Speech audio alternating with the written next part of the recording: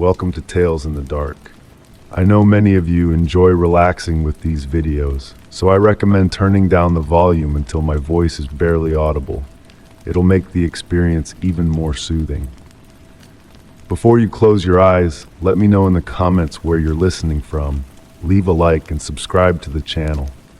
Over 99% of viewers aren't subscribed. It costs you nothing, but it's an enormous support for us to keep creating these relaxing stories. Thank you and enjoy listening. Story 1. The gentle patter of autumn rain against the damp leaves created a soothing melody in the dimming forest. Each droplet carried with it a secret whisper as it cascaded down, mingling with the chorus of countless others descending through layers of golden and crimson foliage. Stepping along an ancient hiking trail, my boots made soft squishing sounds against the moist earth, while the sweet, earthy fragrance of decaying leaves filled my lungs with each inhale. The fading light of late afternoon filtered through the canopy, casting everything in hues of subtle amber and gray. What had begun as a simple stroll to clear my mind now beckoned me deeper into the woods, guided by the peculiar charm of the weather and the enchanting quality of the light. The familiar landmarks of my usual path had vanished, replaced by towering trees whose branches intertwined like old companions, sharing untold stories. The ambient sounds of the forest gradually gave way to the gentle murmur of flowing water. Initially a mere whisper beneath the rain and the occasional rustle of wind, the water's song grew more distinct with each step, drawing me forward with an inexplicable allure. The trail started to descend, meandering among moss-covered boulders arranged as if by some ancient, forgotten hand. The air grew cooler as I descended, carrying a mysterious scent, a blend of minerals and age, reminiscent of wet stone and the passage of time itself. Through breaks in the trees, I glimpsed mist rising from what seemed to be a narrow river valley below. The song of the water intensified, not the cheerful babble of a brook, but a deep, resonant melody. Turning a bend in the path, the trees parted to reveal a mesmerizing sight that halted me in wonder. Below, a river unlike any other lay before me. Its waters were eerily clear, yet dark, flowing with a slow grace that defied the natural terrain. Mist twirled lazily above its surface, forming shapes that almost seemed purposeful before dissolving into nothingness. What captivated me most was how the river appeared to materialize from nowhere and vanish just as mysteriously, a secret guarded by the forest for centuries. Without conscious intent, I found myself descending the steep bank towards the water's edge. The rocks were cloaked in a velvety moss that absorbed all sound, enveloping me in a silence broken only by the river's deep hum. As I neared the water, something peculiar caught my eye about the rock wall where the river emerged. An opening, a cave mouth partially concealed behind a veil of water and mist. The entrance stood tall enough to walk through comfortably, its depth obscured by the shifting veil of water. What intrigued me was how the cave seemed to breathe, the mist pulsating in and out of the opening like the gentle respiration of a slumbering giant. Standing by the river's edge, a peculiar sensation enveloped me. Not fear, but a profound awareness of ancient significance. The air hummed with potential, akin to the pregnant pause before a summer storm breaks. The water at my feet was neither warm nor cold, yet somehow both simultaneously. A faint sound emanated from the cave mouth, resembling distant music. Not a specific tune, but the essence of music, like a half-remembered lullaby from childhood. Entranced by the cave's entrance, I noticed small lights flickering into existence as twilight descended. Initially mistaken for early fireflies, their deliberate movements and unique glow defied categorization. They danced around the cave's entrance in languid spirals, emitting a hue between silver and blue that shifted whenever I tried to focus on it directly. Time seemed fluid in this place. Evening approached, yet the passage of time eluded me. The dancing lights multiplied, weaving intricate patterns that seemed laden with meaning, like a language inscribed in luminescence. They beckoned me with their graceful movements, inviting me to follow. Compelled by an unexplainable certainty that I could cross without getting wet, I took a tentative step onto the seemingly solid, light-strewn surface of the river. Another step brought me to the water's edge, where I felt the cave's breath on my skin, a blend of warmth and coolness, carrying hints of minerals, age, and a sweeter, more enticing essence. The lights intensified their dance, and I could almost discern voices within their movements, not in any known language, but conveying meaning through their intricate patterns and pulses. It felt as though they were narrating stories, interwoven like the roots of the ancient trees above, balanced between the familiar world behind me and the enigmatic realm ahead. A choice materialized before me. The cave's entrance beckoned, promising answers to unspoken questions. The lights' dance grew more urgent, their movements imbued with profound significance. I sensed a deep understanding in their flickering rhythms, as if they were revealing a truth only they could convey. The decision to step onto the radiant stones would alter everything. An unshakable certainty gripped me.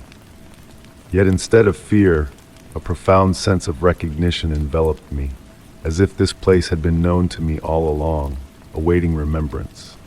Lifting my foot, poised above the first glowing stepping stone, the lights paused in their dance, as if awaiting my choice.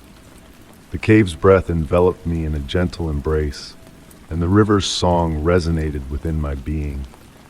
Whatever lay beyond the watery veil had awaited this moment, perhaps longer than my own existence.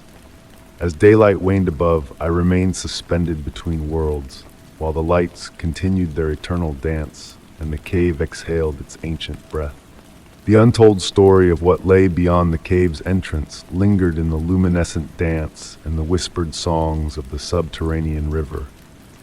On tranquil nights, when rain whispered softly and the world grew hushed, the echo of otherworldly music sometimes reached me, beckoning me back to the place where reality's boundaries blurred and magic flowed like water through the hidden recesses of the world.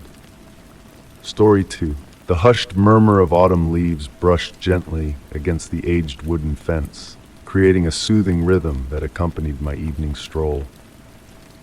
I had recently taken up residence in the ancient Victorian dwelling at the far end of Maple Row. Enticed by its faded grandeur and the allure of solitude, it whispered. The grand wraparound porch and intricate gingerbread detailing spoke of a time long past, but it was the expansive backyard that truly captured my imagination. The twilight breeze carried the sweet, earthy fragrance of decaying leaves, mingled with the crisp hint of impending frost. Standing on my porch, observing the sun casting the clouds in hues of amber and rose, my gaze was drawn to something out of place. Beyond the unruly rose bushes and tangled grapevines, a glint of metal caught my eye in the waning light. Intrigued, I descended the creaking porch steps, the weathered wood yielding softly beneath my feet. The grass was tall and damp with evening dew, leaving dark imprints on my shoes as I ventured further into the yard. Pushing through a veil of drooping willow branches, my breath caught in my throat. There, nestled in a clearing I had not noticed before, stood an old playground. The skeletal frame of a swing set emerged from the earth like the ribs of some ancient creature, its chain seat swaying gently despite the stillness of the air. A rusted slide arched gracefully downward, its surface etched with patterns of decay that resembled delicate frost. A small carousel, its paint faded to ethereal pastels, stood motionless in time, awaiting hands that had long since grown and departed. On that initial evening, I stood transfixed, witnessing as the encroaching dusk transformed the playground into a garden of shadows. The swing chains whispered softly, a sound so faint it might have been a figment of my imagination. As darkness enveloped the yard like a velvety cloak, I could almost swear I heard the distant echo of children's laughter, carried on the night breeze like wind chimes in a tempest. Subsequent evenings found me inexplicably drawn to the forgotten playground. I would bring a book and settle on the weathered wooden bench nearby, its slats polished smooth by years of rain and sun. Every so often, from the corner of my eye, I would glimpse movement. A swing swaying as if recently vacated, the carousel rotating imperceptibly, footprints materializing in the morning dew where none had been the night before. On a particularly serene evening, with the full moon casting its luminous glow over the trees, I heard it, the unmistakable creak of the swing set's frame. Glancing up from my book, I beheld one swing tracing a perfect arc as if propelled by unseen hands. The links of the chain sparkled in the moonlight, and the air grew heavy with an unexplainable warmth despite the autumn chill. From that night onward, I began to notice other peculiarities. Small toys would appear on the playground, a faded red rubber ball, a neatly coiled jump rope at the slide's base, chalk drawings materializing on the concrete base of the swing set, only to vanish with the morning dew. Each item seemed to belong to a different era, as if the playground existed simultaneously in multiple timelines. Neighbors, when questioned, offered conflicting tales regarding the playground's origins. Some claimed it was constructed in the 1950s for a neighborhood that never materialized, while others asserted it was a newer addition from the 1970s, despite its aged appearance. An elderly woman, lost in reverie, recounted playing there as a child, though the dates she cited did not align. As autumn transitioned into winter, the enigmas surrounding the playground deepened. On snowy mornings, fresh footprints, small, childlike prints, would crisscross the yard, always leading to the playground but never away. The swing would occasionally retain warmth, even after the coldest nights, and on eerily calm evenings, the melodies of children's songs would drift through the air, just on the edge of audibility. I began documenting the playground's anomalies in a journal, chronicling each inexplicable event. The way the metal would hum in the breeze, producing melodies that felt almost familiar. The cryptic patterns of rust that materialized and dissipated, forming what resembled messages in an unreadable language. The persistent sensation that the playground thrived at night more than during the day, existing in a realm between wakefulness and dreams. Some nights, I would awaken to the sound of the carousel spinning, its faint squeak carrying through my bedroom window. Peering out, I would observe it revolving slowly in the moon's glow, vacant, yet not desolate. The playground exuded a presence, not menacing, but observant, as if it safeguarded memories too precious to fade entirely. With the onset of spring, I found myself frequenting the playground more often. I would perch on the swings, relishing the gentle sway, and at times, in moments of absolute stillness, I could almost discern whispered conversations carried on the breeze, children's voices exchanging secrets and dreams, orchestrating games that would never cease. The playground seemed to inhabit a perpetual twilight realm, where the boundaries between past and present, tangible and imagined, blurred increasingly. Occasionally, passing by the slide, I would catch a reflection in its metallic surface that was not quite my own. A child's visage, perhaps, or several children, their features indistinct, but their smiles vivid and luminous. I never felt fear in the playground, even on the darkest nights. Instead, there was a sense of being embraced by something ancient and continuous, a game unfolding for decades, with rules known solely to those who had matured and moved on.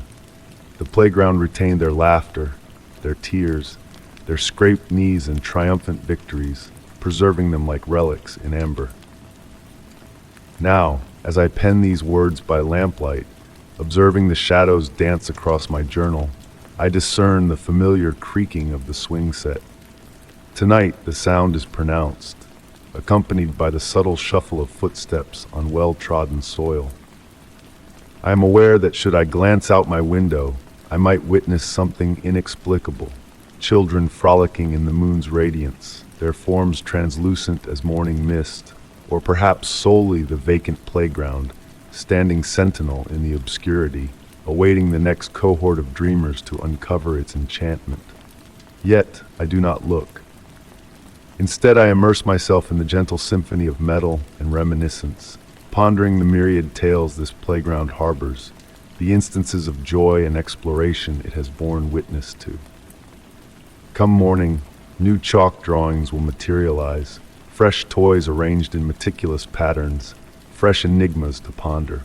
The playground guards its secrets closely, revealing them solely to those who grasp that certain places transcend the ordinary passage of time, existing in a realm where childhood persists infinitely. And occasionally, on the stillest nights, when the moon is at its zenith and the air is saturated with potential, I still catch echoes of those distant laughs, carried on the breeze like dandelion seeds, drifting through the eternal twilight of the forsaken playground, where every game endures, every tale unfolds, and every swing remains in motion, impelled by hands that left their imprint decades ago, yet never truly departed. Story 3. The hushed murmur of an autumn breeze whispered through my open window, carrying with it the faint echo of distant bells that danced on the edge of perception. Initially, I brushed off the delicate sound as a figment of my imagination, a whimsical play of the wind amongst the ancient oak trees enveloping my grandmother's Victorian estate. In the silence of the night, the antique grandfather clock in the hallway chimed past midnight, its rhythmic ticking a steady companion to the ethereal tolls that floated like wisps of smoke in the air. Having recently inherited the house, each night unfurled new layers of its essence and enigmatic charms. The creaking wooden floorboards sang a peculiar tune. Shadows pirouetted across the wallpapered walls in the moonlight's dance. And now these bells, soft as moonbeams woven into sound. With a sense of familiarity, I draped myself in my grandmother's old cashmere shawl, the scent of lavender and well-worn wool enveloping me in memories of bygone days spent within these walls. The house seemed to awaken at night, shedding its daytime facade to reveal a hidden vitality, a pulse that resonated in the darkness.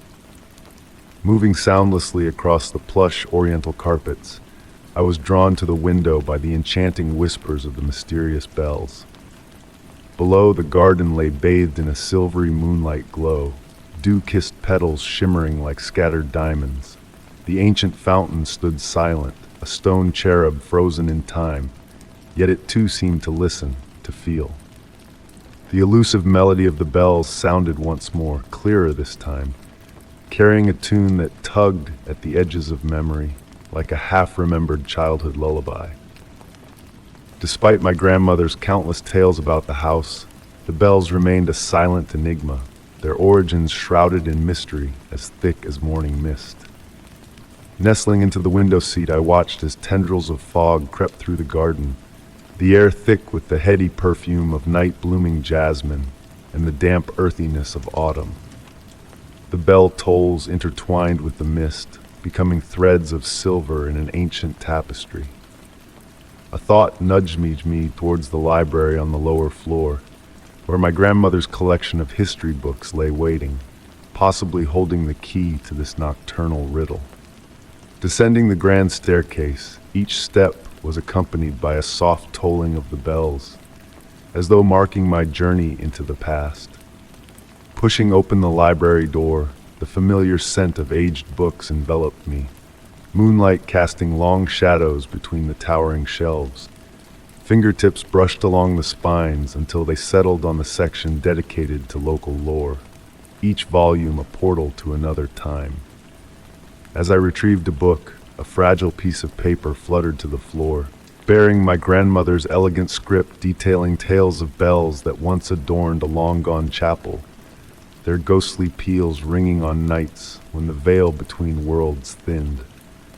The chapel's remnants lay beneath the garden, where roses and ivy now flourished, its bells lost to time, but their echoes lingering in the moonlit hours. Another soft chime drew my gaze back to the window, where the garden transformed into a surreal realm, shapes shifting in the dense fog. For a fleeting moment, the outline of a stone chapel emerged from the mist, its bell tower stretching towards the starlit sky before dissolving back into the serene garden below. Clutching my grandmother's note, I retraced my steps to my room, the spectral bells weaving a soothing melody that lulled rather than puzzled. Some mysteries, it seemed, were destined to remain uncharted, existing in the ethereal realm between reality and reverie. Wrapped in the embrace of memories and ancient wool, I let the enchanting tolls blend with the heartbeat of the house as sleep beckoned. In that delicate space between wakefulness and dreams, I comprehended why my grandmother had kept the bells a secret. Some experiences transcended words, transcended logic, residing in the realm of emotions and whispers of the past. The bells sing on certain nights, weaving tales of love, loss, and the eternal passage of time. I've chosen not to delve deeper into their origin, content to let the mystery linger like a soft caress. Like the house itself, certain truths are meant to be felt, to be savored in the silence between knowing and dreaming. And so I listen, just as my grandmother did, to the gentle lullaby of the bells, a melody that exists in the mysterious space between memory and magic, a reminder that beauty often dwells in the spaces where reality and dreams intertwine. Story 4. In the quiet embrace of my grandmother's old house, the rain whispered against the window panes, weaving a delicate lullaby with its gentle touch. The Victorian mansion had become mine just a fortnight ago, its time-worn floorboards and vintage wallpaper steeped in memories of days gone by. Yet, as I wandered the familiar halls, a subtle shift in the air hinted at a newfound solitude settling within these walls. With each step on the aged hardwood floors, my bare feet connected with the past, grounding me in the present moment. Ascending the stairs that evening, a cup of chamomile tea cradled in my hands, the amber glow of an antique brass lamp cast flickering shadows that danced along the walls. The house seemed alive, resonating with the rhythm of the rain outside, its wooden frame expanding and contracting in harmony with the weather's breath. Upon reaching the second floor, a mysterious scent beckoned me, a blend of old books, dried lavender, and an elusive undertone that lingered in the air, reminiscent of anticipation before a summer storm. Intrigued, I followed the scent to the guest bedroom at the end of the hall, a room seldom visited even in my childhood days. Pushing the slightly ajar door open, a silvery light spilled out, contrasting with the warm glow of my lamp. The room appeared familiar yet altered, with the ceiling stretching infinitely above me, transforming into a mesmerizing display of swirling mist and soft shadows. I settled into a wing-back chair by the window, captivated by the ever-evolving patterns unfolding above me. As I immersed myself in the enchanting scene, time lost its hold, and the boundaries between minutes and hours blurred. The rain's symphony outside took on new dimensions within the room, each droplet creating delicate ripples that disturbed the mist in a hypnotic dance. The fragrance of lavender intertwined with hints of midnight dew and moonflowers, weaving a tapestry of scents that enveloped me in tranquility. Occasionally, distant wind chimes echoed in the room, their ethereal melody adding to the surreal ambiance. It was as if the house itself was alive, whispering ancient secrets through the shifting mist above. Symbols formed and dissolved in the infinite expanse, conveying a message just beyond my comprehension, yet resonating with a profound sense of wisdom. As dawn broke, sunlight bathed the room in a warm embrace, dispelling the mystical aura of the night. The ceiling returned to its familiar state, the mist dissipated, and the lavender-scented air lingered faintly. A single dried lavender sprig rested on the dresser, a silent reminder of the night's revelations. Since that night, I have returned to the guest bedroom, drawn by the allure of the infinite ceiling that appears selectively, like a treasured secret revealed only to the willing observer. The symbols in the mist speak a language of dreams and mysteries, inviting me to decipher their enigmatic messages or simply bask in their enigmatic beauty. In the quiet hours of rainy nights, when the scent of lavender fills the air and the rain murmurs against the windows, I find solace in the presence of the infinite ceiling, a silent storyteller sharing its secrets in the language of shadows and light. My grandmother's words resonate in these moments, hinting at the house's hidden depths and the timeless tales woven into its very foundation. Some mysteries are not meant to be unraveled, but cherished in their enigmatic allure. In the peaceful sanctuary of the guest bedroom, where the mist dances and the cymbals whisper, I embrace the magic of the infinite ceiling, a conduit to a realm where dreams intertwine with reality, and the essence of the house's soul whispers secrets only the heart can understand. Story 5. The soft, rhythmic tap of autumn rain against the window had become a soothing melody, lulling me into a peaceful trance. Nestled in my grandmother's worn reading chair, cocooned in the warmth of her hand-knitted blanket, I gazed out at the delicate dance of water droplets trailing down the glass. Her spirit lingered in every nook of the old house, a timeless presence that whispered through the shadows cast by the amber glow of my reading lamp. The floor beneath me, smoothed by the passage of generations, bore the silent imprints of lives lived and stories untold. Beside me, a steaming cup of chamomile tea released a faint floral scent, mingling with the earthy aroma of aged books that adorned the walls. The grandfather clock in the hallway kept steady time, its echoes resonating through the hushed rooms like echoes of a bygone era. Night descended gradually, shrouding the world in a cloak of mystery, and that's when I noticed a peculiar shift in the window opposite my chair. The raindrops cascading down the glass appeared to defy gravity, sliding upwards instead of down, a subtle anomaly that captured my attention. At first, I dismissed it as a play of light, but the more I observed, the more undeniable the phenomenon became. The window itself rippled like a tranquil pond disturbed by a gentle breeze, unveiling a surreal transformation unfolding before my eyes. Beyond the looking glass, the familiar modern houses dissolved into a dreamlike landscape of rolling fields bathed in an otherworldly glow. The transition was seamless, the rain's serenade continuing even as the scene outside shifted. A new season emerged, a warm summer evening from a distant era, beckoning me with its ethereal allure. Drawn by an unseen force, I rose from my seat, each step on the creaking floorboards tethering me to the present while the past tugged at my heartstrings. As I approached the window, a subtle warmth radiated from the glass, defying the chill of the autumn night. A faint hum permeated the air, a whispered echo of forgotten melodies lingering in the stillness.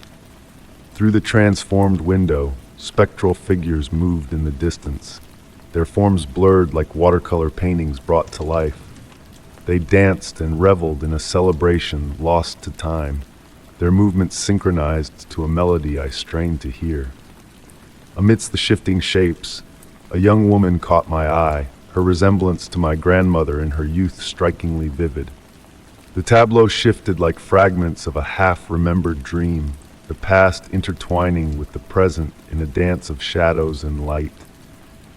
Details emerged that bridged the chasm between epochs. A familiar tree, the contours of distant hills, the ancient stone wall that once marked the boundaries of the estate. And in the midst of it all, the scent of lilacs, my grandmother's beloved flower, wafted through the air, a ghostly fragrance from a season-long past.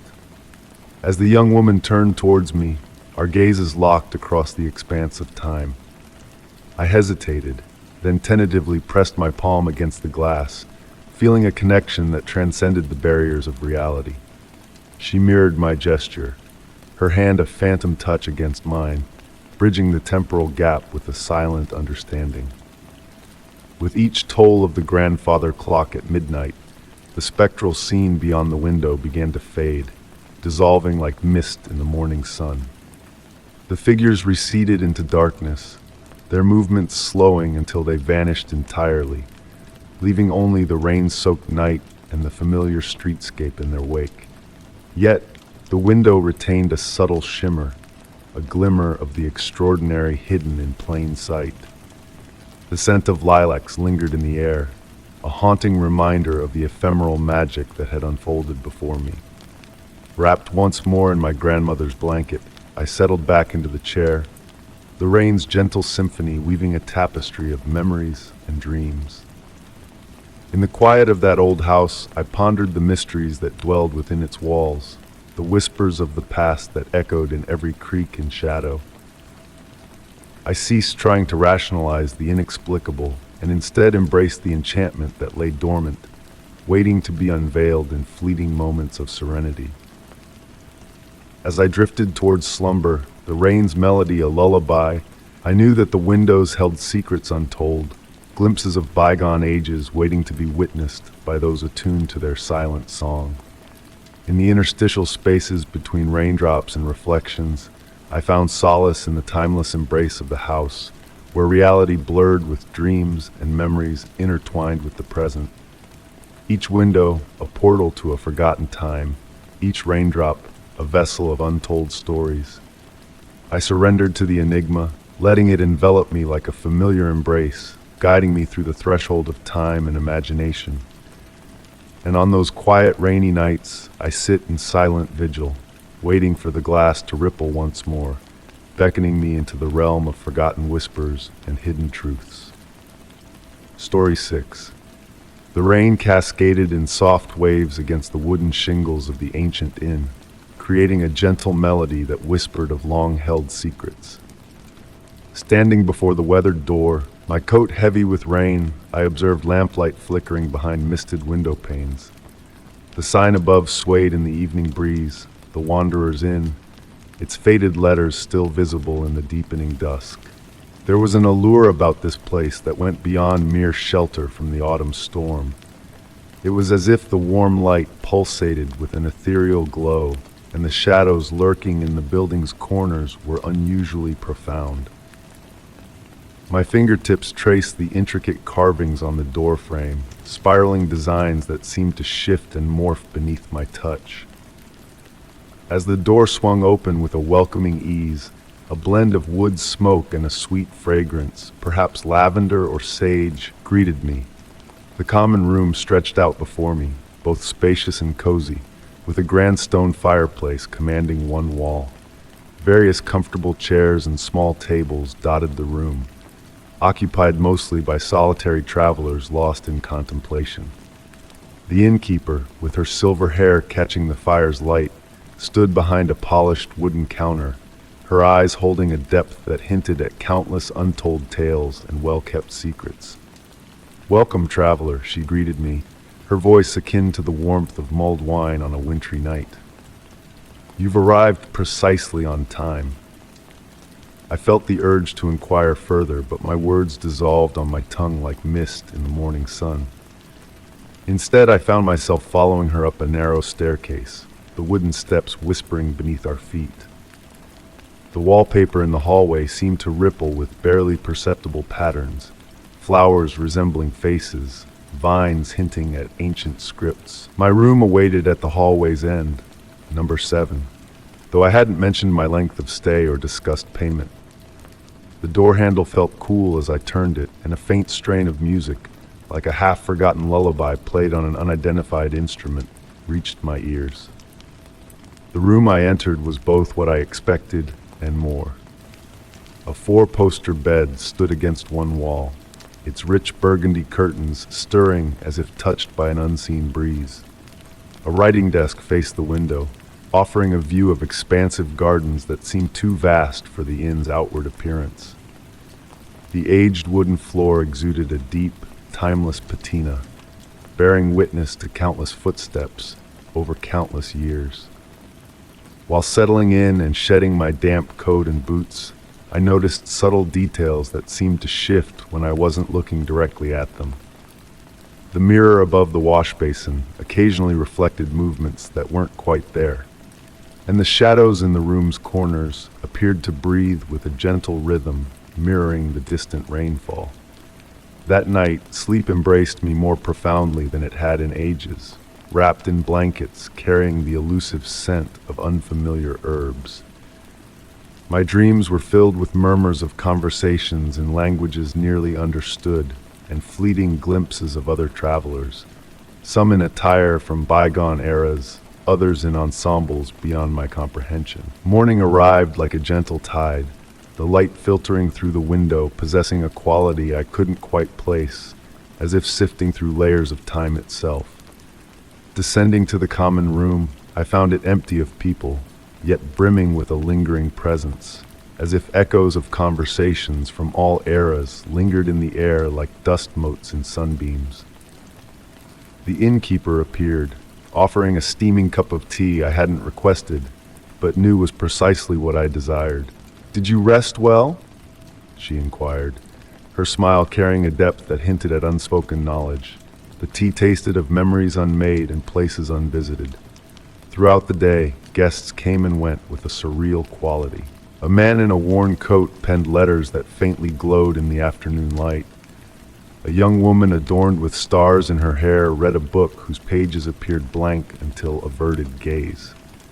An elderly gentleman near the fireplace conversed softly with an unseen presence, or perhaps a presence visible only in a dimension beyond my perception. Time within the inn's confines flowed strangely. Meals materialized when needed, their preparation unseen. The light filtering through the windows never quite matched the expected hour. The gardens visible through various windows never seemed to depict the same landscape twice, yet all felt oddly familiar in a way defying explanation. Come evening, I found myself drawn to a library I was certain hadn't existed that morning. The walls were lined with books from floor to ceiling, their titles shifting scripts when my eyes tried to decipher them. The room exuded the sense of leather, time, and boundless possibilities. An open book on a stand caught my eye, its pages filled with tales of travelers encountering literal and metaphorical crossroads, of inns existing betwixt moments, and of guardians guiding wandering souls at thresholds. That night, as rain continued its soothing serenade, a realization dawned about the Wanderer's Inn. Its walls didn't merely shield travelers from the elements, they sheltered moments from time itself. Every creak of floorboards, every flicker of lamplight, every whispered hallway conversation was both unfolding in the present and had unfolded countless times before. Contemplating departure the next morning, I found myself unable to recall my initial travel direction or destination. The innkeeper's smile held an answer without revealing it. "The inn follows its own rhythm," she remarked, refilling my cup with a liquid shimmering with reminiscences. "Everyone stays for precisely the duration they require." Days or weeks might have passed, time morphed into a fluidity akin to the shifting wallpaper patterns. Conversations with guests, real or ethereal, consumed hours. Books rearranged their words when I glanced away, and the gardens I wandered through seemed to embody all seasons simultaneously. Some mornings, notes in my handwriting appeared on the writing desk, conveying thoughts I didn't recall having. They spoke of journeys yet to be embarked upon, and discoveries awaiting revelation. The ink gleamed with infinite possibilities, and the words occasionally shifted upon folding the papers. Eventually, I comprehended that the Wanderer's Inn wasn't solely a physical space, but a temporal moment, elongated into a haven, a pause in the passage of time where lost souls could find themselves, or perhaps lose themselves in a manner perfectly suited. The innkeeper wasn't merely a person, but a guardian of this singular moment, this space betwixt spaces where travelers could rest, not only their bodies, but their narratives. One morning, though the term morning might not precisely fit that transition, I sensed it was time to resume my journey. Boots awaited by the door, though I couldn't recall removing them for the last time. My coat hung ready, appearing both familiar and novel. The innkeeper stood by the front door, though her presence hadn't been noted as I descended the stairs. "Will I return?" I inquired, the question not quite what I intended to ask. Her smile, brimming with understanding, seemed to hold all answers yet reveal none. "Those who seek the inn always find it," she assured, "though its visage may differ upon your return." Stepping into a world simultaneously recognizable and foreign, memories that felt akin to dreams accompanied me. The sign softly creaked in the breeze, and upon a final glance back, the inn appeared to waver and blur, like a reflection disturbed by a gentle rain. On nights when rain falls just so, or when mysterious fragrances tease my senses, I find myself seeking a weathered door adorned with spiraling carvings, windows aglow with an otherworldly light. And occasionally, just occasionally, I catch the faint creak of a sign bearing the name, The Wanderer's Inn. Whether memory or promise of what's to come, that remains a mystery. Story 7. The soft murmur of the wind rustling through autumn leaves whispered gently as I strolled along the forest trail that evening. The air carried a sweet, earthy aroma, the essence of fallen leaves turning into fertile soil, mushrooms blooming in hidden nooks, and the final fragrant sighs of summer flowers yielding to autumn's embrace. The setting sun cast elongated shadows among the trees, their branches extending like delicate fingers along my path. These evening walks had always been a source of solace for me, especially after long hours confined indoors. The forest held a unique kind of hush, distinct from the artificial silence of buildings. It teemed with subtle sounds, a symphony of gentle motions and distant whispers. But on this particular evening, there was a shift in the air. The usual chorus of crickets seemed subdued, as if they too were attuned to something stirring in the deepening twilight. The initial call of an owl pierced the fading daylight, a familiar sound from my nightly excursions, a soft, rolling string of hoots that reverberated through the woods. Yet it was not the call itself that caught my ear, but the reply that followed. Another owl joined in, its voice carrying a strange melody I had never before encountered. The two calls intertwined in the cooling breeze, crafting a haunting duet that halted me in my tracks. As I stood enraptured, more voices joined the ethereal choir. 3, then 4, then a multitude too numerous to tally, each with its individual timbre, yet harmonizing in a manner that defied natural explanation. The sound seemed to emanate from all directions at once, filling the spaces between trees with a supernatural symphony. The temperature plummeted, accompanied by a fine mist that ascended from the earth like spectral breath. Through the encroaching fog, I discerned an intriguing peculiarity in the way shadows meandered among the trees. They seemed to undulate and shift autonomously from the waning light, as if the darkness itself pulsed with purpose. At some point, my timepiece ceased ticking, though I could not pinpoint when exactly it occurred. Here, time flowed in a fluid manner, measured solely by the steady cadence of the owl's melody. The mist continued to thicken, within which I began to discern shapes, not entirely solid, yet more substantial than mere shadows. They moved with a grace reminiscent of dancers in a slow, celestial ballet. These forms appeared to respond to the owl's chorus, swaying and shifting in perfect synchrony with each haunting note. As my vision adjusted to the deepening dusk, I could almost perceive features within the mist, hints of wings, of ancient eyes, of entities that flickered between avian and something altogether different. I found myself swaying gently to the rhythm, my breath aligning with the forest's unhurried heartbeat. The cool mist enveloped me like a comforting shroud, and despite the strangeness of the scene, fear did not touch me. Instead, a profound tranquility settled within, as if I had stumbled upon something primordial and sacred, a ritual enacted in these woods since time immemorial. Gradually, I realized that the owl's song was evolving. The harmony grew more intricate, layers of sound interweaving in patterns that seemed to convey meaning just beyond my grasp. The misty shapes drew nearer, their dance becoming increasingly elaborate.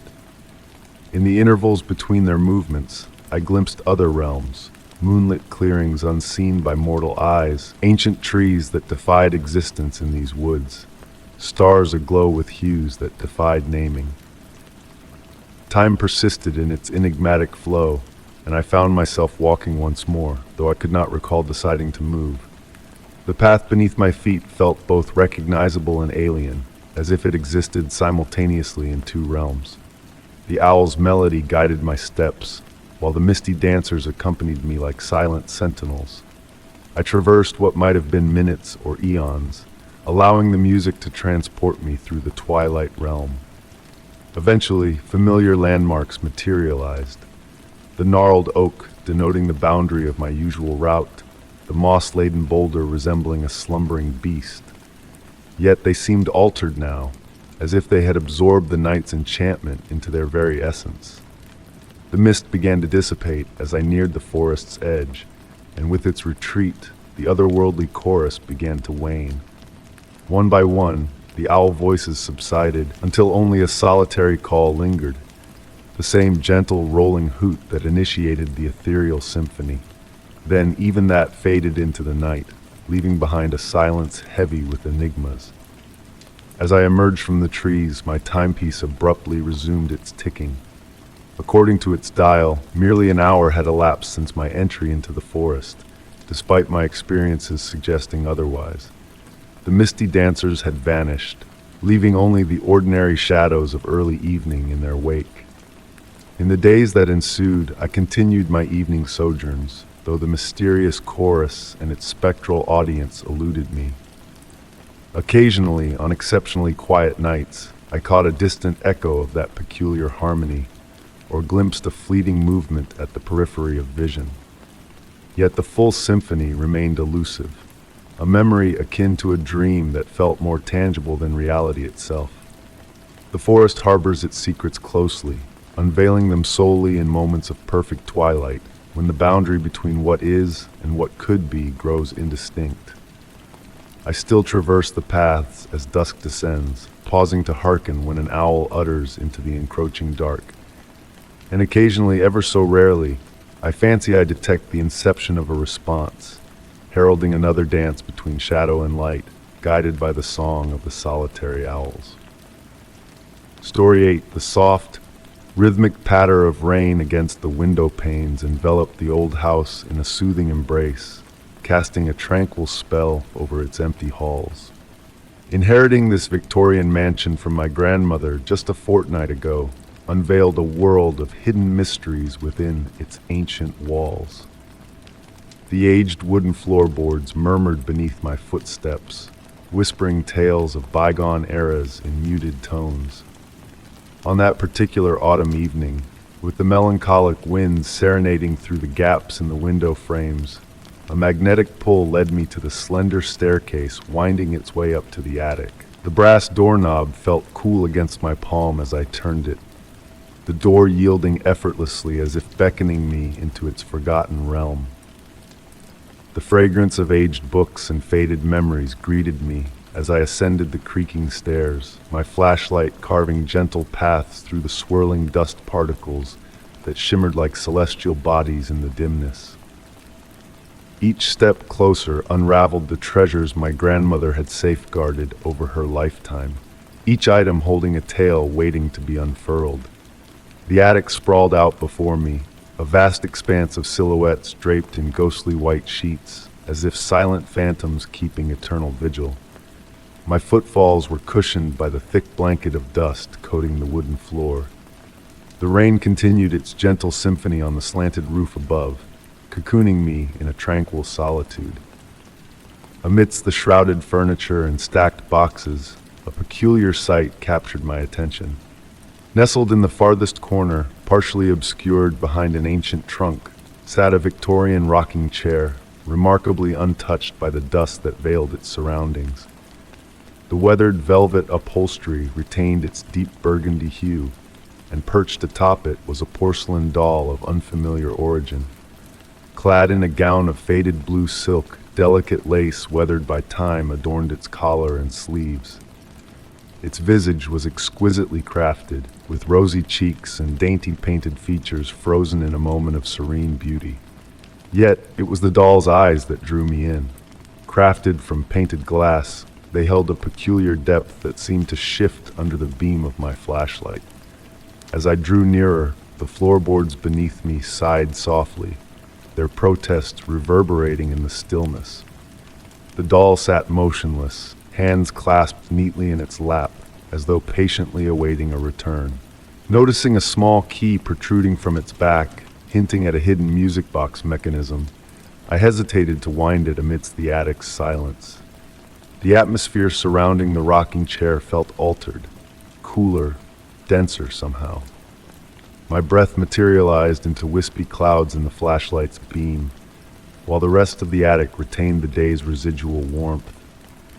Tentatively, I extended a finger to touch the doll's porcelain cheek, expecting icy smoothness, but encountering a gentle warmth pulsing faintly beneath my touch.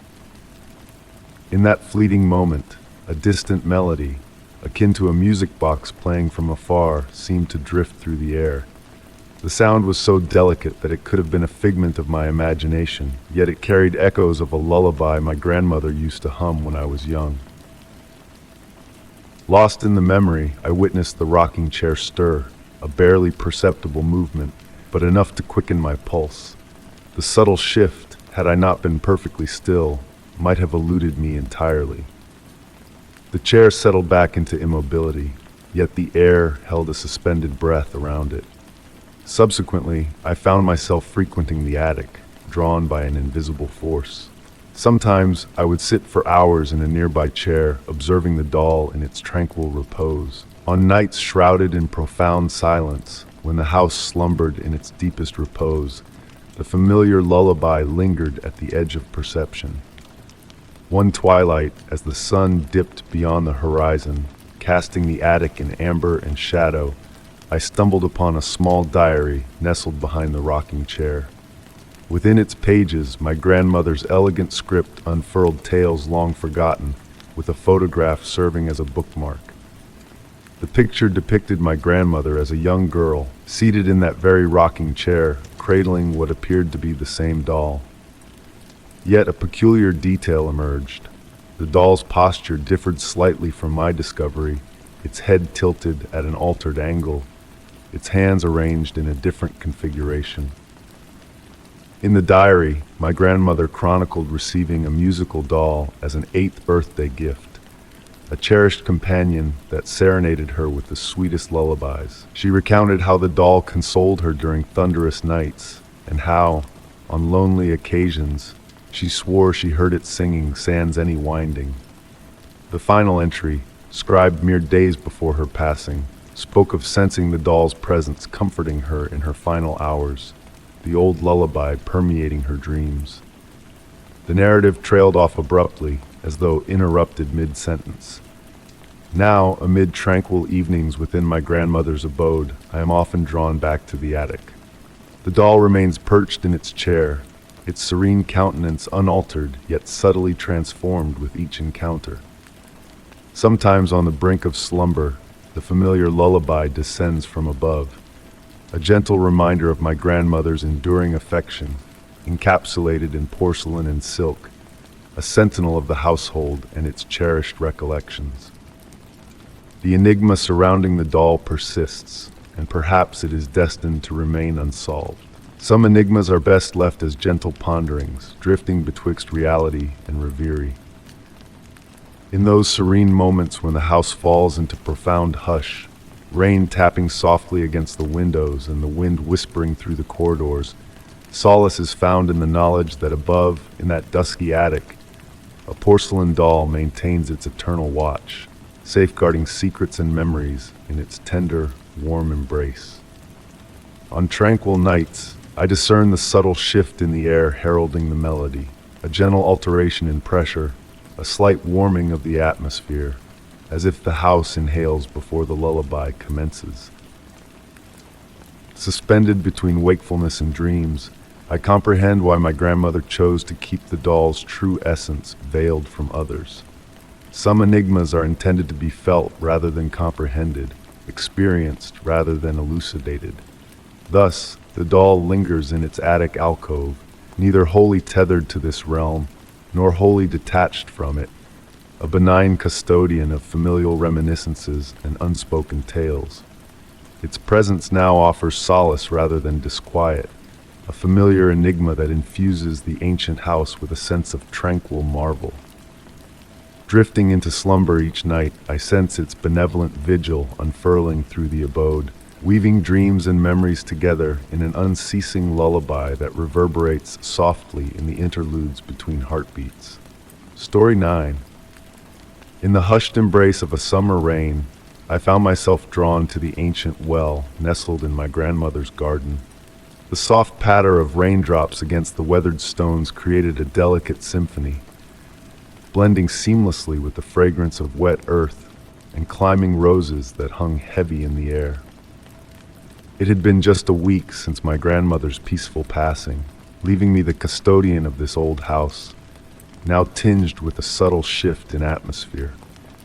The lantern I held cast a soft glow, illuminating the aged brick structure that exuded a sense of mystery, its depths veiled in shadow. The rain cascaded down in a rhythmic dance, forming rivulets that meandered down the well's worn facade, whispering secrets of ages past.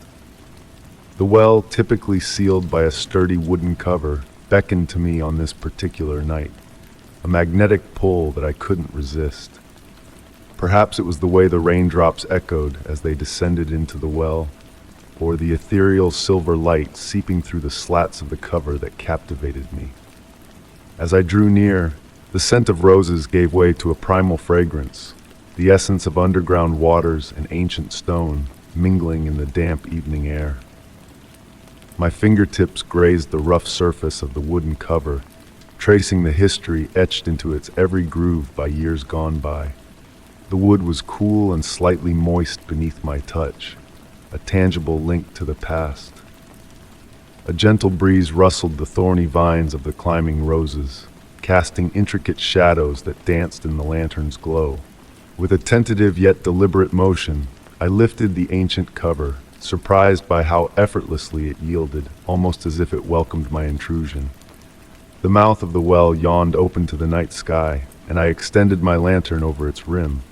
The light caught droplets clinging to the stone walls, transforming them into miniature stars that twinkled with an inner luminescence. And then a sound, faint and fleeting, reached my ears. A whispered melody that seemed to drift from the depths below, a lullaby from a realm beyond. The voice possessed a quality that defied categorization, neither young nor old, male nor female, yet encompassing all these facets in a harmonious blend. It spoke of ancient wisdom, of hidden truths entwined in stone and water, of memories enshrined in the cool darkness beneath our feet. Mesmerized, I found myself seated by the well, enveloped in the enchanting serenade that intertwined with the rain's gentle cadence. Time unfurled like a languid stream, unhurried and sweet, as I surrendered to the haunting melody that resonated from the depths. My grandmother had regaled me with tales of this well, narratives handed down through generations, yet she had omitted any mention of the ethereal choir that now graced my ears. Straining to discern the words woven into the melody, they eluded comprehension, shifting and evolving before I could seize their essence. They bore a resemblance to the lullabies my grandmother once sang, yet possessed an otherworldly essence that stirred a pleasant tingle beneath my skin. The voice enveloped me like a comforting shroud, its alien timbre oddly familiar and soothing. Gradually, the rain slackened, transitioning from a downpour to a gentle mist that veiled the garden in a gossamer cloak. In the ensuing tranquility, the well's song crescendoed, revealing the enigmatic verses that spoke of verdant life burgeoning in darkness, of subterranean rivers untouched by sunlight, of crystals blooming like subterranean flora. Though uttered in an unfamiliar tongue, the words resonated with a clarity that transcended language, akin to the silent dialogue shared between soulful melodies. The flame of my lantern flickered, casting ephemeral shadows that danced upon the well's inner walls, where phantom shapes seemed to materialize and dissipate in a fluid ballet, akin to submerged dancers pirouetting in the depths. Their movements synchronized with the cadence of the mysterious song, war, fleeting yet captivating. Time became a nebulous concept, its passage inconsequential in the presence of this ancient well and its enigmatic canticle. The voice persisted in its melodic whispers, at times emanating from the abyss below, at others seeming to resonate from the very stones that encased it. A chill breeze wafted through the garden, carrying with it the perfume of rain-drenched foliage and nocturnal blossoms. The climbing roses swayed in a graceful waltz, their undulations weaving intricate patterns in the lantern's flickering light. The voice from the well harmonized with this natural symphony, its melody fluid and adaptive, mirroring the ebb and flow of water around stubborn stones. Enthralled by the hypnotic union of rain, wind, and song, memories of my grandmother surged to the forefront of my consciousness. I pictured her nurturing these gardens, her touch tender as she tended to the roses, often pausing by this very well, her countenance serene as she peered into its depths. Had she too been privy to these ethereal choruses? Had she too lingered on rainy nights, captivated by their timeless harmonies? The realization fostered a sense of kinship, bridging the temporal gap between her experiences and mine, unearthing a shared communion with this sacred space. As the night deepened, the voice waned, its echoes diminishing with each passing moment, yet the diminuendo felt not like an ending, but a gentle retreat, akin to a parent tiptoeing out of a slumbering child's room. The final notes lingered in the air, a lingering perfume intermingling with the rain-kissed fragrance of roses. I lingered by the well, basking in the remnants of its ethereal melody, as the mist enveloped my lantern's glow in a spectral halo. The stones glistened with moisture, while droplets cascaded from the rose petals, each a luminescent tear shed by the heavens. The well's song had dissipated, yet its spectral resonance lingered, a melody hovering on the fringes of memory. And as I rose to depart for the sanctuary of the house, a newfound tranquility settled within me, a profound connection to this abode that now bore the imprints of my legacy. Sensing an unspoken imperative, I refrained from replacing the well's cover, intuiting that it yearned to commune with the night, to exhale its ancient hymns into the starlit expanse. Thus, I left it exposed to the heavens, cognizant that its enigmas awaited my return on subsequent rainy nights. Indoors, the gentle patter of rain persisted, now interwoven with vestiges of that otherworldly melody. As I readied myself for slumber, a revelation dawned upon me. I had unearthed the truth my grandmother had long understood, that the most profound mysteries are those we do not seek to unravel, but rather allow to permeate our existence, like melodies in the dusk, like murmurs from fathomless wells, like memories that surface in the nocturnal hush. That night, slumber enveloped me in visions of subterranean rivers and crystal arboretums, of roses blooming in obsidian shadows, and of melodies that transcended the confines of time. At daybreak, sunlight streamed through my window, illuminating the silent well standing sentinel in the garden. Yet now, I bore witness to its clandestine revelation, that on certain nights, when rain falls just so and roses scent the air, ancient voices still intone their immortal ballads to those patient enough to listen. Story 10. The gentle glow of twilight draped itself over the weathered stone walls like a cloak of soft lavender. Standing at the threshold of the forsaken monastery, I observed as the mist of evening meandered through the decaying arches, carrying the delicate fragrance of wild roses that had entwined themselves around the ancient stones. A hushed tranquility enveloped the air, signaling the imminent arrival of night, a moment when even the winged creatures seemed to pause in silent anticipation. My purpose for being there was to capture the essence of the ruins through my camera lens, lured by the tales of their captivating allure. The weight of my camera slung around my neck offered a sense of familiarity amidst the unfamiliarity of the place. The dwindling sunlight filtered in through broken windows, painting long shadows that waltzed gracefully across the worn floors. Each footfall I took reverberated softly through the deserted corridors, harmonizing with the gentle rustle of leaves carried by the evening zephyr. The monastery, a relic of bygone eras, had stood steadfast for centuries, bearing witness to countless whispers of prayers and untold secrets. Now nature had embraced it, with ivy enveloping the stones lovingly and moss carpeting the ground in a lush green embrace. Venturing deeper into the labyrinthine structure, I perceived a gradual drop in temperature, a curious phenomenon on a balmy summer evening. The air carried a subtle dampness, causing the stone walls to glisten under my camera's flash. There was something ethereal about the quality of light that caught my eye. How it lingered in certain corners, defying the laws of physics, and curved around pillars in a mystifying dance. A particular corridor beckoned to me, adorned with remnants of ancient frescoes clinging to the walls like fading memories. The figures in the paintings seemed to shift ever so slightly in my peripheral vision, yet remained motionless when I gazed directly at them. With the fading light, I began to notice a peculiar aspect of the wind whispering through the ruins. Its movements were not random, but purposeful, akin to invisible tendrils caressing the ancient stones. At times, the whispers almost resembled faint words in a language just beyond my grasp, teasing the fringes of comprehension. Setting up my tripod in what appeared to be the former chapel, I readied myself for long exposure shots in the dimming light. Despite the state of decay, the space retained an aura of reverence. Fragments of stained glass clung to the window frames, casting kaleidoscopic patterns on the floor when illuminated by my camera flash. As I adjusted the settings, a subtle harmony in the ambient sounds enveloped me.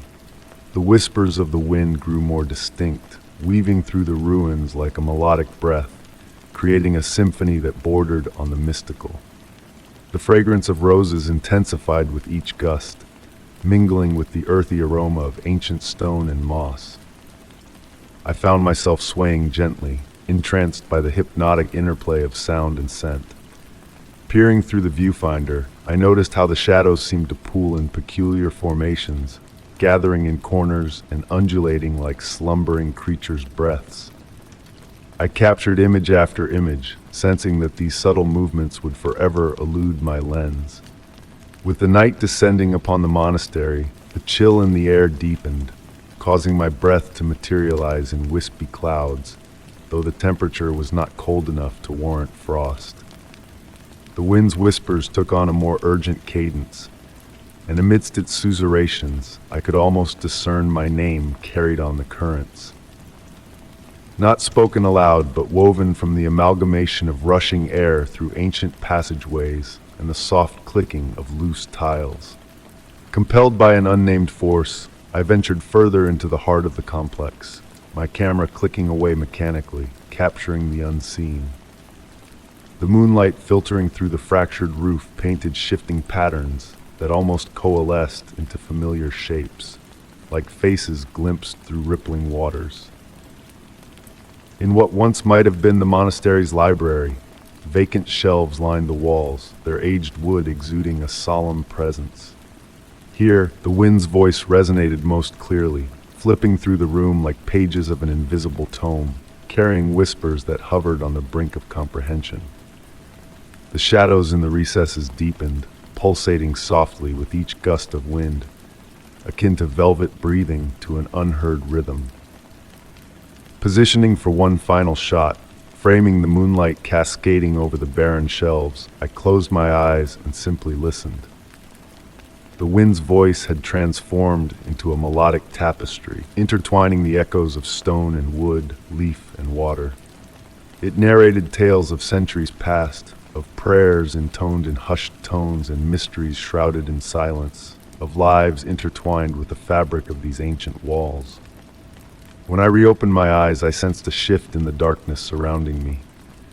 The shadows no longer seemed vacant. They possessed depth, akin to windows into another realm. The wind's symphony crescendoed, resonating in my very bones, though the air remained eerily tranquil. Out of the corner of my eye, fleeting movements flickered, resembling veiled figures gliding between the bookshelves, vanishing upon closer scrutiny. Reluctantly gathering my gear, I retraced my steps through the ruins, the wind trailing behind, its whispers now imbued with a farewell essence. The scent of roses had intensified, nearly overwhelming in its sweetness. Pausing at the monastery's entrance, I cast one final glance behind me. In the moon's glow, the ruins shimmered, suspended between realms, between time and space. Upon later review, the photographs depicted only crumbling stones and enigmatic shadows. Yet on certain nights, when the wind whispers just so outside my window, I catch fragments of that otherworldly melody. In my dreams, I return to those moonlit ruins where the wind still imparts its ancient secrets to those patient enough to listen. In moments of solitude, I ponder the animated shadows, the whispers on the cusp of forming words. The enigma of that night remains unsolved, existing in the twilight realm between reality and fantasy, between the known and the sensed but unprovable.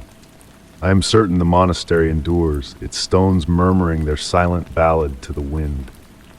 Sometimes the thought of revisiting lingers, of lingering in that ancient library until shadows deepen and whispers return.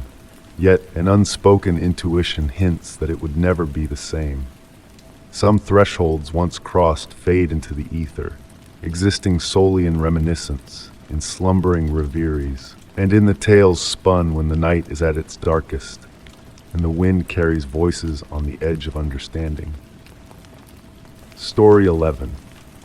The soft patter of rain against the window pane created a calming rhythm as I sat in my grandmother's old study, enveloped in the familiar scent of aged leather-bound books and cedar wood. The autumn evening had descended early, cloaking the house in a gentle darkness, illuminated only by the warm glow of my reading lamp. In my hands, I held her weathered journal, its pages tinged with age, containing the enigmatic tale that would forever alter my perception of night and starlight.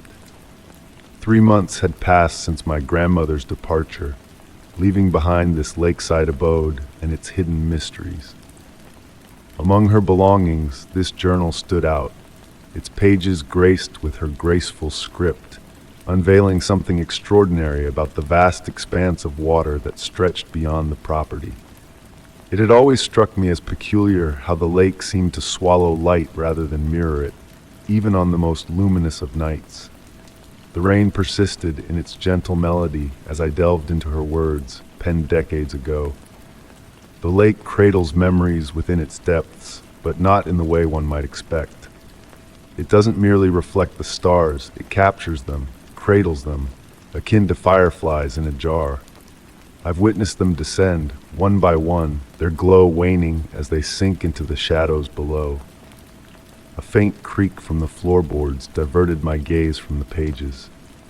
In the silence that enveloped the house, every small noise carried significance and weight. The aged grandfather clock in the hallway told the hour with its deep, resonant chimes. 9 somber bells, each resonating through the vacant rooms, drawing me deeper into the ambience of my grandmother's musings. Returning to the journal, I found myself engrossed in her meticulous observations. When I first beheld a star plummet into the lake, I questioned my own sight. It appeared as a rift in the tapestry of the night sky, a gentle descent rather than the swift streak of a typical shooting star. It kissed the water's surface with scarcely a ripple, then descended leisurely, its radiance fading until it vanished entirely. Outside, the rain began to taper off, transitioning from a steady drumming to a soft murmur. Through the bay window of the study, I glimpsed the lake's expanse, a vast sheet of obsidian glass reaching toward the horizon. The veiling clouds above began to disperse, unveiling patches of the nocturnal sky, yet no stars mirrored on the lake's surface. It remained an abyssal void, absorbing the scant light that reached it. My grandmother's writings grew more intricate. I've commenced tracing them, the falling stars. They adhere to a pattern, though it took me years to discern. They descend most frequently during the autumn equinox, when the boundary between our world and whatever lies beyond appears thinnest. The lake doesn't merely amass them, it retains them somehow in its lightless depths. A cool breeze whispered through the study, causing the curtains to sway gently. I wrapped my sweater snugly around my shoulders, yet sensed that the drop in temperature was not entirely natural. The journal continued. There's a melody they emit as they sink, not a splash, but a melodic note, akin to a wine glass being stroked with a damp finger. Each star possesses its own pitch, its own song. Occasionally, on exceptionally quiet nights, I can discern them harmonizing from beneath the surface. The firmament had cleared entirely now, unveiling a sky sprinkled with stars. However, as I peered out over the lake, its surface remained impenetrably dark. Drawing nearer to the window, I discerned something peculiar. The stars above the lake flickered with a distinct rhythm, unlike those over the surrounding woods. They pulsed with an eerie, almost hypnotic cadence. My grandmother's subsequent entry arrested my breath. I've started comprehending why the stars gravitate to this lake. It's not a happenstance. They are drawn here, beckoned by something in the depths. The lake isn't merely an accumulator. It's a custodian of celestial enigmas, a sentinel of fallen light. The genuine query is, what transpires to their radiance once it's absorbed? Rising from my reading chair, I ambled to the French doors that led to the back porch. The wooden planks murmured softly underfoot as I stepped outside, propelled by an inexplicable compulsion to draw near to the lake. The air bore a chill dampness from the recent rain, carrying the earthy aroma of moisture and pine needles. In the distance, an owl hooted softly, its call reverberating across the water. The journal's pages rustled in my grasp as a gentle zephyr stirred. My grandmother's penmanship had grown urgent in the later entries. I've begun glimpsing forms beneath the surface, not reflections, but something entirely distinct. They move akin to schools of fish, yet they glow with a faint starlit luminosity. Whatever the lake is affecting with the light it gathers, it's engendering something new, something exquisite and peculiar. As if in response to these words, I noted a subtle alteration in the lake's surface. The darkness seemed to shift, unveiling hints of deep blue and purple, akin to oil atop water. And then I beheld it. A star, descending so languidly it appeared to hover, descending from the heavens toward the lake's surface. It descended with deliberate grace, as though guided rather than falling. The star caressed the water with the most delicate of ripples, and then I heard it, the crystalline note my grandmother had described, pure and haunting. The sound resonated with a deep chord within my chest, awakening memories I had not realized existed. As the star's light began to wane beneath the surface, I comprehended why my grandmother had spent numerous nights observing this lake. More stars commenced their descent, each selecting its moment, each adding its voice to an ethereal symphony audible solely to those attuned to listen. The lake's surface animated with subtle motions, interplays of light and shadow that seemed to pirouette beneath the surface. It was beautiful and melancholic simultaneously, akin to witnessing the final embers of a fire gradually diminish. Perusing the final entry in my grandmother's journal, I encountered words that encapsulated this moment flawlessly. The lake does not obliterate the starlight, it transmutes it. Each fallen star becomes part of something grander, a compendium of celestial recollections that the lake harbors in confidence. At times, I fancy I can discern them murmuring their chronicles, narratives of cosmic voyages and ancient light, now preserved in these dusky waters. Standing there on the porch, observing the leisurely descent of falling stars, I finally comprehended why my grandmother had elected to reside beside this lake. It was not solely a body of water, it was a repository of light, a custodian of stellar mysteries, a place where the demarcation between earth and sky blurred and became uncertain. The night deepened, and more stars continued their gentle descent into the lake's embrace. Each one left behind a trace of its journey in the form of that crystalline resonance, crafting a nocturnal symphony that appeared to bridge the chasm between the mundane and the miraculous. As I stood witness to this extraordinary display, a profound tranquility settled over me. My grandmother's final words in the journal now resonated profoundly. The lake of faded stars is not a conclusion, it is a genesis. Every light it gathers becomes part of an eternal dance, a tribute to the ceaseless cycle of metamorphosis. To behold it is to comprehend that naught truly concludes, it simply alters form, discovering new avenues to gleam in the shadows. The rain recommenced, a gentle cascade that seemed to unite sky and lake in a glistening curtain. I lingered on the porch, clutching my grandmother's journal close, observing as more stars executed their unhurried descent into the awaiting waters. Each one bore its own tale, its own light, merging with myriad others in the lake's enigmatic depths. As the night darkened and the celestial ballet persisted, I realized that I had inherited more than merely a house by a lake. I had become the subsequent guardian of this celestial enigma, the next witness to this unending cycle of falling stars and transformed light. The lake's surface rippled softly, as if acknowledging this unspoken pact, while above, the night sky continued its eternal performance, stars gleaming, descending, and being reborn in the somber waters below. Story 12. The autumn breeze whispered through the skeletal branches above, carrying with it a bittersweet blend of decay and reminiscence. Step by step, I traversed the weathered dirt path, my movements hushed by a natural carpet of fallen leaves.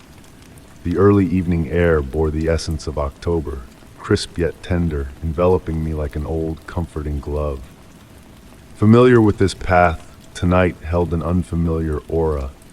Was it the mist hovering close to the earth, twining around ancient trees like phantom tendrils? Or perhaps the eerie stillness, broken solely by the soft rustle of leaves in the fading light?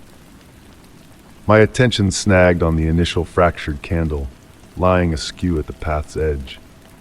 Its pristine break, the pure white wax cleanly severed, caught me off guard. The wick untouched by the flame's kiss. Continuing my journey, each broken candle appearing like a breadcrumb, leading me on with deliberate placement. The daylight waned swiftly, the forest plunging into darkness. The mist thickened, morphing into a dense, rolling fog that veiled everything beyond a few strides. The chill intensified, prompting me to draw my jacket tighter around me. Following the trail of broken candles, a shift in the atmosphere became palpable. A weighty energy infused the air, its source elusive. Silence deepened, swallowing even the sound of my breath, creating a surreal stillness. Each fractured candle seemed to emit a faint glow, a trick of light or a product of my imagination in the encroaching dusk. The path twisted through the elder parts of the forest, where trees intertwined above, forming natural arches. The broken candles persisted in their silent watch, guiding me deeper into the wood's heart. Beyond my usual reach, a small voice hinted at retreat, yet an unseen force urged me onward, akin to a moth drawn to flame. The fractures in the candles evolved, no longer clean but ragged and forceful, some twisted, others crushed, yet the trail remained unbroken, leading me further into the shadows. The fog thickened, solidifying like cotton clouds around me. A strange electricity tingled in my fingertips, the hairs on my neck standing on end. The air grew colder, my breath materializing in small clouds, and then a clearing emerged through the mist. Dozens of candles, upright and unbroken, encircled the space, their white wax softly gleaming. At the center, a solitary black candle, its darkness seeming to consume the dim light. Stepping into the clearing, my footfalls reverberated in the profound silence. The candles pulsed with a dim internal light, devoid of flame. The black candle's allure drew me inexorably closer. My movements automatic. At the circle's center, the black candle's anomaly caught my eye. Unlike the rest, it was not wax but smooth, cool obsidian. Split down the middle, the halves poised millimeters apart. Reaching out, a deep, resonant hum reverberated upon contact, vibrating through me. The white candles intensified their glow, flameless yet radiant. The split in the black candle widened, revealing unfathomable darkness within. The hum grew, a gentle pull stirring within me. Not physical, but a deeper, primal summons. Transfixed, the forest faded, leaving only the white candles and the abyss within the black split. Time lost significance as shadows danced within the split, intricate patterns defying logic. They spoke to a primal part of me, revealing ancient truths just out of reach. Eventually, as the fog ebbed, the white candles dimmed, the hum fading to a whisper. Like awakening from a dream, I stepped back. The shadows within the split candle receded, the white candles reverting to ordinary wax. The forest reemerged, and I retraced my steps through the darkening woods. The broken candles had vanished, leaving no trace. The fog lifted, unveiling a star-studded night sky. Sometimes I revisit that path, seeking another broken candle, another trail to the clearing. Yet it eludes me. On peaceful nights, when the wind murmurs through the trees and mist swirls from the earth, echoes of that resonant hum linger. I ponder the enigmatic patterns within the split black candle, their elusive truths and the familiarity they evoke within me. In dreams, those patterns resurface, folding and unfolding in inexplicable ways, almost decipherable, yet not quite. Perhaps some mysteries are meant to dwell beyond our grasp, in the liminal space where wonder and uncertainty intertwine as darkness descends. Story 13. The soft rustle of dried leaves whispered against my window, pulling me away from my book on a tranquil autumn evening. Their gentle song held a peculiar melody, not the usual chaotic tune of wind-blown debris. Setting my book down, I focused on the soothing, scratching sounds that filled the room. The old house groaned with contentment as I settled into my grandfather's cherished, worn leather armchair. The warm glow of the reading lamp bathed the room in a golden light, casting elongated shadows across the polished hardwood floors.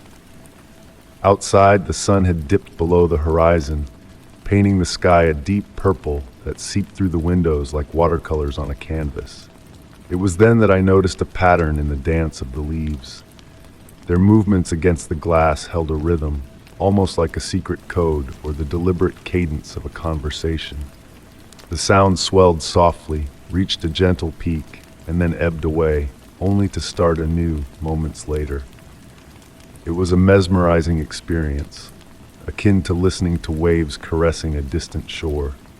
Intrigued, I abandoned my book completely and approached the window, drawn by an unexplainable curiosity. The crisp autumn air carried scents of fallen leaves, distant wood smoke, and a sweet essence that accompanied the season's chill. As I neared the window, the leaf song grew more defined. Standing closer, I could see the leaves more distinctly, brown and golden, twirling gracefully in the dim light, their edges catching the last vestiges of daylight. They moved with a deliberate elegance, as if each leaf was a dancer in a natural ballet. The longer I watched, the more convinced I became that this was no random occurrence. My breath created small clouds on the window as I leaned in, and in the gathering dusk, shapes began to form within the swirling leaves, not quite clear enough to identify, but organized in a way that defied randomness. They almost took recognizable forms before dissolving back into chaos, reminiscent of faces appearing and vanishing in the clouds. A slight drop in temperature filled the room, despite the steady hum of the old radiator. A shiver ran down my spine, not solely from the cold. The leaf song shifted, adopting a mournful quality that stirred half-forgotten memories from my childhood. A lullaby, a folk tune my grandmother hummed while tending her garden. I found myself humming along, the ancient melody resonating within me, although its origin eluded me. It felt primal, learned before language, before memory itself. The leaves responded to my hum, their dance growing more intricate, more purposeful. They formed spirals that rotated clockwise and then counterclockwise, like an autumn-colored kaleidoscope. My hand instinctively reached for the window latch. A part of me yearned to open it, to embrace the leaf song fully, to hear it without the barrier of glass. The metal latch felt cool under my touch as I hesitated, torn between reason and fascination. A voice in my mind urged caution, to step back, to dispel the enchantment that had settled over the evening. Yet, the allure of the beautiful, compelling song was irresistible. It spoke of ancient places, of stones weathered by time, of enigmas buried beneath layers of fallen leaves. My fingers tightened on the latch. Outside, the leaves pressed closer to the glass, their urgency palpable. Night had fully descended, yet the leaves glowed with an inner light, like fading embers stirred by a gentle breeze. A sudden creak from the house jolted me back to reality. Blinking, I realized how long I had been standing there, entranced by the darkness outside. The room had grown cold, my book forgotten in the pool of lamplight. Reluctantly, I withdrew my hand from the window latch. The leaf song shifted into a wistful sigh, tinged with disappointment. I stepped back as the intricate patterns dissolved, the leaves drifting away to join the natural chaos of the autumn night. Even as I returned to my chair and retrieved my book, the haunting melody lingered in the air, blending with the familiar sounds of the house. The ticking of the old clock, the subtle creak of floorboards, the whisper of pages turning. Sometimes on the verge of slumber, I thought I discerned words in the leafy chorus, ancient words in a language almost familiar. That night, I refrained from opening the window, yet a part of me wondered what might have transpired if I had. Would the leaves simply have scattered across the floor, or would something else have crossed the threshold, something patient since long before the foundation of the house? Each evening, the autumn winds brought their leaves to dance against my window. Their song remained as enchanting as ever, brimming with promise and enigma. I kept my windows shut firmly now, content to let certain mysteries remain unsolved. Yet, in the deepest hours of night, I caught myself humming that strange melody, and the leaves outside rustled in response, as though acknowledging a shared memory. Story 14. The gentle patter of autumn rain on weathered stone created a soothing symphony, a natural lullaby as day melted into dusk.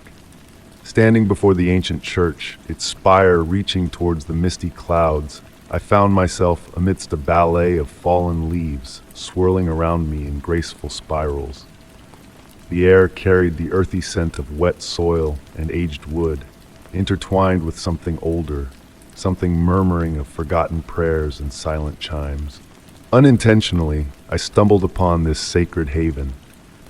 My evening stroll took an unfamiliar turn with the arrival of rain, guiding me along a winding path to this timeless sanctuary. The church's weathered facade bore the gentle caress of countless seasons, draped in a mossy cloak that seemed to glow softly in the deepening twilight. The aged wooden door yielded effortlessly to my touch, releasing a melodious sigh as it swung open, echoing through the empty sanctuary. The rain's song transformed into a distant lullaby, enhancing the profound stillness within. Stained glass windows, their hues muted by dusk, cast pools of amber and violet light on the worn stone floor. Each step I took whispered against ancient flagstones, leading me deeper into the crystalline tranquility that permeated the air. Rows of polished wooden pews stretched before me, witnesses to generations of devotion, their surfaces worn smooth by countless hands and prayers. The fragrance of old wood and stone mingled with the remnants of extinguished candles, creating an atmosphere both familiar and mysterious. In the dimming light, intricate carvings adorned the walls and columns, their depictions shifting and changing with my gaze, evoking a sense of serene enigma. Near the altar, a lone candle flickered in a brass holder, casting dancing shadows that seemed to choreograph a path towards a small wooden door discreetly nestled in the wall. Though easily overlooked, the door beckoned to me with a gentle urgency. Beyond the door awaited a spiral staircase ascending into darkness, each step bearing the indentation of countless souls that had tread before me. As I climbed, the rain's rhythm transformed into a melodic symphony, accompanied by a sweet, ancient fragrance that lingered in the cool night air. The staircase deposited me in a chamber within the bell tower, bathed in moonlight that filtered through narrow windows, painting silver pathways on the floor. In one corner stood an aged wooden desk, adorned with leather-bound books and yellowed papers. The pages were filled with faded handwritten text, elusive in their legibility, no matter how intently I tried to decipher them. As I approached, delicate chimes filled the chamber, not from the motionless bell above, but rather emanating from an unseen source, infusing the air with a profound serenity. Sinking into an old wooden chair, I observed shadows and moonlight waltzing across the chamber in a slow, hypnotic dance. The phantom bells interwove with the rain's melody, weaving a musical tapestry that spoke of age-old mysteries and forgotten reveries. Occasionally, fleeting movements at the edge of my vision hinted at ethereal presence. The rustle of robes, the passage of substantial shadows. The papers on the desk rustled without a breeze, revealing fragments of sentences that alluded to time as a fluid entity, moments existing beyond the confines of ordinary hours, and prayers echoing endlessly through the tapestries of reality. My watch, frozen at midnight, contradicted the unchanged darkness outside the windows, where raindrops formed lingering shapes in the air before dissipating. The chamber exuded a tranquil energy, alive with latent potential and unspoken truths. Every shadow held a story, every silence whispered of untold depths. The boundary between wakefulness and dreams blurred subtly, facilitating a profound understanding rather than confusion. The air resonated with ancient wisdom, yearning to share its secrets with those patient enough to listen. Under certain angles of moonlight, elegant script appeared on the stone walls, flowing like water before vanishing. These cryptic words painted mental images of past visitors who had graced this enigmatic space, each adding a thread to the tapestry of its mystery. Time lost its grip within those walls, flowing like honey, sweet and unhurried. Upon descending the spiral staircase, the solitary candle at the altar burned steadfastly, illuminating the nave with a gentle pre-dawn glow that seemed to emanate from every corner. The echoes of my footsteps felt different, as if the stones themselves recognized me after my vigil in the tower above. Stepping outside, I glanced back at the church, capturing a fleeting vision of ancient faces in the windows, smiling knowingly before dissipating like dew in sunlight. Since that inexplicable encounter, my attempts to revisit the church have been in vain, the path eluding me each time. Yet on quiet, rainy nights, distant silver bells echo through the wind, reminding me that somewhere, in a pocket of its own time, the forgotten church endures. Its enigmas linger, patiently awaiting the next wanderer, guided by the rain's gentle rhythm and the murmurs of ancient stones. Story 15. The soft patter of rain against my window had been my only companion for hours on end, a gentle lullaby that blended seamlessly with the alluring call that had led me to this secluded cabin, the enigmatic singing waterfall. Nestled in my cozy armchair, cocooned in a plush woolen blanket, I surrendered to the enchanting melody that wove its way through the misty night air outside. The locals had spoken in hushed tones about the waterfall's captivating song, their words tinged with awe rather than fear. They shared tales of how the music changed with the moon's phases, how it murmured ancient secrets to those who dared to truly listen. Initially, I had dismissed their stories as mere folklore, designed to draw in curious travelers like myself. Yet, after 3 nights in this rustic cabin, I found myself beginning to grasp the reverence they held for the waterfall's song. The rain continued its gentle percussion on the wooden walls of my temporary abode, a soothing backdrop to my evening musings. A fire crackled softly in the stone hearth, casting flickering shadows that danced across the rugged wooden floors. The fragrance of pine and damp earth wafted in through the partially open window, carrying with it the crisp vitality of the surrounding forest.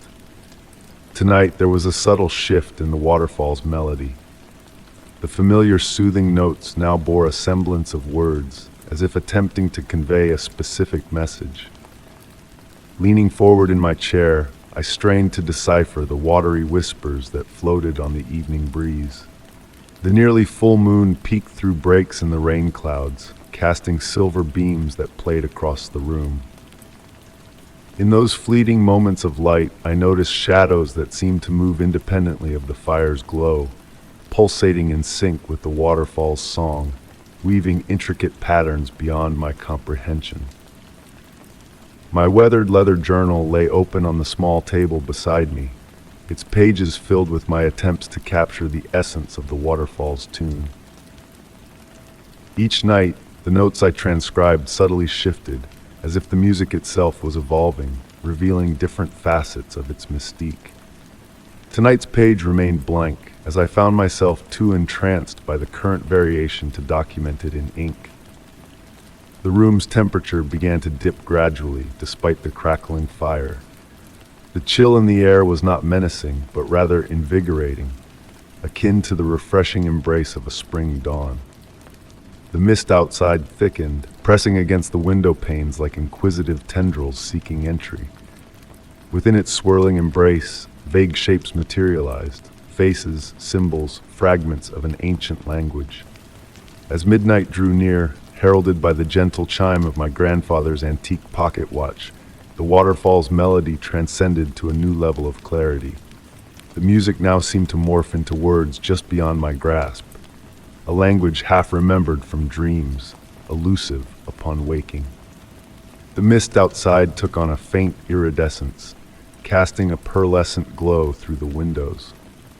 Almost involuntarily, I rose from my seat, the blanket slipping noiselessly to the floor. Drawn by an irresistible compulsion, I approached the window, eager to capture every nuance of the waterfall's serenade. The wooden floor hummed beneath my feet, resonating with the cascading water's rhythm. Through the misted glass, the path to the waterfall lay visible, bathed in a subtle phosphorescent light. Silver lights, akin to fireflies but with a silvery hue, danced along its length, perfectly synchronized with the ethereal melody. The rain had dwindled to a gentle drizzle, each droplet reflecting the mysterious light like miniature prisms. The very air seemed to harmonize with the waterfall's song, permeating every droplet suspended in the night. The effect was mesmerizing, yet devoid of fear. Instead, it imbued me with a profound sense of tranquility and connection to something ancient and wise. Without conscious intent, I donned my coat and boots, the wooden floor still humming beneath my steps as I gathered essentials for a midnight stroll. Rational thoughts cautioned against a nocturnal expedition to a waterfall, yet the compulsion felt more like a courteous invitation than an irresistible urge. Stepping onto the small porch, I was enveloped by the waterfall's song. The mist draped around me like a silken veil, its touch as delicate as moonlight on my skin. The luminous path beckoned, winding into the forest like a ribbon of stardust. Each footfall felt natural, as if retracing a forgotten path I had known in another lifetime.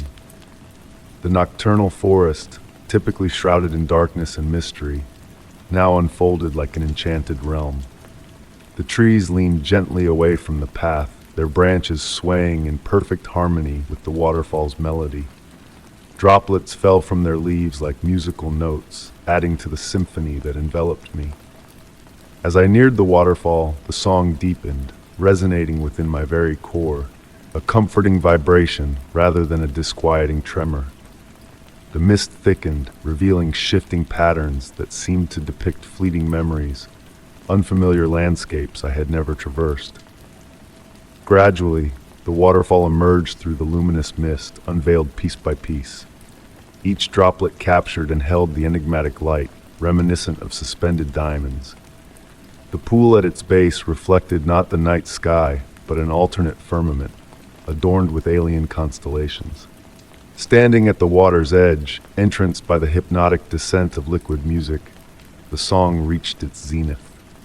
Though the words remained elusive, their essence resonated deep within my soul. They whispered of time and remembrance, of cycles and rebirth, of things lost and rediscovered.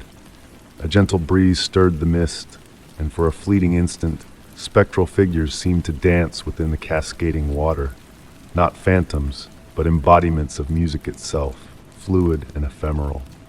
Time lost its relevance as I stood transfixed, witnessing the ethereal ballet of water and light. Unbeknownst to me, the moon completed its nocturnal journey, while the rain ceased entirely, leaving the air pregnant with mist and enigma. As the first light of dawn began to filter through the eastern horizon, the waterfall's melody gradually softened, like a fading lullaby. The luminescent mist waned, the mysterious lights along the path dimming in succession. Guided by the dwindling glimmers and the lingering echoes of the song, I retraced my steps to the cabin.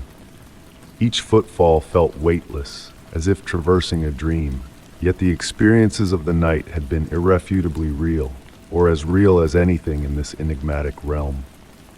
Returning to the cabin, I found my journal open to the blank page. Gripping the pen, I transcribed not musical notes, but a vivid account of my nocturnal odyssey, the sensations, emotions, and surreal encounters.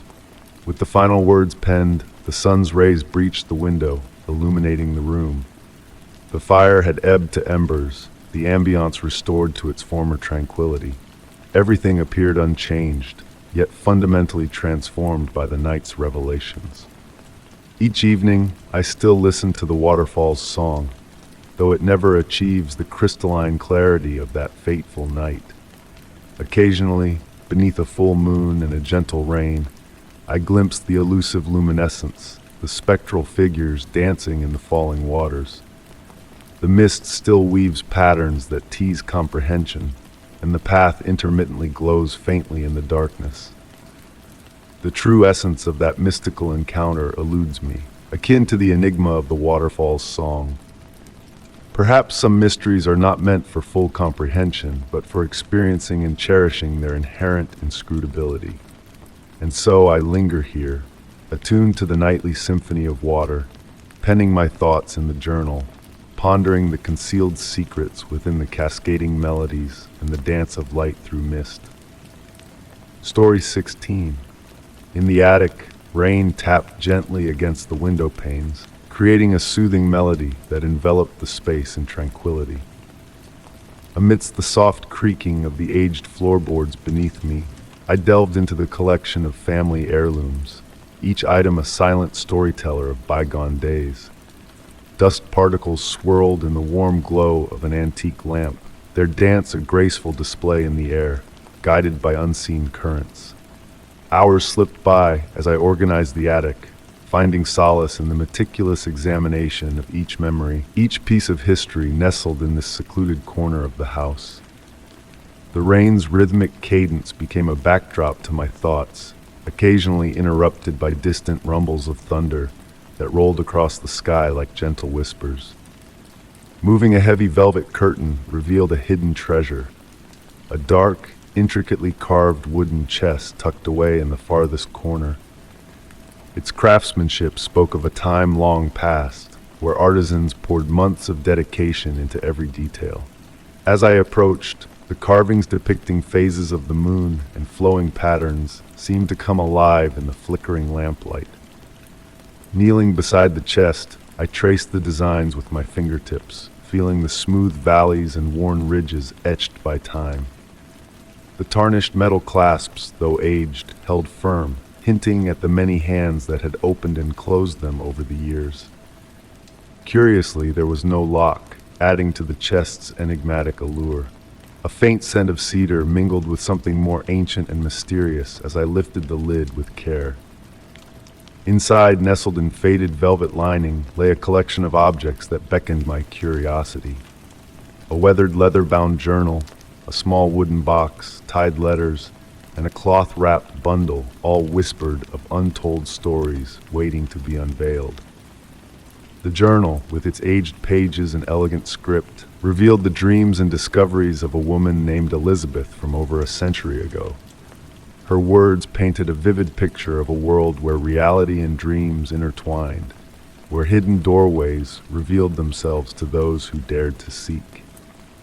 Turning the pages, I lost myself in Elizabeth's world, where patterns in life unveiled pathways to the unknown. The small wooden box, adorned with lunar carvings matching the chest, held a single item, a mirror with a silver frame, its clarity defying the passage of time. The cloth bundle cradled small crystals, labeled with dates and moon phases, aligning with Elizabeth's mystical experiences chronicled in the journal. Untying the letters, a correspondence between Elizabeth and a kindred spirit unfolded, hinting at secret meetings and whispered truths shared in hushed tones. As I sat surrounded by these relics of a forgotten narrative, the rain outside softened into a mist, casting a dreamlike haze over the attic. The space felt different, as if aware of the secrets unearthed within its walls. Carefully reassembling the artifacts in the chest, I couldn't shake the feeling of a subtle shift in the atmosphere, as if the air itself held a newfound awareness. Days passed, yet the attic called to me with an inexplicable pull, drawing me back to explore further. Elizabeth's journal revealed deeper layers of her revelations, while the mirror's reflection seemed to hold mysteries of its own, shifting with the phases of the moon. In moments of quiet contemplation, shadows danced in ways unseen before, corners of rooms deepened with twilight, and the rain whispered of hidden melodies at the edge of perception. Had Elizabeth's secrets reshaped the world around me, unveiling truths that lay just beyond reach? The chest stood as a silent guardian of enigmas, a reminder that some mysteries are meant to be pondered, not solved. On rainy afternoons, when the light cast a spell of wonder, I sat by the chest and pondered Elizabeth's journey. Did she find the elusive truths she sought in the spaces between moments? Was she still out there, traversing doorways that materialized and faded like morning mist, following melodies that whispered of otherworldly realms? And sometimes, under the full moon's gaze and the silence of night, I gazed into the mirror, half expecting it to transform into a portal to the unknown. The rain continued its gentle serenade, carrying echoes of endless possibilities, urging me to listen for the music that Elizabeth once heard, beckoning me to follow where it might lead. In the quiet lulls between raindrops, I embraced the mysteries that surrounded me, letting their whispers guide me into a realm where the ordinary intertwined with the extraordinary. Story 17. The soft patter of raindrops on leaves created a serene symphony as I strolled along the winding forest trail, my steps cushioned by the thick layer of pine needles below. The fading light of the late afternoon filtered through the trees, casting a hazy, otherworldly glow over everything.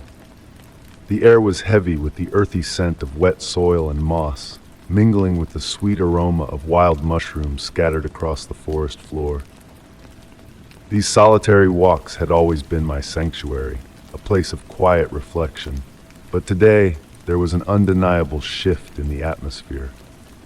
The familiar path seemed to twist and turn unpredictably, and the ancient trees, like silent guardians of time, leaned in closer, their branches swaying in a breeze I couldn't quite feel at my level. It was as though they were sharing secrets through whispered conversations high above me. Venturing deeper into the woods, a delicate mist began to rise from the ground, curling around the tree trunks like ethereal fingers.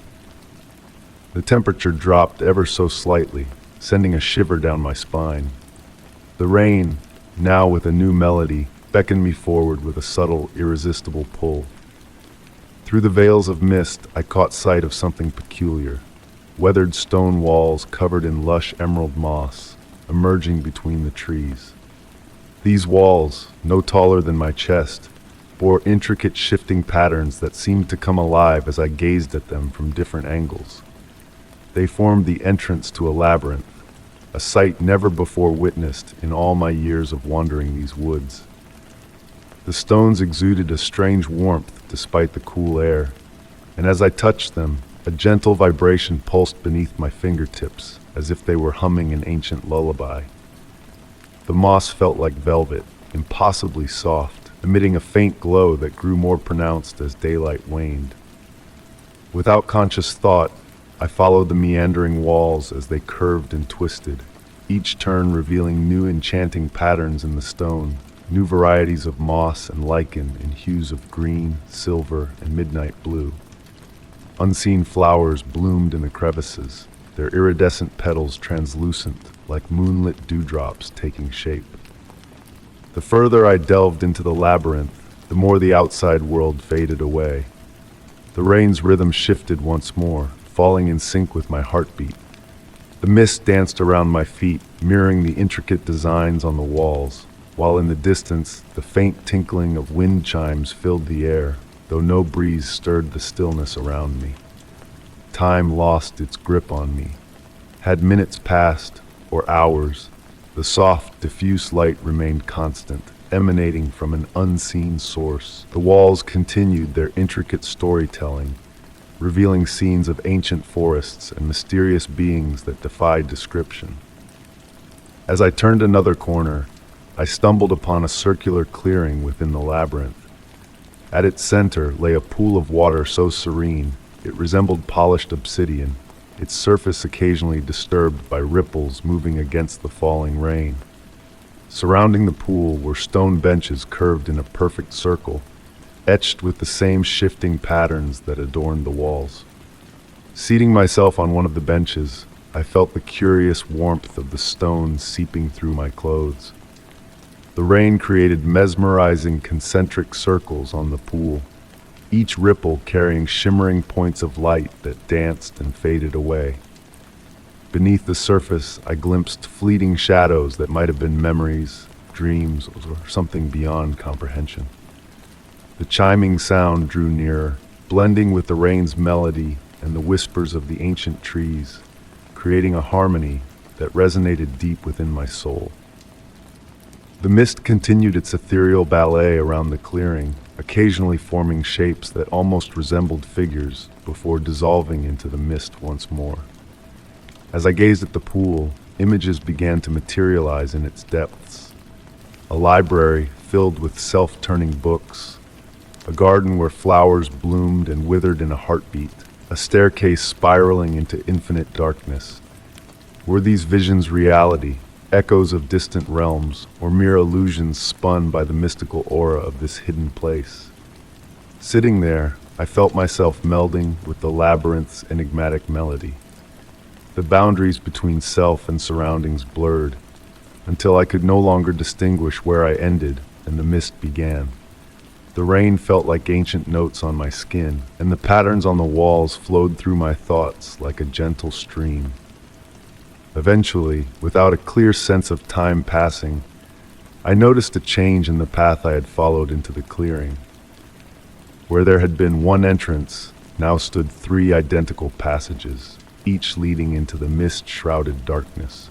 The walls pulsed softly with inner light, casting dancing shadows that seemed alive and fluid. Though the approaching darkness hinted at the need to return, I pondered which path to take. Did it truly matter? An intuition whispered that each path would guide me where I needed to be, even if it meant a destination different from where I had started. Rising from the bench, I chose a passage at random. The chimes grew louder momentarily, then faded, replaced by distant, wordless singing that seemed to emanate from the very stones around me. The mist parted like a curtain, unveiling the path ahead one step at a time. Despite the strangeness of the situation, fear eluded me. replaced by a profound sense of tranquility, as if I had stumbled onto something ancient and wondrous that had awaited my discovery. The rain continued its gentle descent, the mist its graceful dance, and unseen stars began to twinkle above. Whether real or illusionary, I could not discern. That day, I never retraced my steps to the familiar forest path.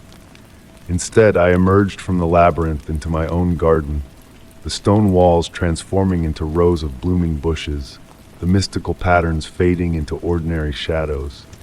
The rain had ceased, but droplets still clung to every leaf and petal, refracting the fading light like countless miniature prisms. Sometimes I catch fleeting glimpses of those shifting patterns from the corner of my eye, or hear distant chimes on the brink of sleep. The labyrinth's melody lingers in my dreams, beckoning me back to its mysterious depths. On rainy days, when the mist rises and the light takes on that same dreamy quality, I find myself searching for stone walls among the trees, wondering if the labyrinth still awaits, ready to be discovered by those in need of its peculiar magic. Perhaps it was all a figment of imagination, existing in that liminal space between wakefulness and slumber where reality blurs into fantasy. Or perhaps it exists always, concealed in plain sight, revealing itself solely to those prepared to perceive it. Regardless, its memory remains with me, a gentle nudge reminding me of the inexplicable wonders that saturate our world, waiting to be experienced. The rain continues to fall, the mist to rise, and somewhere, in a forest that may be real or imagined, an ancient labyrinth of stones continues its timeless dance with memory and time, patiently anticipating the next wanderer to stumble upon its mystical paths. Story 18. The soft patter of rain against ancient stone walls created a soothing melody that reverberated through the empty corridors of the grand castle. I found myself in my temporary abode, entranced by the water droplets as they meandered leisurely down the leaded glass windows, their journey illuminated by sporadic flashes of distant lightning. The gentle flicker of candlelight waltzed across the walls, casting comforting shadows that seemed to come alive with the dance of the flames. Recently appointed as the caretaker of this splendid edifice, I had arrived just before the autumn storms descended upon us. The previous caretaker had departed suddenly, leaving behind only a weathered journal filled with cryptic musings and peculiar observations. The pages exuded the musty scent of time, mingled with a hint of something floral, perhaps lavender or dried roses, that lingered in the air whenever I flipped through its contents. The castle itself stood as a masterpiece of medieval craftsmanship, its weathered stones holding within them the echoes of centuries past. Tapestries adorned the walls, their hues softened by the passage of time, yet still narrating tales of ancient feasts and revelries. In moments of profound quietude, when the wind hushed, I could almost discern the faint whispers of bygone merriment carried on the eternal draught that wound through the passageways. On this particular night, as the storm intensified, I noticed a peculiar phenomenon in the way the shadows moved within the grand hall. The candlelight seemed to catch on something intangible, akin to watching smoke weave through water. It brought to mind an entry I had perused in the old caretaker's journal, where he described what he termed the breathing of the castle. Initially dismissed as the fanciful musings of a solitary soul, now I found myself questioning my skepticism. Descending the spiral staircase, my steps muffled by the plush carpet runner protecting the aged stone stairs, the air grew cooler, carrying with it the earthy essence of the castle's foundations. The expansive hall sprawled before me, its lofty ceiling vanishing into darkness above. The rain drummed a steady rhythm against the towering windows, providing a tranquil backdrop to my exploration. As I traversed the space, I noticed subtle variances in temperature, pockets of air that felt slightly warmer or cooler than their surroundings. It was reminiscent of walking through sunlit patches on a cloudy day, yet here, no sun shone to create such contrasts. Consulting the journal once more, I uncovered a passage where the previous caretaker had mapped out these very anomalies, dubbing them the castle's breath. The tapestries stirred gently, though no discernible breeze wafted through. Approaching one particularly exquisite piece depicting a medieval hunt, its threads gleaming dimly in the muted light, I sensed the distinct feeling of being observed, not with malice, but with an inquisitive gaze, as if the castle itself was studying its new guardian. References in the journal recounted similar encounters, detailed in increasingly intricate entries. The former caretaker had begun to discern patterns in the castle's demeanor, how certain chambers would warm prior to a storm, how the tapestries would shift in specific sequences, how the very air seemed to pulsate with a slow, steady cadence akin to a slumbering giant's breath. Hours drifted by as I explored, jotting my own observations alongside the aged ones. While the storm outside raged within the castle's embrace, I felt an inexplicable serenity. The thunder, rather than menacing, felt akin to the contented exhalations of an ancient entity. Lightning briefly illuminated the stained glass windows, painting the stone floors with fleeting kaleidoscopic hues. In the library, I stumbled upon something extraordinary. The former caretaker had documented that on nights of potent storms, the books would rearrange themselves in peculiar configurations. Tonight, I witnessed leather-bound tomes shifting ever so subtly on their shelves, their spines aligning in formations that caught the candlelight in unique ways. It was not a moment of terror, but of revelation, as if witnessing a clandestine performance, the castle sharing one of its enigmas with me. As the grandfather clock in the corner told midnight, its deep resonance permeating the vacant chambers, I noticed another shift in the room's atmosphere. The air crackled, reminiscent of the moments preceding a summer shower, yet instead of building to a crescendo, it settled into a tender warmth that enfolded me like a comforting shroud. Drawn to a specific section of the library, where the former caretaker had evidently spent a great deal of time, as evidenced by the well-used chair and the abundance of notes in his journal, I observed the shadows pirouette differently, crafting patterns that almost resembled writing on the walls. The former caretaker had endeavored to decipher these spectral messages, filling pages with conjectures and interpretations. As the night deepened, I comprehended why he had been so captivated. The castle was not merely a structure. It was something more, something sentient in its own peculiar manner. The stones did not merely retain memories, they appeared to exhale them into the air, sharing them with those willing to listen. In the final entry of the journal, the former caretaker inscribed something that now resonated deeply. The castle does not disclose its mysteries, it imparts them, akin to a grandmother sharing tales with a cherished grandchild. The enigmas are not meant to be unraveled, but to be experienced, to be embraced. Each night unveils new murmurs, new patterns, new breaths of ancient air carrying fragments of bygone eras. As I penned my inaugural entry in a fresh journal, the storm persisted in its gentle assault on the castle's ramparts. The shadows continued their dance, the tapestries their subtle shifts, and the air its enigmatic warmth.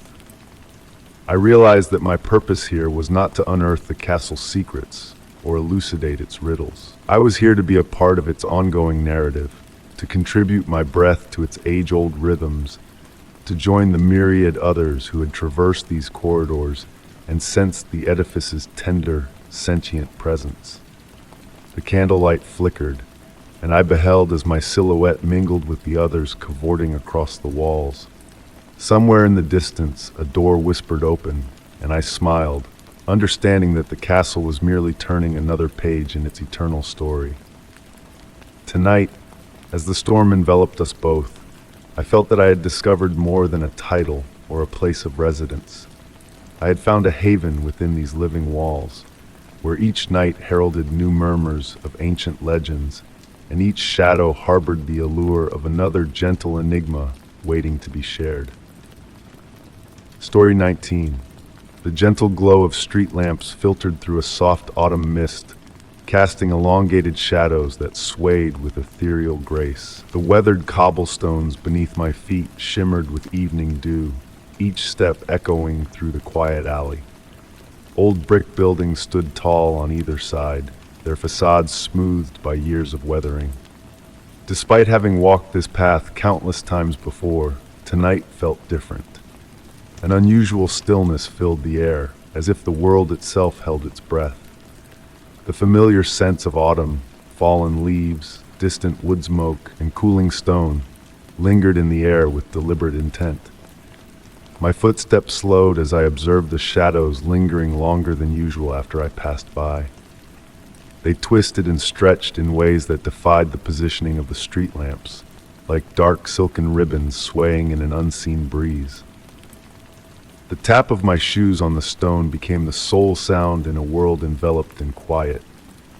The antique shop to my right displayed its curiosities in the window as always: brass candlesticks, vintage photographs in tarnished frames, and delicate porcelain figurines. But tonight, the items seemed to have shifted slightly, as if rearranged by unseen hands.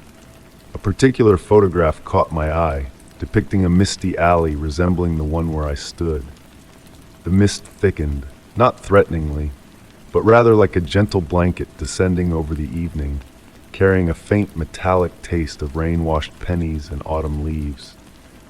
The amber glow of the street lamps transformed into pulsing halos, breathing slowly in the night. Continuing my walk, I noticed subtle changes unfolding around me. The shadows cast by objects in the shop window no longer matched their sources, moving with a fluid grace, hinting at unseen figures and shapes.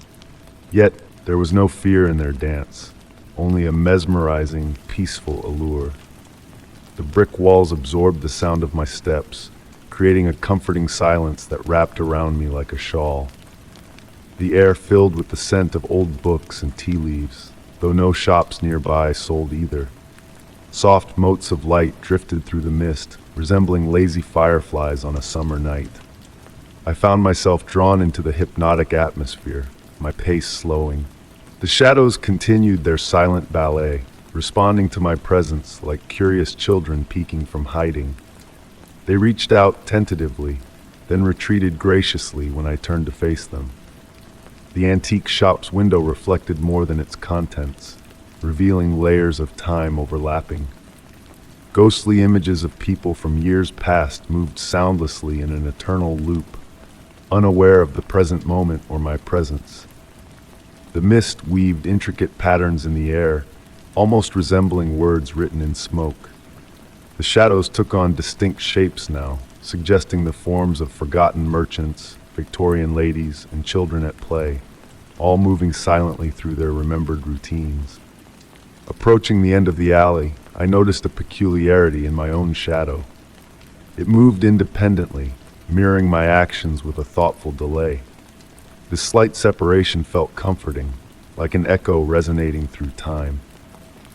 The air grew warmer, carrying hints of chamomile and lavender, though no gardens bloomed nearby.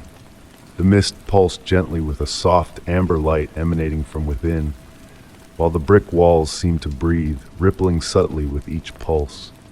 Reaching out to touch a wall, I felt a gentle warmth beneath my fingers. The bricks held memories, releasing sensations of countless hands, whispered conversations, summer warmth, and winter chill. Patterns formed by the shadows on the cobblestones told tales of the alley's past, of intersecting lives, shared secrets, and promises made. An endless narrative unfolded in light and shadow, blurring the boundaries of time. Lost in the mesmerizing dance of history, the mist embraced me like a familiar friend, and the shadows continued their elegant performance. The line between observer and participant blurred as I became part of the alley's ongoing story. As the evening deepened, the shadows grew more distinct yet gentler, forming shapes hinting at doorways to other times. Through these shadowy portals, glimpses of bygone eras emerged, carriages silently passing, gas lamps flickering to life, and figures from the past going about their daily routines. The antique shop's window became a canvas for temporal echoes, reflecting layers of history and possible futures. Items within shifted and changed, each telling its own story through subtle movements and reflections. My shadow joined the silent dance with natural grace, merging seamlessly with the patterns on the cobblestones. This experience was not unsettling but deeply serene, as if finding my place in an eternal choreography. As I prepared to leave the alley, my shadow hesitated briefly before following. The mist parted gracefully, and the amber light bid me farewell. The scents of chamomile and old books lingered faintly, fading like a dream upon waking. Glancing back, I saw the shadows continuing their silent ballet, weaving stories in the interplay of light and dark. The antique shop window reflected a final image, my form, moving through the alley, existing in a time that could have been yesterday or a century ago. The distinction no longer mattered. Carrying the tranquility of that evening, I journeyed home, knowing the alley would forever hold a different allure. The shadows would persist in their silent storytelling, inviting those who paused to observe and listen. On quiet evenings when the mist returned, I would revisit, adding my shadow to their eternal, silent symphony. Story 20. The soft, rhythmic sound of raindrops tapping against my window had woven itself into a familiar melody, a soothing serenade that whispered ancient tales in the darkness. In my grandmother's old house, where mystery lingered like a ghostly presence, subtle shifts had begun to unfold since I inherited the place. Tonight, as the rain fell with a gentle touch, it draped a misty shroud over reality, blurring the lines between the tangible and the ethereal. Walking across the time-worn wooden floorboards, I listened to their nostalgic creaks, each one a voice from bygone eras. The air held the comforting aroma of aged books and lavender, a blend that evoked memories of tranquil afternoons spent lost in tales within the library's embrace. My nightly ritual had transformed into a meditative dance, a methodical check of every room before retiring, ensuring windows were sealed and doors were shut tight. The house, while spacious enough to breathe, retained an intimate ambiance that cradled me in its arms. Vintage sconces bathed the walls in a soft amber glow, casting dancing pools of light that painted shifting shadows, almost alive, on the wallpaper. Approaching the end of the upstairs hallway, a subtle shift in the atmosphere caught my attention. The air grew dense, carrying a metallic tang reminiscent of impending storms. Standing before my grandmother's study door, its mahogany frame seemed taller, grander, its brass doorknob gleaming mysteriously. Running my hand over the familiar wood, the grain felt alive beneath my touch, as if awakening from a deep slumber. The door exuded an unusual chill, contrasting the warmth of the summer evening. Turning the knob, it yielded effortlessly, unlike its usual resistance, swinging open noiselessly to reveal the study within. At first glance, the room appeared ordinary. The antique desk bathed in moonlight, bookshelves crammed with relics, and the worn leather armchair where my grandmother once sat. Yet, a subtle discord lingered, like a melody slightly off-key. Shadows lurked in the corners, denser than they should be, almost tangible. The familiar scents of old books and leather now carried a faint sweetness, akin to night-blooming flowers. Stepping into the study, the floorboards sighed beneath my weight, their echoes lingering longer than natural. Antique tomes lined the shelves, their spines a mosaic of faded hues and gilded titles. Tonight, bathed in the dim light, the books seemed to shift and morph when caught in my peripheral vision. Drawn to a particular volume, its dark leather cover absorbed the room's glow, standing out amidst the collection. As I reached for the book, a subtle disturbance caught my eye. The shadows behind the desk rippled like a disturbed pond. The air chilled, carrying scents of damp earth and autumnal decay. The rain's melody faded, replaced by a heavy silence that enveloped me. The door clicked shut behind me, though I hadn't touched it. When I glanced back, the door appeared altered, marked with fluid symbols that danced and flowed like liquid, only to revert to its familiar state in the next blink. Returning my focus to the shelf, the dark volume I had reached for vanished into thin air.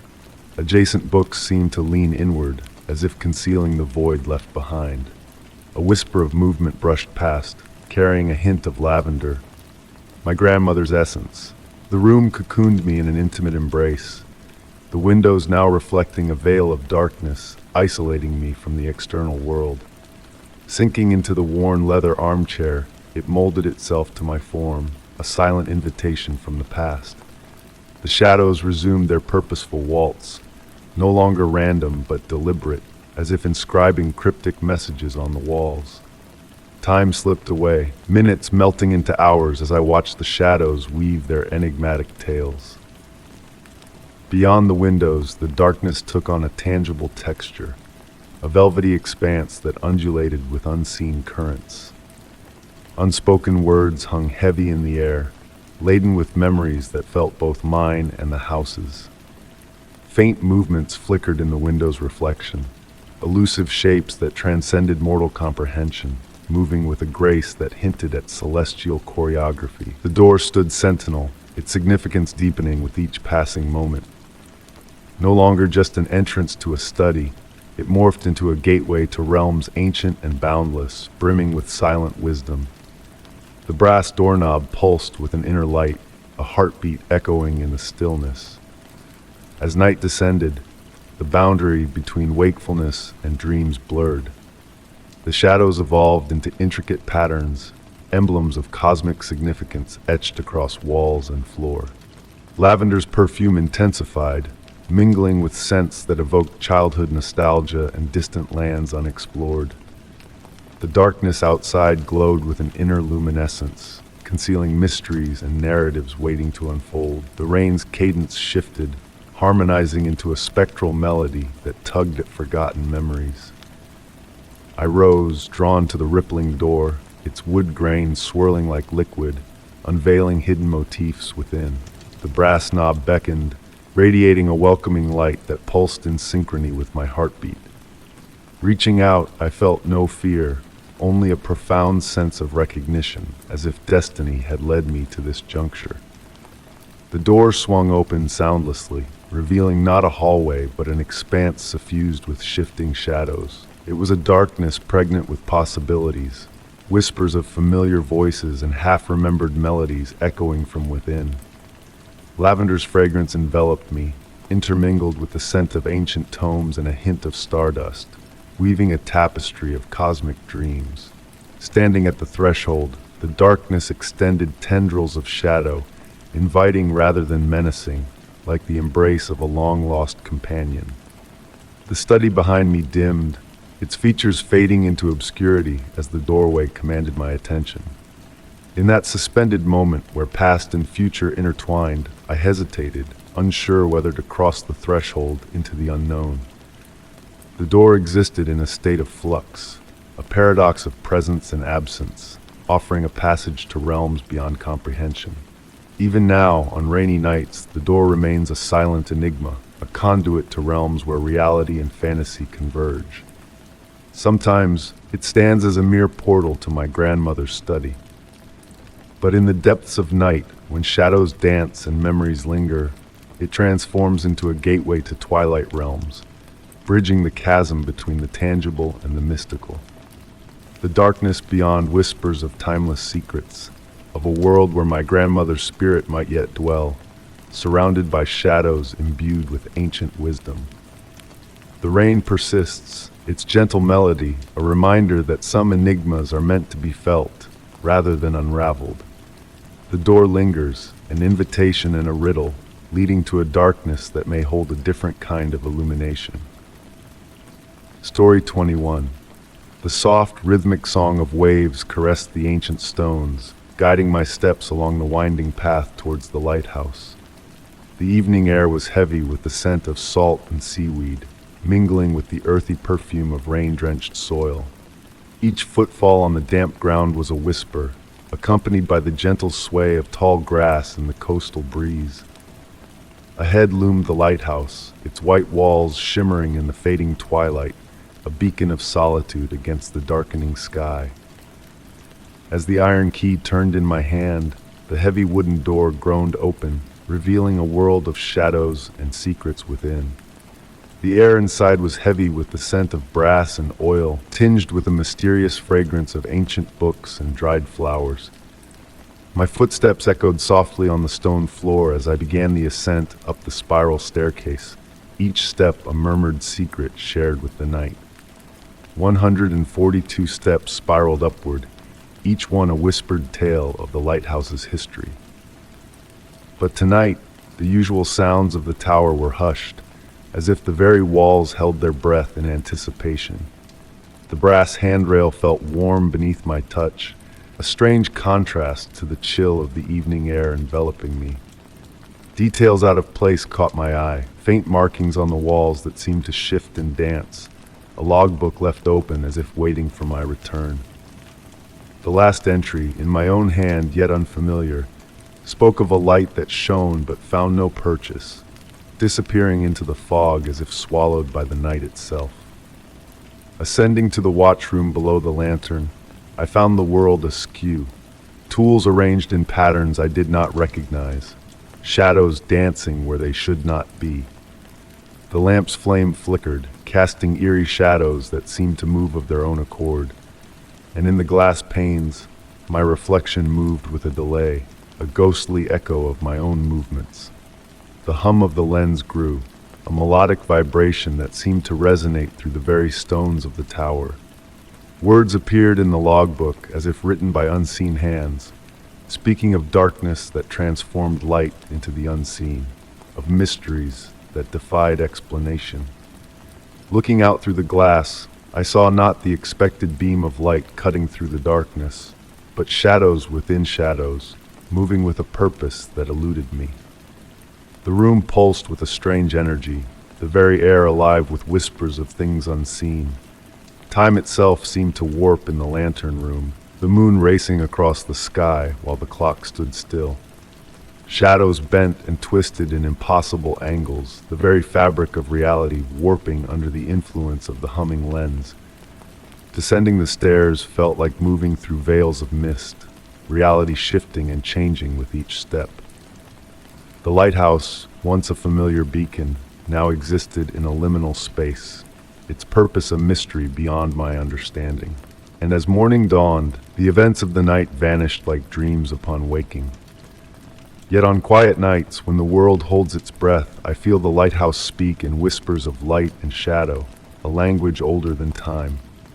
The mystery of that night lingers, a gentle enigma wrapped in layers of uncertainty, beckoning me to the space between light and dark, known and unknown. Story 22. The gentle flicker of candlelight waltzed across the time-worn wooden floors of the vintage shop, casting soothing shadows that swayed in a mesmerizing dance. Rain whispered against the Victorian windows, composing a tranquil melody that enveloped the hushed evening air. Seeking refuge from the autumn storm, I stumbled upon this enigmatic establishment, yet its welcoming warmth and the fragrance of aged books and gleaming wood beckoned me to stay. Amidst the meticulously curated array of oddities, my gaze was captivated by a portrait hanging in a dim alcove. The painting portrayed a young woman clad in a deep blue gown, her features meticulously captured with exquisite artistry. Her skin possessed a porcelain-like luminescence, reflecting the flickering candlelight, while her dark tresses melded into the shadowed backdrop. However, it was her eyes that held me spellbound, deep amber pools, brimming with an unusual depth, as if imbued with a forgotten technique that imparted a liquid-like quality. The shopkeeper, a silver-haired gentleman with wire-rimmed spectacles, noted my intrigue. His voice, reminiscent of bedtime tales, was soft and measured as he adjusted his sleeve. "That portrait harbors quite a tale," he murmured, "crafted by an artist who vanished shortly after completing it. Rumors suggest he toiled for years, perfecting a unique blend of pigments to capture the lifelike essence in those eyes. Returning to the shop day after day, an inexplicable fascination with the portrait gripped me. Each visit unveiled new intricacies, the graceful folds of her dress, the intricate depiction of her clasped fingers, the elusive smile that seemed to shift with each viewing angle. The shopkeeper would divulge morsels of the painting's history, each narrative more enthralling than the last. One serene evening, rain cascading down the windows, I noticed something peculiar. The woman's eyes seemed to track my movements through the room, not in the typical manner of portrait illusions, but with a subtle ripple in the amber depths, akin to undulations in a tranquil pond. Illuminated by the candlelight, these minuscule movements created fleeting glimmers that vanished when I attempted to focus directly on them. The shopkeeper materialized beside me, his voice barely above a whisper. They speak of the artist's fixation on capturing true life in his art, delving into ancient methods, experimenting with unconventional mediums. Some speculate he unearthed the extraordinary, or perhaps delved into realms best left untouched. As weeks elapsed, subtle metamorphoses in the portrait became apparent. At times, her countenance exuded a softer, contemplative air. Other instances, a tinge of melancholy lingered in the curve of her lips. These alterations were so nuanced that I questioned their reality, pondering if they were figments of my imagination, heightened by the shopkeeper's tales and the dreamlike ambiance of the candlelit emporium. One dusk, upon my arrival, the shop lay shrouded in an unusual gloom. The candles remained unlit, and only the dim light of twilight filtered through rain-streaked panes. The shopkeeper was conspicuously absent. Standing before the portrait, a bolt of lightning briefly illuminated the room, and in that fleeting instance, I perceived the woman's eyes blink. My heart quickened, not with fear, but with a peculiar sense of marvel. The rain continued its gentle symphony against the windows as I drew nearer to the painting. The eyes had undergone a distinct transformation, exuding a warmth and cognizance that defied the mere pigments on canvas. In the dimness, I could almost swear I discerned her bosom rise and fall with a gentle breath. The shopkeeper's voice drifted from behind me, soft as snowfall. "She reveals herself solely to those who truly grasp her allure," he intoned. The artist did not merely capture her likeness, he discovered a way to encapsulate something more profound, something that straddles the realms of art and reality. Though I never acquired the portrait, I frequented it regularly. At times, I would linger for hours in the cozy old armchair near the alcove, engrossed in reading by candlelight while the woman in the painting observed with her living gaze. The shopkeeper would serve tea, and we would share companionable silence, punctuated solely by rustling pages and the patter of raindrops. Years have drifted by, and I often pondered if it all transpired within my imagination. The subtle shifts in her expression, the fluid motion in her eyes, the sensation of encountering something simultaneously exquisite and implausible. Yet on tranquil nights, when rain tapped against my window, memories of the candlelit shop and the portrait that seemed to pulsate resurfaced. And occasionally in that threshold between wakefulness and slumber, I could sense her tender scrutiny trailing me through the shadows. They whisper that the painting lingers in that shop, awaiting visitors who might discern something extraordinary in those amber eyes. Some profess witnessing her smile alter, or catching a flicker of movement within the canvas. Yet perhaps the genuine enchantment resides not in whether the portrait truly breathes, but in those serene instants when we permit ourselves to believe in the inconceivable, suspended in that ethereal realm where art and reality meld like watercolors in the rain. Story 23. The wooden steps whispered beneath my feet as I climbed the ancient dwelling of the lighthouse keeper, each step a soft echo of bygone days. Outside, the autumn breeze caressed the weathered walls, serenading the structure with a melodic hum that seemed to resonate with its very essence. Guided by my grandmother's letter, I found myself in a place where time swirled in enigmatic dance, blurring the line between reality and dreams. The air carried hints of aged books and sea salt, mingling with the earthy aroma of rain-kissed wood. Tracing my fingers along the intricate carvings of the mahogany banister on the third-floor landing, I felt the stories etched by countless hands long gone. As the evening light filtered through tall, arched windows, casting elongated shadows that danced across the faded wallpaper, I knew I had reached a place of wonder. My grandmother's final message nestled in my coat pocket, its well-worn edges holding the promise of secrets. The tower harbors whispers of old, her elegant script had penned. Secrets that beckon softly, that reveal rather than startle. When the time is right, dear one, follow the path of the leaning shadow. It will unveil forgotten truths. The top floor unveiled a circular room bathed in perpetual twilight. Dust motes waltzed lazily in the amber lighting, halos around the antique furniture. A high-backed chair, a table with a brass lamp, and walls adorned with mysterious instruments of unknown purpose. Yet, my gaze was drawn to the tower itself, its tilted silhouette defying logic against the darkening sky beyond the eastern window. Nestling into the embrace of the reading chair, the leather seemed to mold to my shape, as if anticipating my arrival. The warm glow of the brass lamp barely reached the room's corners, leaving them cloaked in comforting shadow. A symphony of settling wood and gentle creaks from below set a soothing rhythm, as if the building itself exhaled in tranquility. My grandmother had tended to this place for decades, a keeper of both the lighthouse and its enigmatic enigmas. Locals spoke of her with reverence, sharing tales of lights flickering in odd hours, of ethereal music that echoed through the tower, of visitors leaving with serene smiles yet guarded tongues. With the sun's descent, a remarkable spectacle unfurled. The tower's shadow, cast by the setting sun, moved across the floor in defiance of nature's laws. Rather than a linear shift, it traced a peculiar pattern, reaching out to specific objects in the room, a silver box, an ancient compass, and finally settling on an unassuming section of paneling. Following my grandmother's cryptic guidance, I waited for the shadow to align precisely with a subtle seam in the wood. With a gentle nudge, the panel swung inward, unveiling a narrow passageway spiraling upward into the tower's core. The air whispered with warmth and a hint of lavender, my grandmother's beloved scent.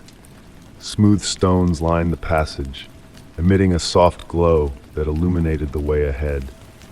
Ascending, I noticed the walls adorned with shifting script, elusive and ever-changing when my gaze lingered. The tower's lean intensified as I climbed, yet I remained in perfect equilibrium, as if the slant was the tower's natural state. Emerging into the upper chamber, I entered a space that defied logic, appearing larger than the tower's exterior suggested. Windows offered vistas of varied landscapes, a serene sea at twilight, star-strewn skies, and unfamiliar terrains. At the room's center stood a peculiar device, a fusion of astronomy and music, its metallic components gleaming in the ambient light. Parts of it moved with graceful intent, devoid of visible mechanisms propelling them. Beside it lay a leather-bound notebook filled with my grandmother's words. "My dearest," the first page beckoned, "you have reached the heart of it all. The tower awaited you, as it awaited me and those before us. What lies before you is not merely an instrument, but a key to unraveling the gentle enigmas residing in the spaces between breaths, in the pauses of time, in the silences of heartbeats." The following pages offered unconventional instructions, akin to poetic suggestions blending physics and dreams, guiding me to attune to the instrument's desires through intuition and harmony with the tower's tilt.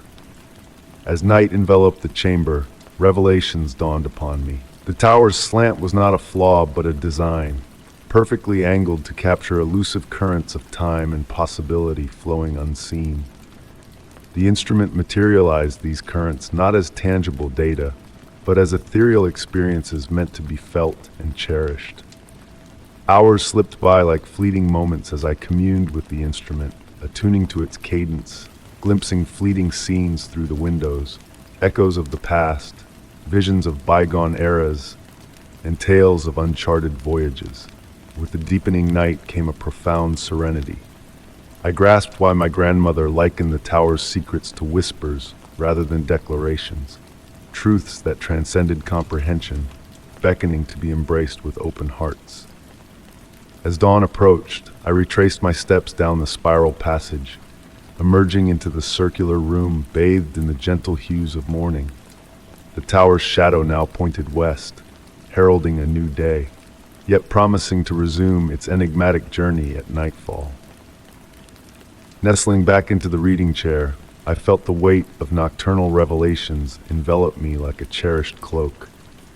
The brass lamp cast a soft glow, blending with the dawn's light seeping through the windows.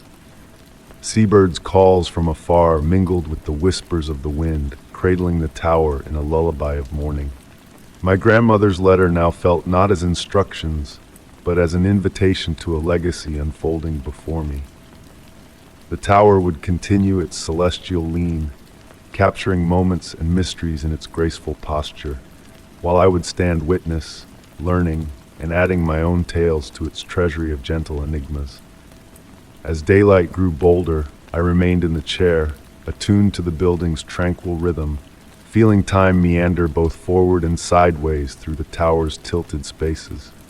There was more to uncover, more to fathom, yet for now, the essence of being in this enchanted place sufficed.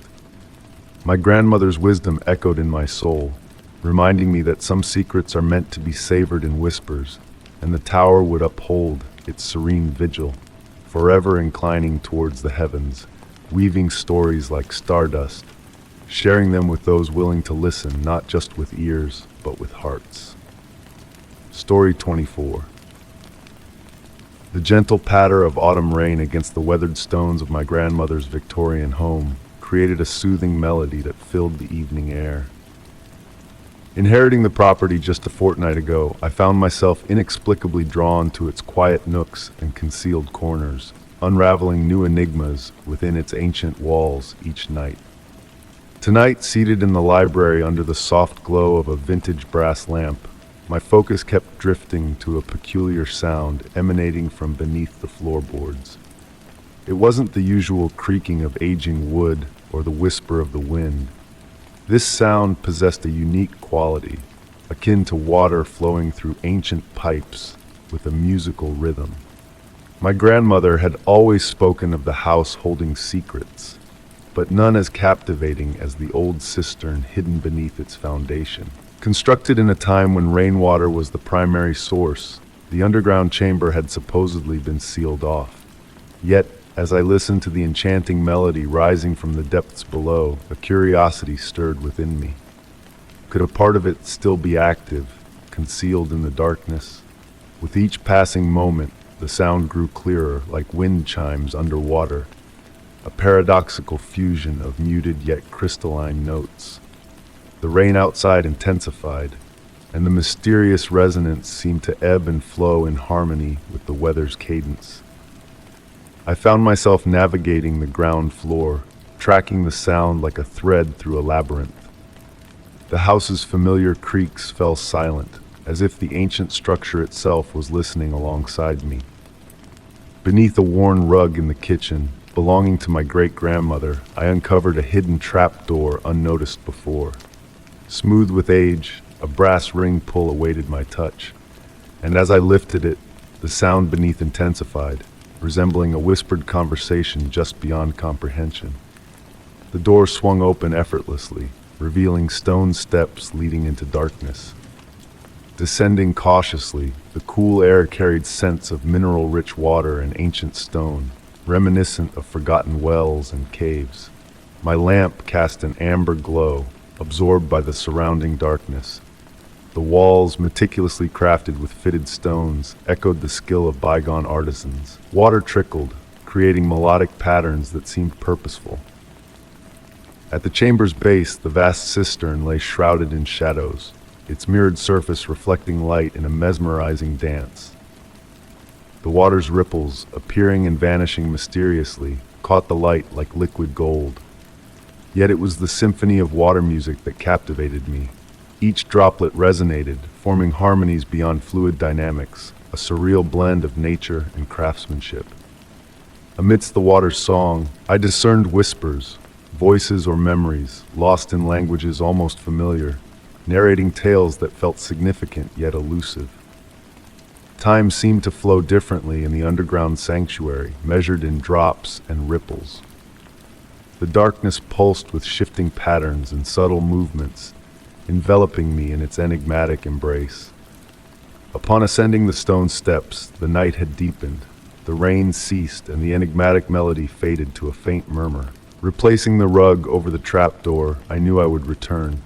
The cistern's song had woven itself into the house's essence, an eternal symphony concealed beneath our feet. Each night, as I rest in bed, I strain to catch that ethereal music, sometimes clear, other times a mere whisper. I've come to realize that certain mysteries are not meant to be unraveled but experienced, felt in the tranquil pauses between thoughts, in the delicate spaces between raindrops. The cistern persists in its timeless performance, serenading an audience of stone and shadows. In dreams that blur the line between reality and reverie, I decipher cryptic messages within the watery music, echoes of ancient wisdom and forgotten tales. Yet their true meaning eludes me, slipping through my grasp like the memory of rain, as I surrender to the enchanting allure of the cistern's eternal melody. Story 25. The autumn air enveloped my wooden cabin, thick and heavy, carrying the sweet, earthy fragrance of fallen leaves. The ancient forest outside stood motionless, frozen in time. Not a single leaf rustled, not a branch swayed. This peculiar stillness had lingered for 3 days, defying the natural rhythm of life. Nestled in my favorite armchair, cocooned in a soft wool blanket, I listened to the crackling of the fireplace. The flames painted dancing shadows on the rugged walls, their warm glow contrasting with the gray twilight seeping through the windows. My cup of chamomile tea sat abandoned, grown cold, as I pondered the unsettling quiet embracing my sanctuary. The forest had always been my refuge, a place to escape the chaos of the modern world. Yet this silence felt different, heavy, almost sentient. It evoked the tension before a storm, that charged moment when nature holds its breath. But this moment stretched on unnaturally, defying explanation. My cat, Shadow, lay curled on the windowsill, her black fur shimmering in the firelight. Her ears stayed alert, golden eyes fixed on something unseen in the darkness. At times she'd lift her head to track invisible movement, her tail twitching with nervous energy. That night, as I readied for bed, a peculiar sight caught my eye in the bathroom mirror. Behind me, where darkness should have lingered, a glimpse of a pale mist swirled with purpose. When I turned to face it, only the black of night greeted me, yet the impression lingered like an afterimage. Sleep eluded me that night. The silence pressed against my ears, amplifying the sound of my own heartbeat against the pillow. In that liminal space between wakefulness and dreams, a faint, rhythmic whisper emerged, like distant breathing. Morning arrived, but the stillness persisted. The forest remained frozen, painted on the horizon. Yet a change had occurred overnight.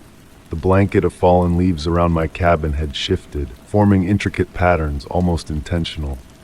Curved lines and spirals extended from the tree bases, resembling ripples in a pond. Shadow refused to venture outdoors, perched by the window, tail puffed, fixated on the leaf patterns. When I ventured out for firewood, the air felt dense, resistant, like moving through unseen syrup. The temperature remained neutral, neither warm nor cold, unsettling my skin. As dusk approached, a significant shift unfolded. The mist glimpsed in the mirror materialized at the forest's edge, weaving between trees like searching tendrils, pale and luminous in the fading light. Within its ethereal depths, shapes flickered, fleeting movements vanishing when looked at directly. The breathing sound intensified with nightfall, emanating from everywhere and nowhere, filling the void between heartbeats. Shadow pressed close, fur bristling, as we watched the mist inch closer to the cabin, carrying the essence of earth, age, and something anciently indefinable. That night, my dreams wove roots through floorboards, leaves whispering my name, trees peering through windows with eyes veiled in bark. The breathing transformed into a voice, speaking in an unearthly language. Upon waking, damp sheets greeted me, though windows remained shut. The leaf patterns had evolved, intricate spirals spiraling outward like a colossal fingerprint. Even in daylight, the mist lingered, grasping at the ground like yearning tendrils. Shadow moved restlessly from window to window, tracking unseen movements. On the seventh day of stillness, handprints appeared on my windows, not on glass, but in overnight condensation, large and with too many fingers, twisting like vines. The breathing persisted, a constant presence rising and falling like distant waves. That evening, before the fire, I noticed shadows no longer mirrored the flames' dance. They swayed to a different rhythm, echoing the forest's breath. The leaf patterns had crept indoors, etched in dust, wood grain, blanket threads. Suddenly, Shadow darted to the door, pressing her ear to the wood. The breathing enveloped us, resonating within, my heartbeat sinking with something ancient and grand. The mist seeped through cracks, carrying scents of moss, mushrooms, and quiet decay. Fear should have gripped me, but it felt distant, out of place in this world within the forest. Instead, a profound sense of recognition dawned, as if finally noticing a presence always watching, waiting. The pattern spoke a language, written in leaves, shadows, breath. As I pen this now, the forest stands still, yet alive as ever. The mist is my constant companion, swirling as I move. Shadow no longer watches the windows, content in our new reality. The breathing is a familiar hum, noticed only in rare silence. In midnight's depths, the forest's message almost feels within reach.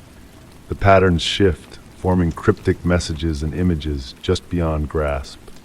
The line between my human existence and the ancient awareness surrounding me blurs each day. Unsure if the forest changed or my perception did, the stillness feels expectant, like a word awaiting utterance. I hold my breath, awaiting the forest's next revelation.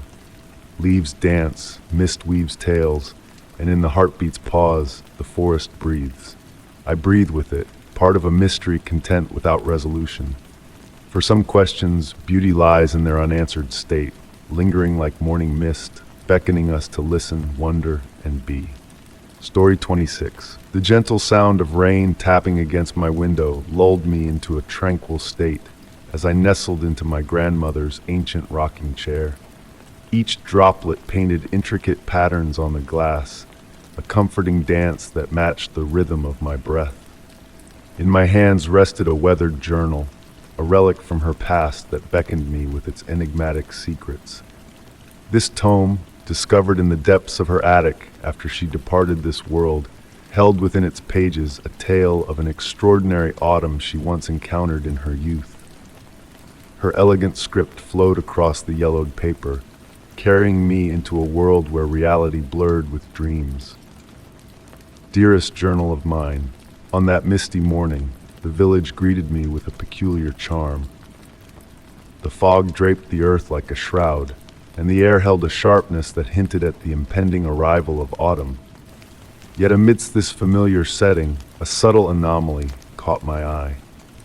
As I strolled down the cobblestone street, the absence of shadows struck me, a phenomenon that eluded the notice of the villagers engrossed in their daily routines. The sun, casting its golden glow upon the quaint structures, failed to birth the dark silhouettes that should have accompanied such radiance. A sense of otherworldly tranquility enveloped the scene, as if the essence of shadows had been plucked from existence. The villagers moved with an ethereal grace, their actions devoid of the customary contrast that shadows provide. My stay in the village was under the care of Aunt Margaret, a woman whose connection to my family transcended blood ties. Her abode, a Victorian gem perched on the village's edge, exuded an air of knowing wisdom. Within its walls, the scent of cinnamon mingled with the mustiness of old tomes, casting a spell of antiquity and warmth. Even within this sanctuary, shadows dared not tread, leaving the furniture suspended in a realm beyond reality. "You've noticed, haven't you?" Aunt Margaret's voice, soft and knowing, accompanied the delicate clink of porcelain as she placed a steaming cup of tea before me. "About the shadows?" I nodded, captivated by the tendrils of steam that danced from my cup. "Where have they vanished to?" She settled into her chair, a vision of serenity amidst the enigma that surrounded us. 3 generations passed, they departed from our midst. Some say a wandering merchant absconded with them, drawn to their unusual allure. Others believe the shadows sought new companionship, weary of mirroring our existence. The truth, I suspect, lies in the delicate balance between reality and myth.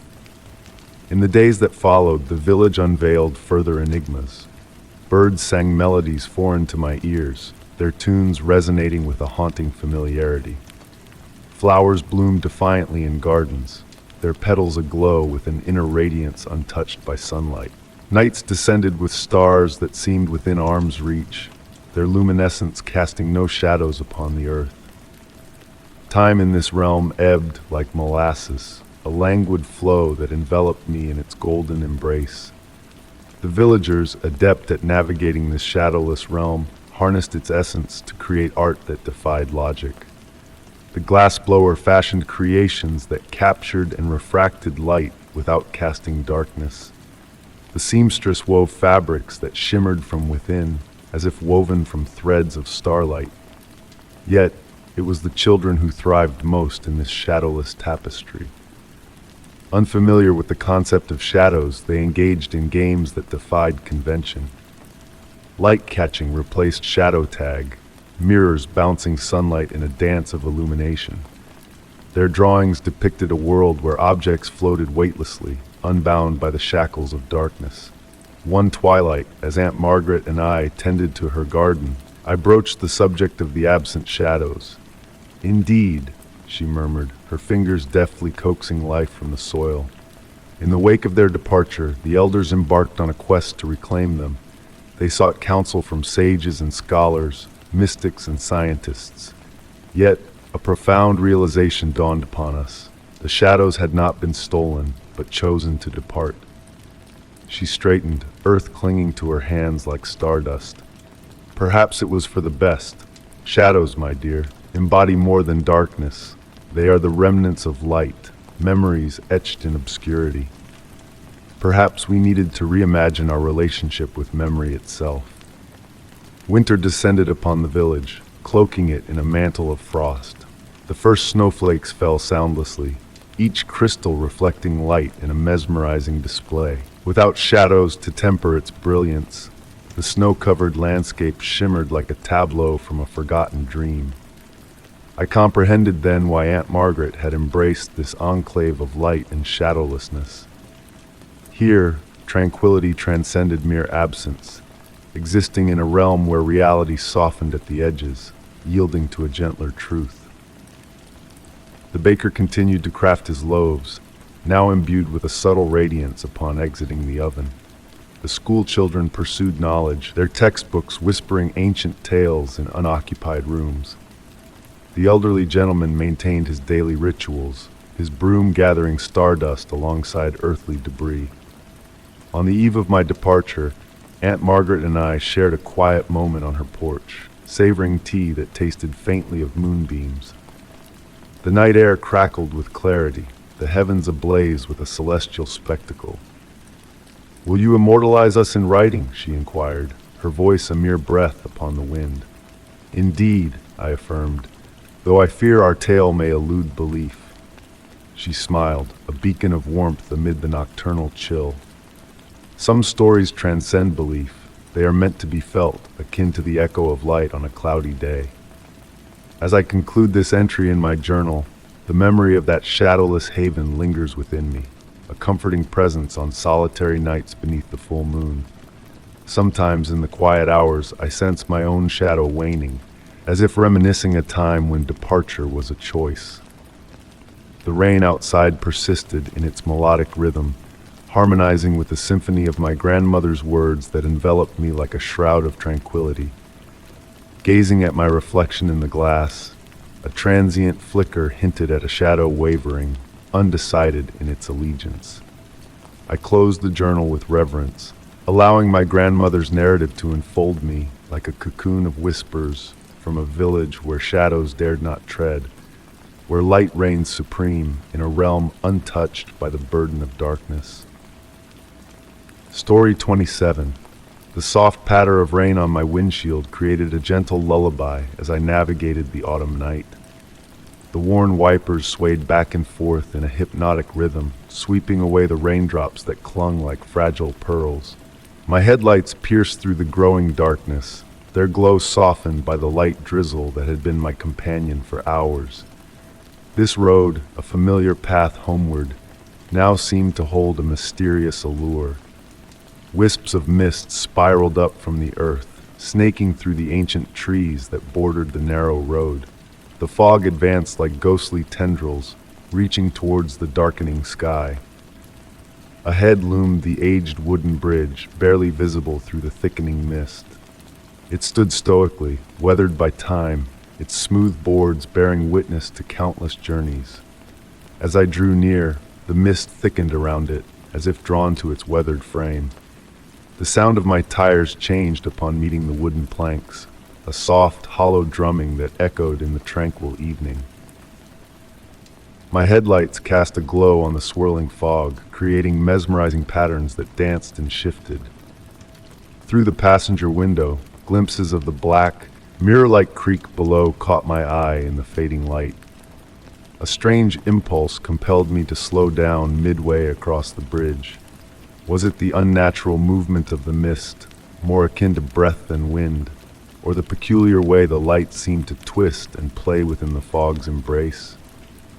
The drumming of my tires slowed to a hush until I came to a halt in the bridge's center. With the engine purring softly, a new symphony of sounds enveloped me. The murmuring creek below, the rain's gentle tap on metal and wood, and something else, a whisper at the edge of perception. It could have been the wind's soft murmur, or perhaps actual whispers carried by unseen lips. Straining to listen, I rolled down the window slightly, inviting the cool, damp air inside. A complex scent filled the car, wet wood, fallen leaves, and an ancient aroma reminiscent of dusty attics and forgotten chambers. The mist crept in through the opening, carrying with it that almost sound, that near voice. In the rearview mirror, a white wall of fog loomed behind me, while ahead, the bridge extended infinitely into the mist. The once familiar length of the crossing now seemed uncertain. Out of the passenger window, I noted the fog above the creek moving against the wind, twirling in deliberate spirals. To my right, a shape materialized in the mist, visible through the window. Was it a figure standing at the railing, or merely a denser patch of fog caught in an eddy? For a fleeting moment, a hand seemed to reach towards my car, its outline blurred and soft, like a watercolor painting left in the rain. The radio, previously playing soft melodies at a low volume, began to switch stations of its own accord. Amidst the static, snatches of songs and voices flitted past, none lingering for more than a breath. The digital display flickered between seemingly random numbers until a pattern emerged, faintly recognizable. Time blurred like the fog outside, minutes slipping through my grasp. I couldn't discern how long I sat there, entranced by the swirling mist and the elusive whispers. My watch ticked on, its face displaying nonsensical times. The dashboard's glowing numbers pulsed gently, marking seconds that felt elongated or fleeting. A tap on my driver's side window broke the spell. A soft sound, akin to raindrops, yet purposeful. Turning to face it, the fog on the glass seemed to form a visage, or was it merely light playing on water droplets? It dissipated as quickly as it appeared, leaving me uncertain of what I had truly seen. The whispers briefly grew clearer, almost shaping into comprehensible words, like distant conversations overheard through walls, familiar yet elusive. A meaning hovered just beyond reach, slipping away like a vanishing dream upon waking. Slowly I resumed driving, the bridge's wooden planks singing beneath my tires. As I crossed to the other side, the fog started to dissipate, releasing its grip on my car. Glancing back in the rearview mirror, the bridge vanished into the mist, which now ebbed and flowed like a gentle breath. The remainder of the journey home passed without incident, save for the radio's peculiar behavior, playing fragments of songs that teased recognition. Upon parking in my driveway, a peculiar sight greeted me on the passenger seat. A small, perfectly round puddle of water, its origin a mystery.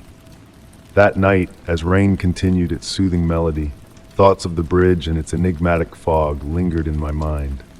In my dreams, those whispered words resurfaced, teasing comprehension. Almost within grasp, yet elusive, perhaps some mysteries are best left unsolved.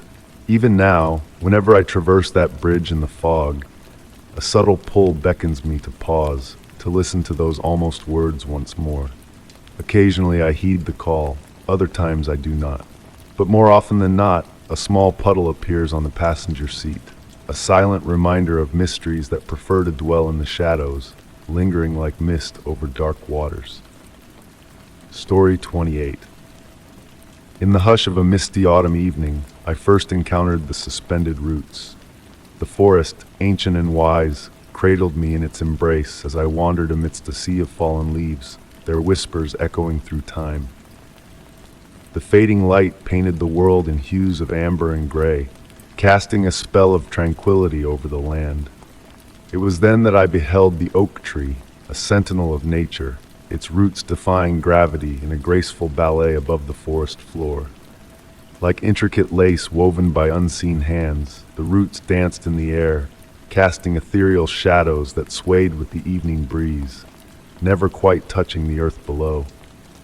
Each root, thick and moss-covered, told a story in its elegant curves and twists, a story of strength and fragility intertwined. Drawn by curiosity, I approached, my steps muffled by the carpet of leaves underfoot. The air turned cooler, carrying the musky scent of the forest's hidden treasures. As my hand reached out to touch the warm root, a shiver of wonder ran through me, as if I had stumbled upon a secret too ancient to comprehend. Venturing deeper into the woods, I discovered more trees with roots that defied convention, forming archways and corridors that led to unknown realms. The light played tricks as it filtered through these living sculptures, painting the forest floor in shifting shadows that seemed to whisper of forgotten tales. The symphony of nature enveloped me, the rustle of leaves, the call of an owl, and a soft humming that seemed to emanate from the very roots themselves. In a clearing, several trees had intertwined their roots, creating a natural cathedral of beauty and mystery.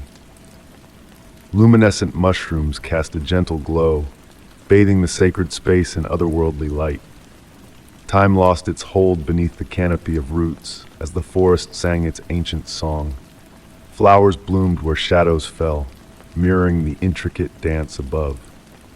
As night descended, the mushroom's light grew brighter, illuminating tiny droplets of water that defied gravity, floating upward like celestial orbs. The darkness brought forth new wonders, the shifting spaces between roots revealing glimpses of a world beyond, a world both familiar and strange. Hours slipped by as I sat in silent awe, watching the roots and shadows tell their silent tales. Figures flitted at the edge of vision, ephemeral and curious, as if guardians of this enchanted realm. The moon's light wove new patterns among the roots, writing stories in a language as old as time itself. The constant humming became a heartbeat, connecting me to the pulse of the forest. When I finally departed, the forest offered me choices, paths illuminated by the gentle glow of mushrooms.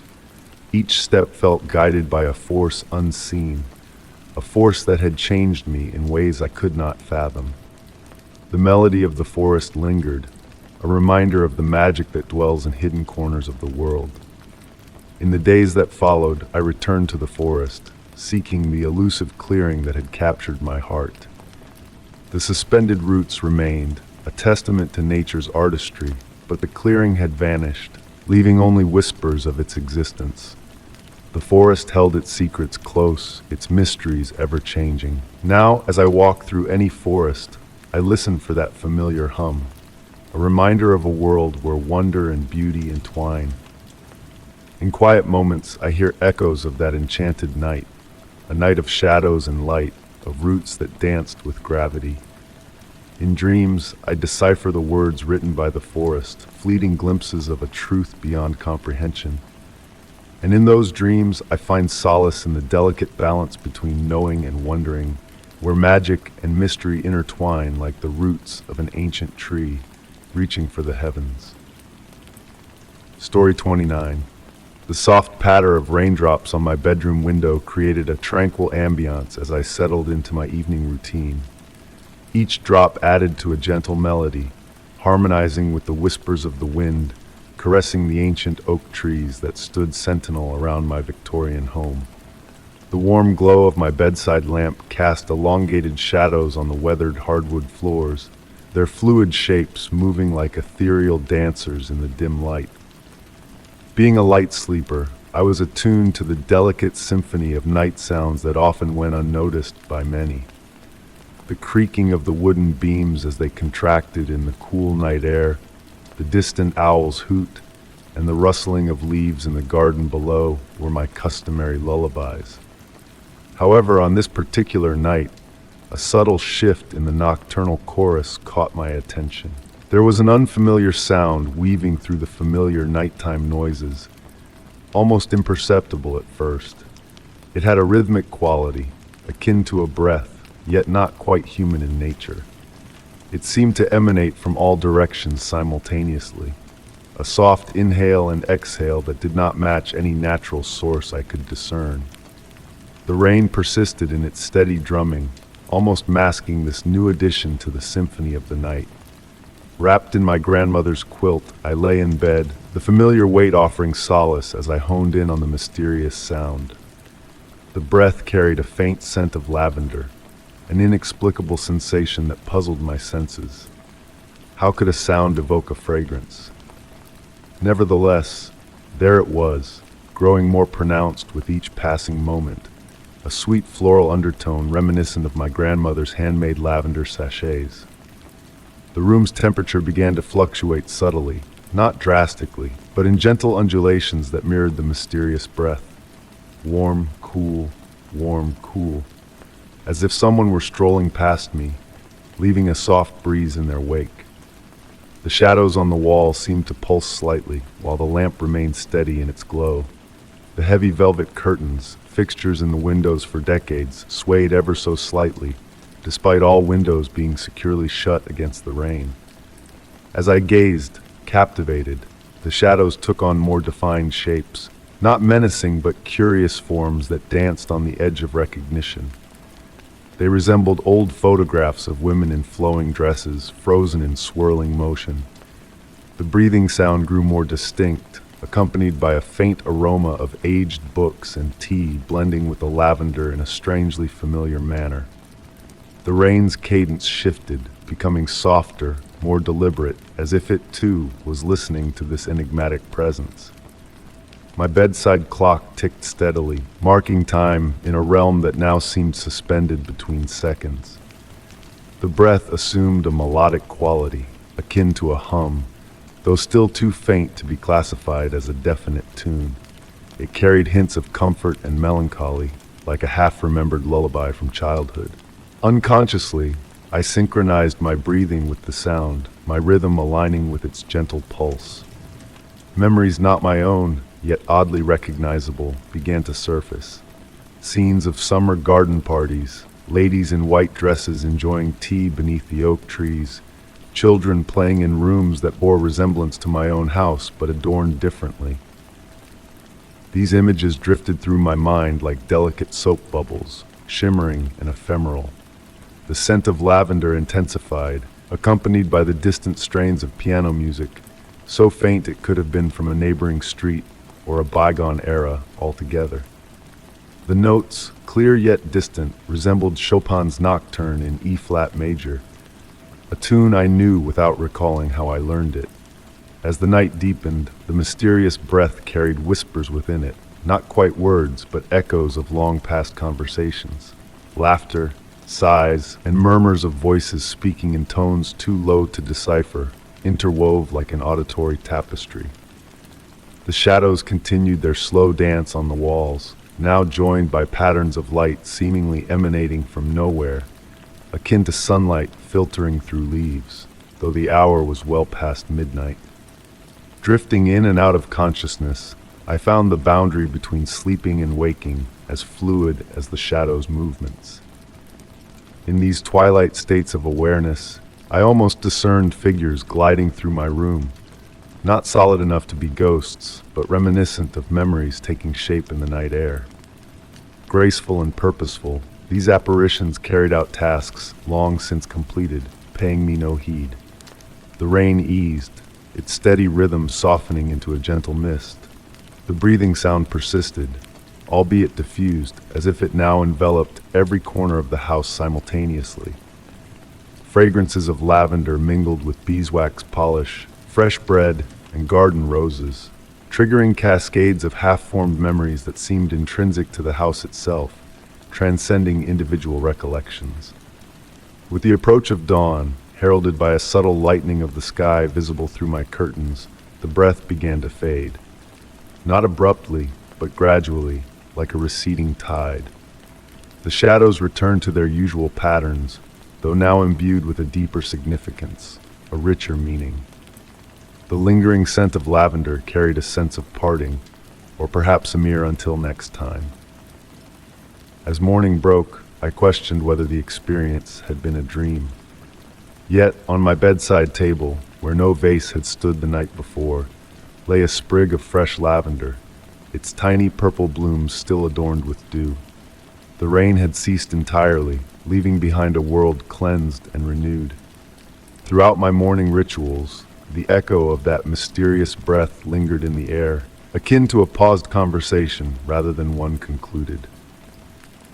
On quiet, rainy nights since, I occasionally catch a faint whiff of lavender in the air, accompanied by that gentle, rhythmic breathing. I have learned not to probe too deeply, but to allow it to envelop me like the rain itself. Some mysteries are meant to be experienced rather than comprehended, their essence residing in the spaces between breaths, in the shadows between moments, in memories that do not belong to us, but to the very atmosphere we breathe. Story 30. The gentle murmur of waves caressing ancient rocks filled the still night air as I followed the meandering path. The silhouette of the aged house loomed against the darkening twilight, its weathered wooden exterior bearing the scars of countless tempests. The salty breeze carried the tang of the sea, mingling with the earthy scent of damp soil and time-worn stone. My flashlight cast shifting shadows, revealing the overgrown path ahead. This house, an unexpected inheritance from my grandmother, held secrets she had never shared. A letter from her lawyer arrived months after her passing, enclosing a set of tarnished brass keys and documents for a property unbeknownst to me. The deed traced back generations, a legacy silently passed down through my family. The wooden steps groaned softly underfoot as I climbed to the wraparound porch. Each weathered board seemed to whisper tales of the countless souls who had walked there before me. The key turned effortlessly in the lock, as if the house awaited my presence. The door swung open with a melodic groan, revealing an interior bathed in an unusual warmth for a long-abandoned dwelling. My flashlight revealed walls adorned with faded floral wallpaper, the patterns seeming to sway like underwater flora in its beam. Furniture draped in ghostly dust covers rustled slightly in the draft, as if breathing softly. In the heart of the main room stood a grandfather clock, its brass pendulum motionless. The clock face displayed a time of 3:15, though my watch insisted it was well past 7 in the evening. A peculiar movement caught my eye. The minute hand twitched, retracting a minute. I blinked, convinced it was a trick of the light. Yet in the flashlight's glow, I could have sworn it moved once more. The aged floorboards murmured beneath my steps as I ventured deeper into the mysterious abode.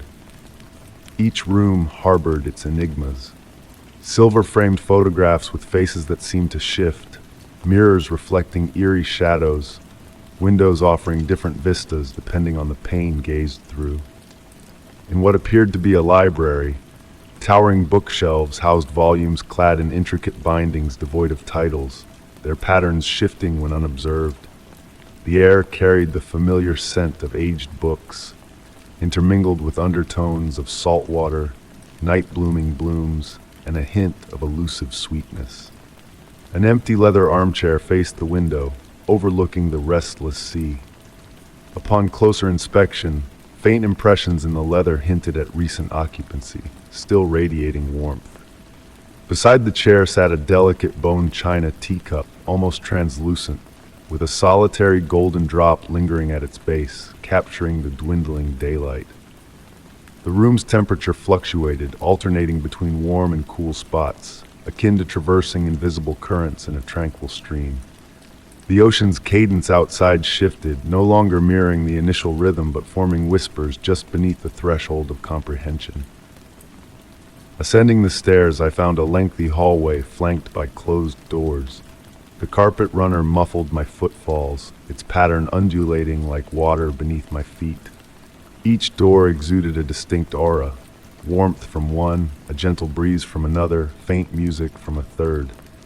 The final door, slightly ajar, emitted a soft, pearlescent light. Beyond lay a bedroom adorned with a 4-poster bed, veiled in ethereal curtains, swaying in an imperceptible breeze. A writing desk nestled beneath the window, scattered with papers inscribed in elegant script. As I drew nearer, the words dissolved, leaving blank pages redolent of ink. The mirror above the desk reflected the room with subtle discrepancies. The bed curtains in the reflection remained motionless, unlike their counterparts in the actual room. A vacant rocking chair in the corner gently swayed in the mirror's reflection, as if recently vacated. Night had fully descended, casting moonlight through the windows, painting patterns on the floor that defied the room's architecture. The house fell into a hushed stillness, pregnant with anticipation rather than emptiness. Every surface seemed to radiate warmth, as if the house itself breathed a quiet life. In the distance, the grandfather clock began to toll. The resonant chimes reverberated through the house's timbers. I counted each toll, 1, 2, 3, until 13 echoed through the dwelling. The final peal lingered, stretching impossibly long before fading into a mere whisper. Returning downstairs, I discovered the main room transformed by moonlight. The dust covers shifted, arranged in patterns resembling frozen figures, untouched by my hand. The clock now displayed midnight, its hands oscillating both forward and backward, casting a subtle shimmer in the dim light. A gentle warmth beckoned me to the kitchen, where a teacup identical to the one in the library sat on the counter. Delicate steam spiraled from its surface. The golden-hued tea within emitted a familiar yet unnameable aroma. Though I had not brewed it, its presence felt natural, almost expected. The view from the kitchen windows overlooking the sea seemed altered from my initial observation. The horizon appeared closer and farther simultaneously, a perplexing illusion. Moonlight danced on the water, mirroring the wallpaper, the carpet runner, the faded writing on the upstairs papers. As I stood there watching the nocturnal sea, I comprehended why my grandmother had kept silent about this house. Some places exist between breaths, between ticks and tocks, between questions and answers. They defy explanation, inviting only experience, discovery, and acceptance. The house continued its gentle respiration, enfolding me in its warmth like an old, familiar shawl.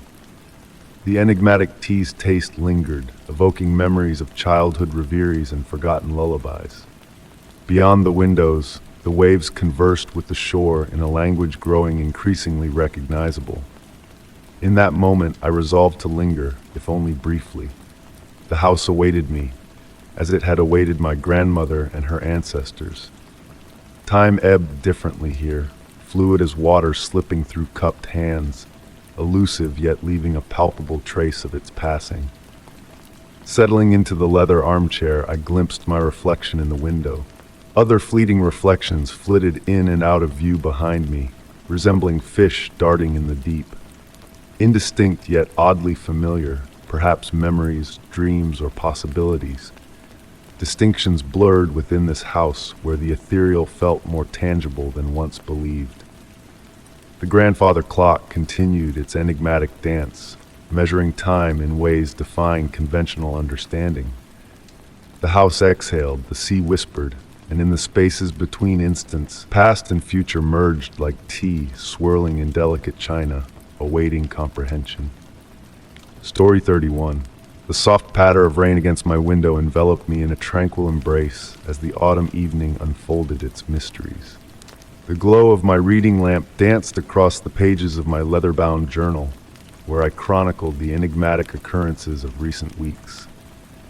The scratch of my fountain pen against paper wove a harmonious melody with nature's symphony outside. It all began on a misty evening much like this one, when the unmistakable sound of carriage wheels echoed through the cobblestone streets. In our historic neighborhood, such echoes were not uncommon, but this sound carried a unique cadence. The clip-clop of hooves and the rhythmic turning of wheels maintained an unyielding tempo, never wavering, never hastening. I was drawn to the window by the hypnotic allure of the sound, peering through the ethereal mist to behold an elegant carriage gliding by. Its dark silhouette moved with a mechanical precision, wheels spinning in perfect synchrony, hooves striking the stones in flawless rhythm. No driver guided the coach, yet it navigated the streets with unwavering resolve. The windows remained opaque, concealing any passengers within, cloaked in a mysterious light-absorbing material. That first night, I watched as it circled past my house thrice, each rotation precisely 47 minutes apart. Intrigued by its unwavering regularity, I found myself timing its appearances, captivated by the mathematical precision of its passage. As weeks drifted by, the carriage became a nightly visitor to our street. With the setting sun and the first stars twinkling in the darkening sky, the familiar sound would emerge. Cats paused in their prowls, birds fell silent, creating a hushed anticipation trailing in its wake. Other residents, too, began to notice its presence. Mrs. Henderson recounted glimpsing it outside her window at the stroke of 3:17 a.m., its wheels echoes lingering in the depths of her dreams. The local children amused themselves by counting the seconds between its rounds, though parental caution dissuaded them from venturing out after nightfall. Enveloped in the mystery, my journal overflowed with meticulous notes. The carriage's shade, a blend of midnight blue and the hue of a crow's wing, the subtle dimming of streetlights in its passing, the lingering scent of lilacs and wood smoke carried in its wake. One fog-laden evening, curiosity led me to follow. Wrapped in warmth, I trailed the carriage through unfamiliar streets, the fog thickening around us as time ebbed and flowed like a river. The surroundings grew increasingly unfamiliar, bathed in a bluish glow, the air heavy with scents of bygone eras. The wheel's rhythm transformed into a haunting melody, ancient and melancholic, like a forgotten lullaby. Lost in the dreamlike pursuit, I stumbled, and upon regaining my footing, the carriage had vanished. Returning home, I discovered a solitary lilac blossom on my desk, its petals a shifting purple black. Months passed, and the carriage's nightly rounds became a comforting constant. On sleepless nights, I'd watch it glide by, pondering its enigmatic purpose. The lilac blossom, ever pristine in its glass vial, whispered a faint, half-remembered melody in the depths of night. As rain serenades the night, the wheel's approach beckons me to the edge of slumber. The carriage, a timeless traveler, spins its eternal tale through mist-laden streets, bridging the realm between reality and dreams. Story 32. The gentle hum of my car's engine blended harmoniously with the soft rain tapping against the windshield, creating a tranquil melody that synchronized with the steady rhythm of my heart. The night enveloped my vehicle like a plush velvet cloak, pierced only by the warm radiance of my headlights piercing through the darkness. It felt as though I had been driving for an eternity, though my watch stubbornly insisted that only 45 minutes had slipped by since I departed the quaint diner where I had paused for a cup of coffee. The road ahead unfurled endlessly, a dark ribbon of asphalt vanishing into the misty obscurity. Towering pine trees flanked both sides, their branches swaying gently in the autumn breeze, casting ethereal shadows that danced along my path. The air filtering through the cracked window carried the earthy aroma of damp soil and pine needles, a fragrance that typically brought solace, but tonight held a hint of something more profound, almost mystical. A peculiar realization dawned upon me. The mile markers appeared to be repeating. Initially, I brushed it off as a trick of my tired mind, but as I continued my journey, the repetition became undeniable. Marker 47 would pass, followed by 48, 49, 50, and inexplicably, 47 would reappear. Though my logical mind attempted to rationalize the anomaly, suggesting multiple sections of road with identical markings or my own fatigue-induced hallucination, a sense of unease began to stir within me. The radio, softly playing jazz tunes, faded into static, prompting me to reach for the dial in an attempt to restore clarity. Yet, no matter how I twisted it, the signal remained elusive. Beneath the crackling static, faint whispers fluttered, too indistinct to decipher, but distinct enough to raise the hairs on my neck. Opting for the soothing sounds of rainfall and the rhythmic swish of wipers, I silenced the radio. As the night deepened, I noticed the presence of other vehicles on the road, or rather, the same vehicle, reappearing in my rearview mirror at regular intervals. A vintage car seemingly from the 1950s, adorned with dull gleaming chrome accents, would materialize each time, maintaining a precise distance for exactly 3 minutes before vanishing as I navigated a bend. It was a perplexing phenomenon that repeated with eerie consistency. The clock on my dashboard seized my attention.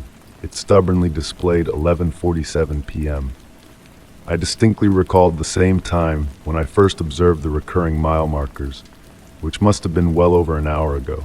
Veering off to a rest area in hopes of collecting my thoughts or encountering a fellow traveler for guidance, I found the parking lot deserted, save for a solitary streetlight casting a warm golden cone onto the rain-soaked pavement. Stepping out of my car, the atmosphere felt dense and oppressive, as if time itself had congealed. The rain had dwindled to a delicate mist, suspended in the ambient glow. At the edge of the lot stood a weathered information board, its aged surface bearing a peculiar map with nonsensical looping roads that defied conventional geometry. A handwritten note in the corner read, "Time is a circle here. The journey never ends, it just changes you." Upon returning to my vehicle, the vintage car I had glimpsed in my mirror sat parked 3 spaces away. Its exterior remained immaculate despite the rain, and a faint aroma of aged leather and pipe tobacco lingered, as if the driver had recently vacated. Resuming my journey, I discerned subtle alterations in the landscape. The trees appeared taller, their branches extending over the road like natural arches that my headlights struggled to penetrate. The once distant pockets of fog now undulated across the road in languid waves, forming ephemeral shapes and visages that flickered in and out of existence. Each subsequent rest area mirrored the last in eerie detail, down to the arrangement of puddles on the pavement. And without fail, the vintage car awaited 3 spaces away, empty yet imbued with an inexplicable vitality. Days seemed to pass as I traversed this perpetual road, yet my watch remained steadfast at 11:47 p.m. The fuel gauge remained fixed at half full, and the coffee in my cup retained its comforting warmth. Occasionally, fellow travelers drifted past, their expressions serene, prompting me to ponder if they too had succumbed to this gentle loop of time and space. Oddly, I no longer harbored a desire to return to familiar roads. There existed a peculiar solace in this realm where time lost its significance, where the journey itself evolved into both destination and purpose. The whispers in the static had transmuted into a melodic familiarity, and the fog's fleeting shapes felt akin to old acquaintances. I began to comprehend the essence of the note regarding the transformative nature of this odyssey. With each passage of mile marker 47, I unearthed new revelations, unseen tree patterns, shifts in light quality, and fresh melodies within the whispered static.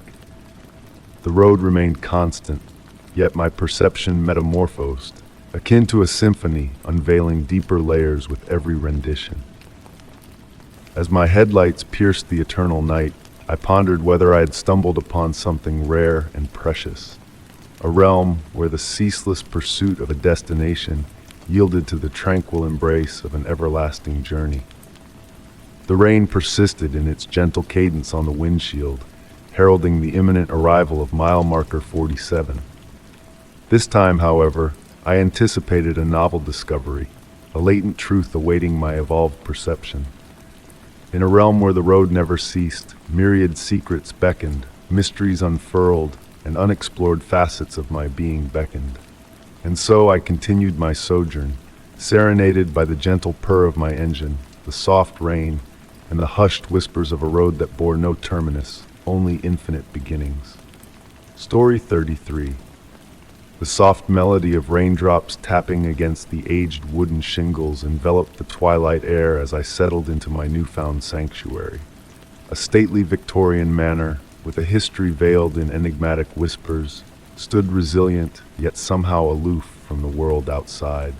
The real estate agent had been curiously reticent about the house's past, offering it to me at a remarkably low price and providing only evasive responses to my inquiries.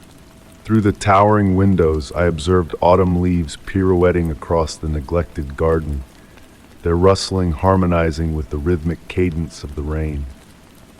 The gentle radiance of my reading lamp cast elongated shadows upon the vintage wallpaper, crafting intricate designs that seemed to morph and evolve when glimpsed from the corner of my eye. The house came adorned with furniture, yet devoid of any personal artifacts left by its former inhabitants. No photographs, no letters, no remnants of the lives once intertwined within these walls. The furnishings themselves were exquisite, ornate wooden pieces that appeared to hail from diverse epochs, as if gathered from centuries rather than mere decades. Nestling deeper into the plush velvet armchair beside the crackling fireplace, a peculiar sensation washed over me.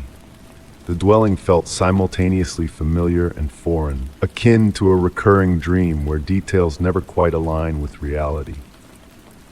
The flickering flames of the hearth imbued the room with a warm glow, casting shimmering reflections off the crystal chandelier suspended from the ceiling, conjuring kaleidoscopic patterns that pirouetted along the walls.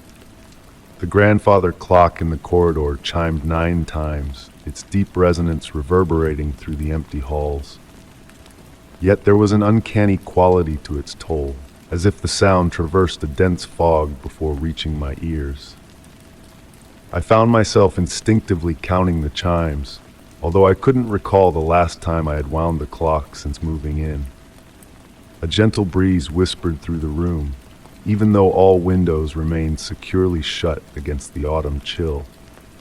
The firelight danced, casting fleeting shadows that almost took on forms just beyond recognition. The fragrance of aged books and weathered wood wafted through the air, intermingled with a sweeter essence, akin to dried flowers preserved within ancient tomes. Rising from the chair, an impulse drew me to explore the manifold rooms of the house. Each entrance led to spaces that defied the physical dimensions of the manor. The library, with its towering shelves and sliding ladder, housed volumes inscribed in languages unknown to me, their spines adorned with symbols instead of letters. Running my fingertips along their leather covers, I sensed a subtle warmth, as if the books themselves harbored forgotten wisdom. The kitchen, with its copper pots dangling from iron racks and colossal hearth, appeared suspended in time. Modern appliances juxtaposed 19th century culinary tools like out-of-place intruders in a historical drama. The marble countertops bore faint stains that shifted hues with the changing light angles, forming patterns reminiscent of celestial maps. Ascending the spiral staircase to the upper level, each step emitted a distinct musical note, weaving an eerie melody that seemed to trail behind me. The polished wooden banister felt familiar beneath my touch, worn smooth by countless hands preceding mine. However, upon reaching the landing, I realized I couldn't recall the number of steps I had ascended. The upstairs corridor stretched elongatedly, lined with doors that never seemed to maintain the same positions upon subsequent glances. Paintings adorned the walls amidst the doors, depicting landscapes of fantastical realms. Mountains bending impossibly toward lavender skies, forests where trees defied gravity, oceans flowing upwards. In the master chamber, moonbeams filtered through lace curtains, casting intricate designs upon the polished hardwood floor.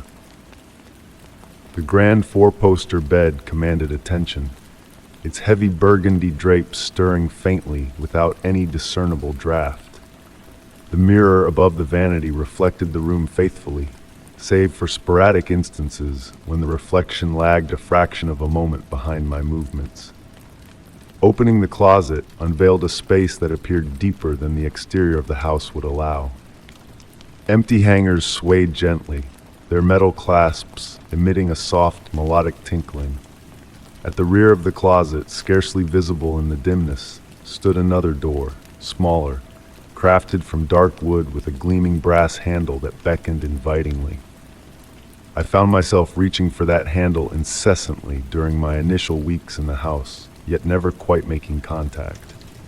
Each time I approached, the air grew dense with the aroma of rain-soaked earth and something older and profound, surpassing petrichor.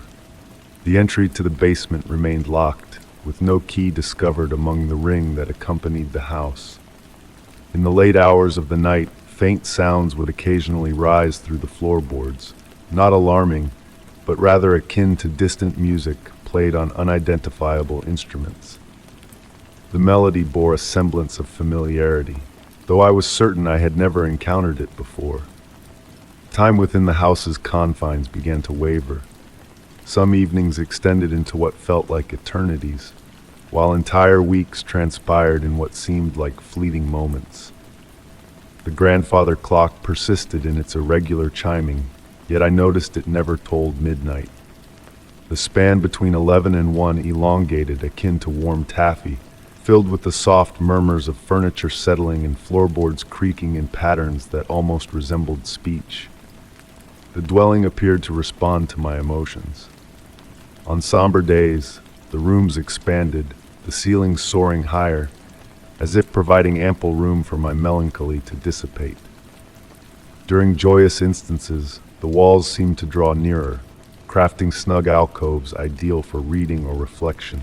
The temperature subtly fluctuated, perpetually maintaining a state of perfect comfort without any adjustment to the thermostat. Visitors were infrequent, and those who did venture within seldom lingered.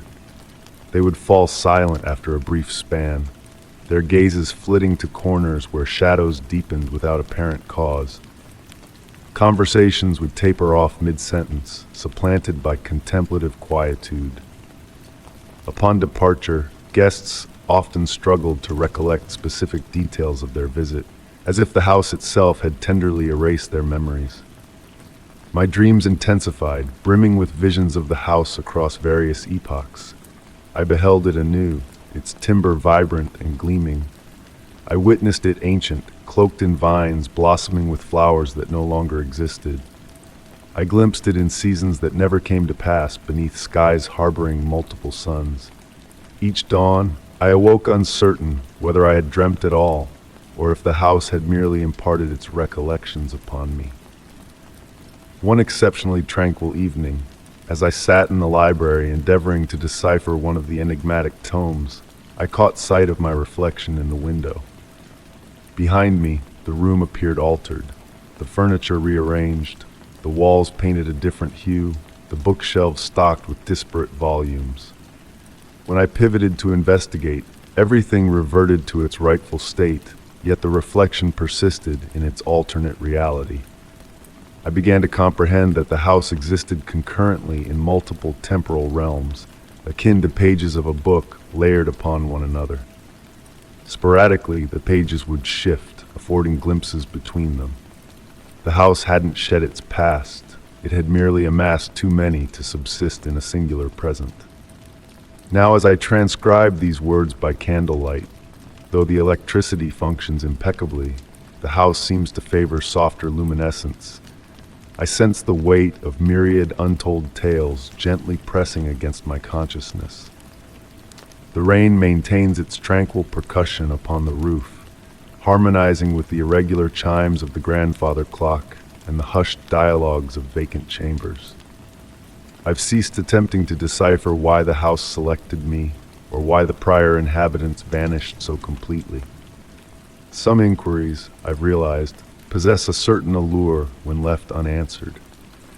The house retains its mysteries, disclosing them solely in fragments, within dreams, in instances when the light cascades just so across the weathered wooden floors.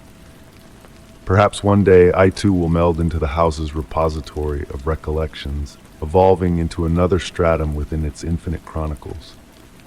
Until then, I abide here, attuned to the serene melody of a house existing beyond time, delving into books inscribed in languages that may never have existed, and mastering the silent dialect of chambers that remember everything, yet divulge naught.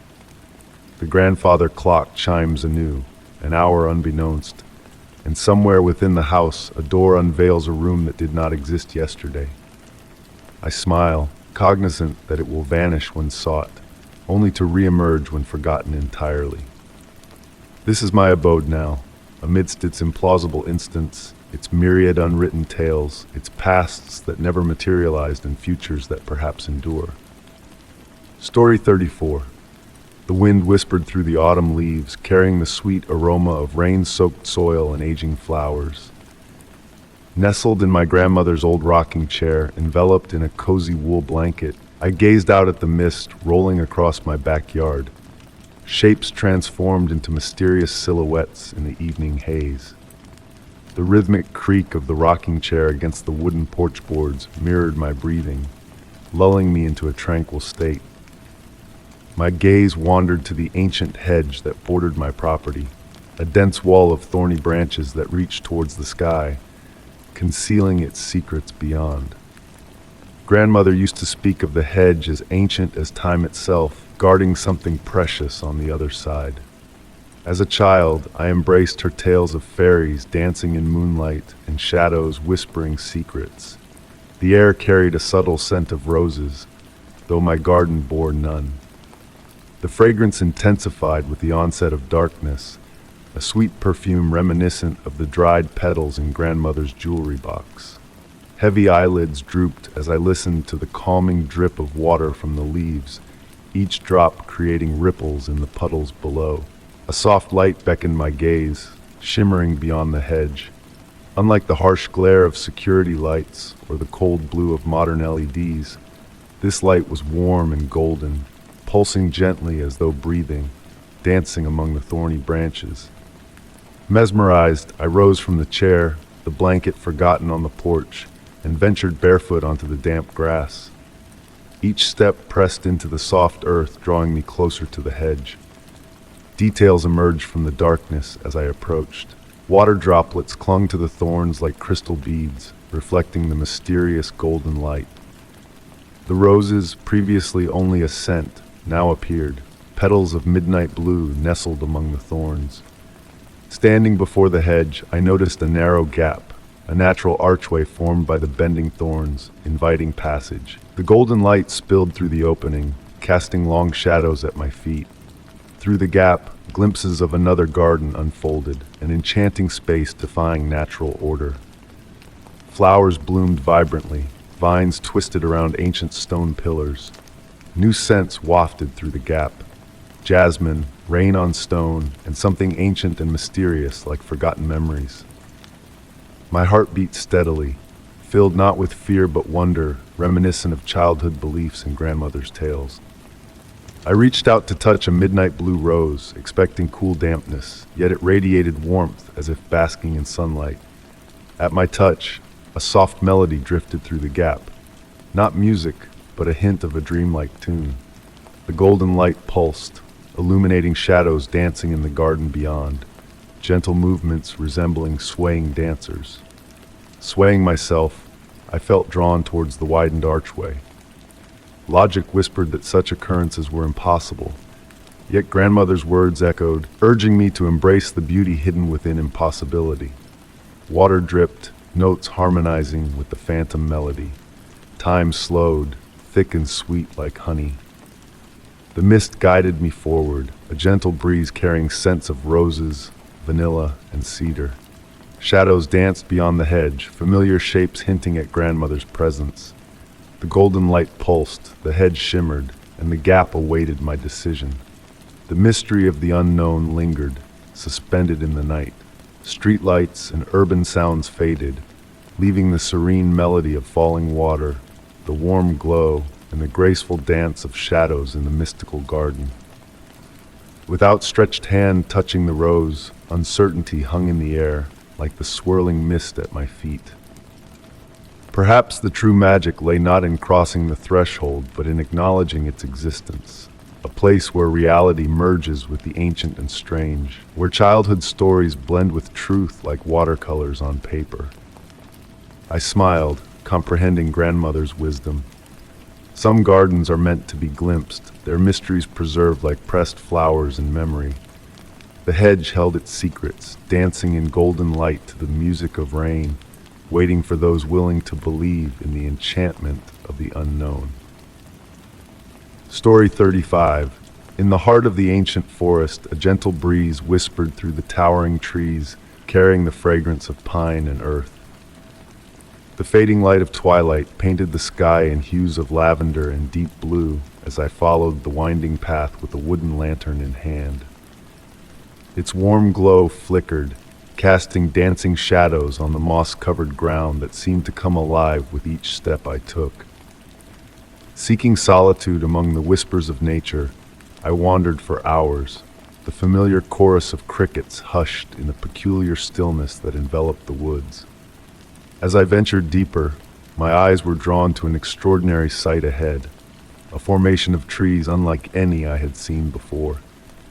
Their branches had intertwined over the ages, creating a natural shelter with intricate archways and corridors, as if nature itself had crafted a hidden palace.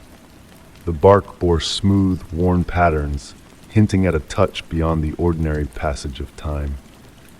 Stepping beneath the woven canopy, the air grew warmer, carrying a mysterious scent reminiscent of honey and ancient tomes, laced with an exotic allure. The ground beneath my feet felt different, as if I were treading upon wooden floorboards rather than forest soil. Delicate objects caught my eye, colored glass fragments, paper-like twigs, and curious trinkets nestled among the branches, as if placed with purpose. Deep within the shelter, the environment shifted subtly. The temperature rose, the light took on a greenish hue, and a soft, melodic hum seemed to resonate from the very core of the trees. I discovered a natural alcove, a seat of intertwined branches adorned with enigmatic objects, stones arranged in patterns, unfamiliar flowers, and ancient coins bearing cryptic symbols. As night descended, the shelter stirred with faint movements and ethereal lights that danced between the branches, creating a mesmerizing display. Nature's hand seemed to blend with a touch of artistry that defied explanation, with branches shaped into intricate knots and symbols that suggested a language of their own. A gentle breeze carried distant chimes, its source unseen, weaving a tranquil melody that wove into the very fabric of the shelter. Enveloped in this enchanting space, I found myself drawn to a natural chair, its embrace inviting and comforting. The hum of the wood grew stronger, the lights above moving in celestial patterns that lulled me into a state between waking and dreaming. Details once unnoticed began to reveal themselves. Shifting branches, glowing glass, and voices in the wind speaking in tongues unknown. An ancient presence seemed to watch over the grove, its essence intertwined with the very structure of the shelter. The humming of the wood took on a cadence that hinted at deeper meanings, elusive yet profound. With the first light of dawn filtering through the canopy, I awoke as if from a dream. The shelter now bathed in ordinary daylight, its mysteries veiled once more. A single leaf, twisted into a shape reminiscent of the enigmatic symbols, rested on the natural table, a silent reminder of the surreal encounter. Returning to the forest, I sought the grove, guided by fleeting glimpses and haunting melodies on the wind. Yet the shelter remained a phantom, appearing only in the realm of dreams and memory, its allure ever present but just beyond reach. The whispers of the trees lingered in my senses, a reminder of the sanctuary that awaits beneath the intertwined branches, offering solace and wonder to those who seek its peculiar magic. Story 36. In the stillness of an autumn night, I walked the familiar path to my grandmother's Victorian home. The wind whispered secrets among the trees, guiding me towards the weathered steps that creaked beneath my feet, a melody of memories from childhood visits. The porch, usually aglow with lantern light, stood dark and enigmatic, reflecting only the ghostly moon above. Since my grandmother's peaceful passing, I had taken on the nightly ritual of lighting the 12 antique lanterns that adorned the veranda. Each flame sparked a connection to her, a way to keep her spirit alive in the house she cherished. But on this particular evening, the air held a mysterious weight, laden with the scent of rain-soaked earth and aged wood. As I reached for the keys, my fingers brushed against the brass lighter in my pocket, the same one my grandmother had used for years, a relic of the past worn smooth by time. The foyer welcomed me with a blend of lavender and old books, scents that whispered tales of bygone days spent with my grandmother. Moving through the house, I lit the vintage wall sconces one by one, their amber glow casting shadows on the wallpaper. But when I tried to ignite the first lantern by the door, the flame refused to catch. Puzzled, I attempted the next, only to meet the same resistance. A chill breeze danced through the ivy on the porch, casting shifting shadows on the floorboards. The moon watched silently as I tried in vain to light each lantern, their glass panes reflecting my confusion back at me. The brass lighter, reliable until now, worked flawlessly on a candle indoors. The night seemed to exist in a realm outside of time, as if the darkness of the lanterns had halted the world's natural rhythm. Recollections of my grandmother's stories flooded my mind, tales of the lantern's significance passed down through generations. I settled on the porch swing, its gentle creaks blending with the nocturnal symphony around me. A subtle scent of honeysuckle filled the air as the night deepened. Amid the darkened lanterns, I noticed delicate silver threads connecting them, shimmering in the moonlight like ethereal webs. With each toll of the grandfather clock, the threads grew stronger, forming a circle of luminescence that enveloped the veranda. Within this circle, the air hummed with a presence, reminiscent of my grandmother's essence. As the silver threads pulsed softly, shadows began to move between the lanterns, vague and ephemeral. They danced in the light, whispering stories of the past, of family histories intertwined with the flickering flames. I sat transfixed, feeling a connection to these spectral figures that defied explanation. Hours slipped by unnoticed as I lingered on the porch, enveloped in a world of shadows and secrets. With the first light of dawn, the silver threads faded, leaving behind a lingering sense of understanding. Rising from the swing, I felt a warmth emanating from my grandmother's brass lighter. Rekindling the lanterns one by one, I completed the morning ritual with a newfound reverence. The golden light now held not just memories of my grandmother, but a tapestry of lives woven into the very fabric of the house. The darkness of the previous night had revealed a deeper truth, a connection to the past that transcended time. I kept the night's events to myself, cherishing the lantern's silent messages that only I could decipher. Each refusal to light marked a moment of significance, a reminder of the hidden stories waiting to be unveiled. And on quiet evenings, I sit on the porch swing, pondering the mysteries that dance between light and shadow, knowing that sometimes it is in the darkness that the truest revelations are found. Story 37. In the ancient chapel, raindrops softly tapped against the stained glass windows, weaving a tranquil melody that filled the empty space. Seated at the back pew, my fingers traced the weathered wood, feeling the history etched into its surface by time's patient hand. The air held the essence of aged books, beeswax, and the mysterious mustiness unique to forgotten sanctuaries. This unplanned visit was a gift from the autumn storm, guiding me to seek refuge within these sacred walls. The heavy doors yielded with a creak, as if anticipating my entrance. Now, as the rain serenaded outside, I found solace in this enforced solitude. Shadows and whispers danced within the chapel's embrace. Rows of deserted pews stretched ahead, their dark wood reflecting a faint gleam in the dim light filtering through the windows. The vaulted ceiling soared into darkness, its intricate design melding with the encroaching dusk. At the front, barely visible, the weathered stone altar stood, bearing the weight of countless prayers within its ancient facade. As my eyes adjusted to the dimness, a peculiar sight captured my attention. A soft, warm light flickered behind the altar, in a realm that should have been shrouded in shadow. The light held a steady presence akin to a candle, yet its rhythm was unique, almost breathing in its cadence. Mesmerized by this gentle pulse, I hesitated, contemplating whether to investigate further. The rational part of my mind pondered the possibility of a forgotten candle left alight by the caretaker, though no recent signs of activity lingered in the chapel.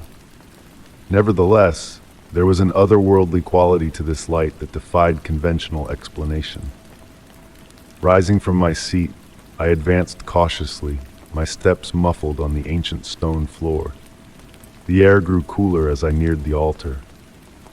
The mysterious light continued its rhythmic dance, casting ethereal shadows that seemed to move independently across the chapel walls.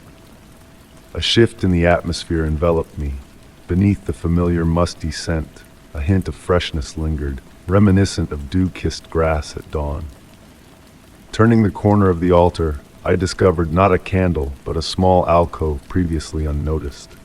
The light seemed to emanate from within, its source shrouded in mystery. Adorning the alcove were faded frescoes, their hues muted by time yet capturing and reflecting the enigmatic glow, causing the painted figures to appear animated. Drawing nearer, I strained to discern the details of the paintings.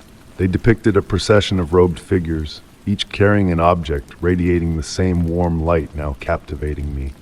Yet the longer I gazed, the more the images seemed to shift, as if the procession traversed the alcove walls in a timeless dance. The sound of rain faded, or perhaps my awareness drifted from it. The air hummed with a gentle energy, akin to the calm before a summer storm, devoid of menace. The mysterious light pulsed in faint whispers, in an unfamiliar tongue, yet laden with peace and welcome, brushed against my senses. Tentatively, I extended my hand, nearly touching the wall where the light burned brightest. The air beneath my fingertips felt warm and substantial, akin to sunlight given corporeal form. Fleetingly, I glimpsed faces within the glow, tranquil and smiling, before they dissolved back into the gentle radiance. Time lost significance as I stood there, the light unchanging yet seemingly responsive to my presence. Occasionally, fleeting movements flickered at the corner of my vision, the suggestion of robed figures gliding among the pews, or the flicker of candle flames materializing and vanishing amidst the shadows. Yet each direct glance revealed only the serene emptiness of the chapel. A distant rumble of thunder drew me from my reverie. The storm receded, its voice now a gentle murmur rather than a demanding roar. Realization dawned that I had lost track of time while entranced by that mystical light. Reluctantly stepping back from the alcove, I noticed a subtle shift.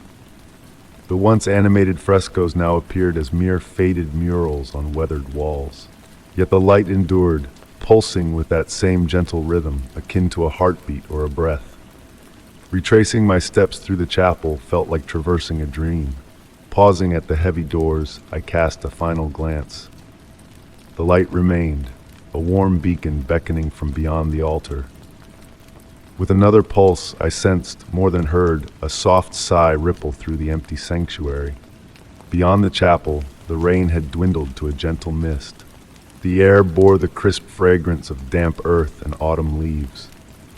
Walking away, my thoughts lingered on that mysterious light, pondering its permanence, whether it awaited discovery by those in need of its tranquility, or appeared solely to chosen souls at specific junctures. Many returns to the chapel followed that rainy evening. Sometimes the light pulsated with its gentle rhythm, other times only shadows and silence greeted me. Yet each visit left me bathed in the same serenity, a reminder of the enduring mysteries in our world that require no unraveling, solely experiencing and treasuring. Even now, on quiet evenings when rain taps against my window, I recall that light. In memory, it flickers like a distant star, a reminder that certain enigmas are best left unexplained, their glow in the darkness warranting appreciation without comprehension. Story 38. The soft patter of rain against the window panes created a gentle melody as I settled into my cherished armchair in the cozy study. The old house whispered around me, its time-worn wooden frame shifting in the tranquil autumn night.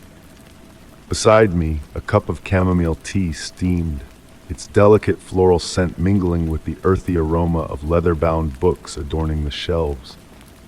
My gaze wandered to the new painting above the marble fireplace, a mysterious portrait I had stumbled upon at an estate sale recently. The woman in the painting was veiled in translucent ivory, her dark eyes peering intensely through the gauzy fabric, both captivating and unsettling. The artist had captured an otherworldly essence in the way the veil seemed to flutter around her, as if touched by an unseen breeze. The longer I observed the portrait, the more intricate details emerged from the shadowed background. A glimmer of a pearl necklace, a hint of a deep burgundy dress, and a window reflecting a garden scene behind her. The brushstrokes created a mesmerizing depth, with layers of transparency that shifted with the play of light. As the evening deepened, the rain's rhythm lulled me into a peaceful reverie, its soothing beat against the roof. The warm glow of the reading lamp cast a soft halo around my chair, enveloping the rest of the room in comforting shadows. Lost in the painting's allure, I found myself entranced by the delicate folds of the veil, my eyes tracing its contours repeatedly. Perhaps it was the rain's lullaby or the warmth of the tea, but I began to drift into a tranquil state between consciousness and slumber. In this twilight realm, the portrait seemed to take on a life of its own. The veil rippled ever so slightly, as if stirred by a whisper of wind. The woman's eyes, deep and enigmatic, held secrets on the brink of revelation. A sudden gust of wind made the lamp flicker, and when the light steadied, I noticed something peculiar about the painting, a detail I hadn't seen before. In the window's reflection behind the woman, amidst the painted garden, stood another figure veiled like the subject, observing from a distance. The discovery sent a subtle thrill of curiosity down my spine, intriguing rather than unsettling. As I focused on this new revelation, more subtle elements emerged from the canvas. The pearl necklace seemed to form a pattern, resembling letters or symbols when viewed from a specific angle. The garden scene in the window's reflection seemed askew, as if showing a different time and place altogether. The rain persisted in its gentle symphony, and the scent of old roses wafted through the air, though no flowers adorned the study. The fragrance evoked memories of the garden in the painting's reflection, prompting me to ponder if the artist had captured not only the visual essence of the subject, but a deeper, ethereal essence as well. I found myself crafting narratives about the woman's identity, weaving tales of her past in my mind. Was she a forgotten duchess from a bygone era? An artist who preferred to paint others rather than herself? The possibilities floated through my thoughts like autumn leaves on a breeze, each narrative as plausible as the next. The lamp's light dimmed slightly, casting a softer glow. In this muted radiance, the woman's eyes seemed to hold a faint gleam of their own, as if reflecting an inner light source within the painting.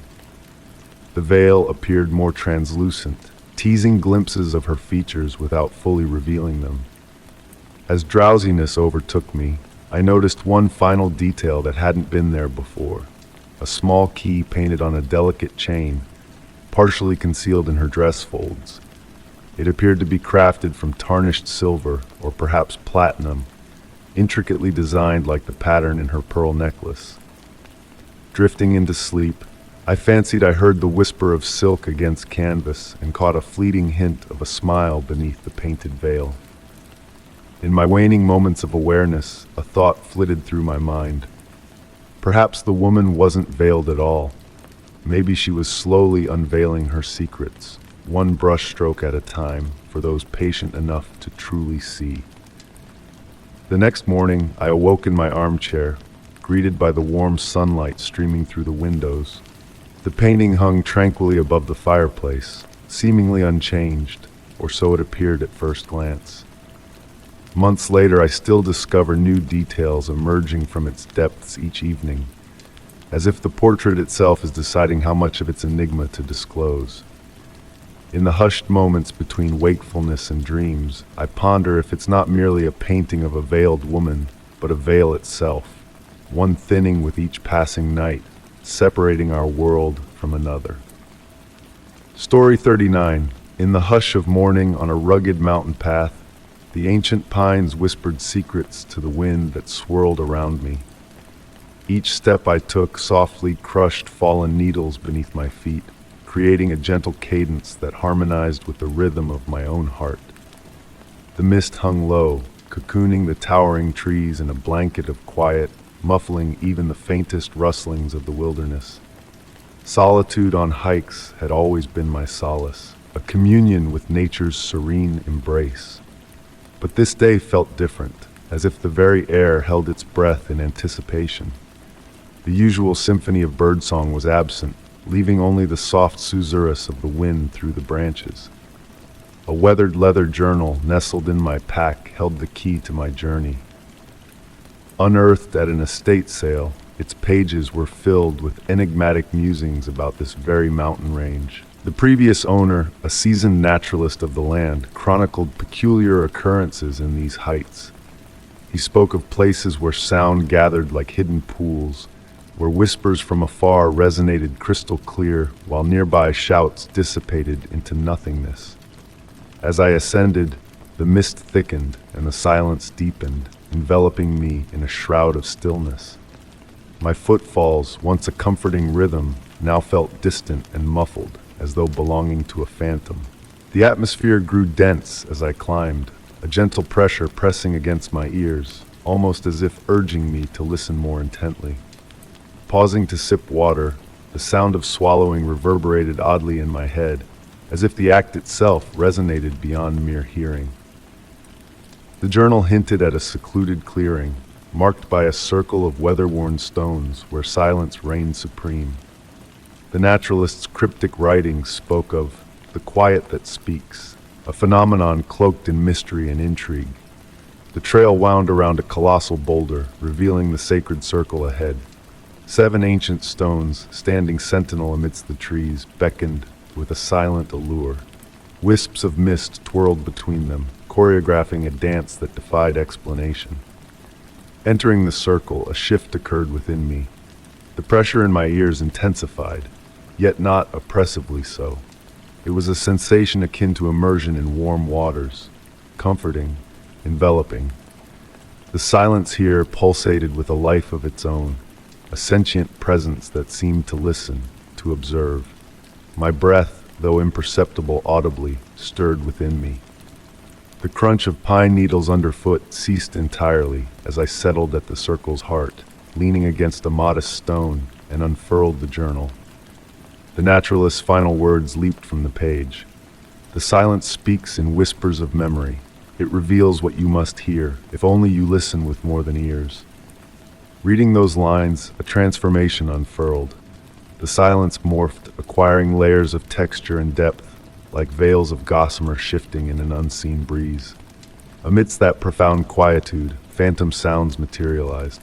Children's laughter, the creak of a rocking chair, the patter of rain on a tin roof, all vivid and distant, yet tangibly near. These echoes transcended mere recollections, evoking sensory immersion. Scents, sensations, tastes. Time ebbed away as I basked in that cocoon of living silence, where minutes felt like eternities. The sun dipped low as I opened my eyes, its light feeble against the eternal mist enveloping the clearing. Rising to depart, a sight arrested me. My shadow, elongated on the ground, was not alone. Faint silhouettes danced at the periphery of my vision, vanishing when directly beheld yet lingering in presence. A final scribble on the journal's last page unveiled a revelation. They are the guardians of quiet realms, curators of forgotten sounds, harmless entities seeking communion with those attuned to listen. Descent unfurled the world's familiar sounds, footsteps crunching, wind whispering, a lone bird's distant call. Yet a subtle change had transpired. The silence had imprinted upon me, a subtle resonance humming in my core. In twilight's hush, elusive echoes resurfaced, borne on tendrils of silence. And in the darkest hours, when the world held its breath, fleeting shadows flirted at the edges, poised to share their auditory treasury with receptive souls. The mountain cradled enigmas in its quietude, tales inscribed in the void of sound. Despite subsequent visits, that sacred clearing eluded rediscovery, hinting at a realm accessible solely to those who crave the whispers of silence. Perhaps it manifests in fleeting instants where silence burgeons into speech. Story 40. The soft patter of raindrops on ancient stone set a tranquil beat as I found myself at the mouth of an old cave, my lantern casting a warm glow on the weathered walls. The air carried the scent of damp moss and mineral waters, a fragrance untouched by the passage of time. As a geologist, I had explored many caves, yet this one felt different, more personal, as if the very rock was alive and breathing alongside me. Each step I took reverberated softly as I ventured deeper into the cavern, the sound of water dripping from stalactites creating a soothing backdrop. The limestone formations caught the flickering light of my lantern, casting dancing shadows that seemed to have a life of their own. Pausing at times to run my fingers over the cool, damp walls, I could feel the stories etched in the textures, tales of millions of years in the making. The passage gradually opened up into a chamber where the ceiling soared beyond the reach of my lantern's light. The chamber echoed with the melodic drip of water into small pools, creating a natural symphony that filled the space. My boots left soft imprints in the silt-covered ground as I moved forward. It was then that I noticed something peculiar. Delicate footprints in the silt, smaller than my own, appearing and vanishing as if their creator had danced through the chamber. These fresh tracks puzzled me, for I had seen no signs of recent visitors at the cave's entrance, and the remote location made chance encounters unlikely. As I followed the mysterious footprints deeper into the cave, the sounds of rain outside faded, replaced by the gentle drip of water and another sound, faint footsteps echoing just around the bend. I pressed on, my curiosity overshadowing any sense of unease. The cave's passages twisted and turned, forming natural archways adorned with sparkling mineral formations that resembled stars in the darkness. The footprints ahead seemed to know the way, never faltering at the intersections we passed. Time seemed fluid as I walked, the hours slipping away, though my watch told me it had only been 45 minutes since I entered the cave. The temperature stabilized, and the air carried a sweet, mineral scent akin to fresh spring water. Occasionally, movement flickered in my peripheral vision, but whenever I turned, only shadows greeted me. The footsteps drew nearer, their rhythm mirroring my heartbeat, yet their source seemed to be above rather than ahead. Raising my lantern higher, I illuminated natural shelves in the cave wall, each leading upwards like a staircase for giants. The footprints I followed defied gravity, ascending the wall with grace. My mind sought logical explanations, unusual mineral formations, tricks of light, or perhaps my own imagination playing tricks.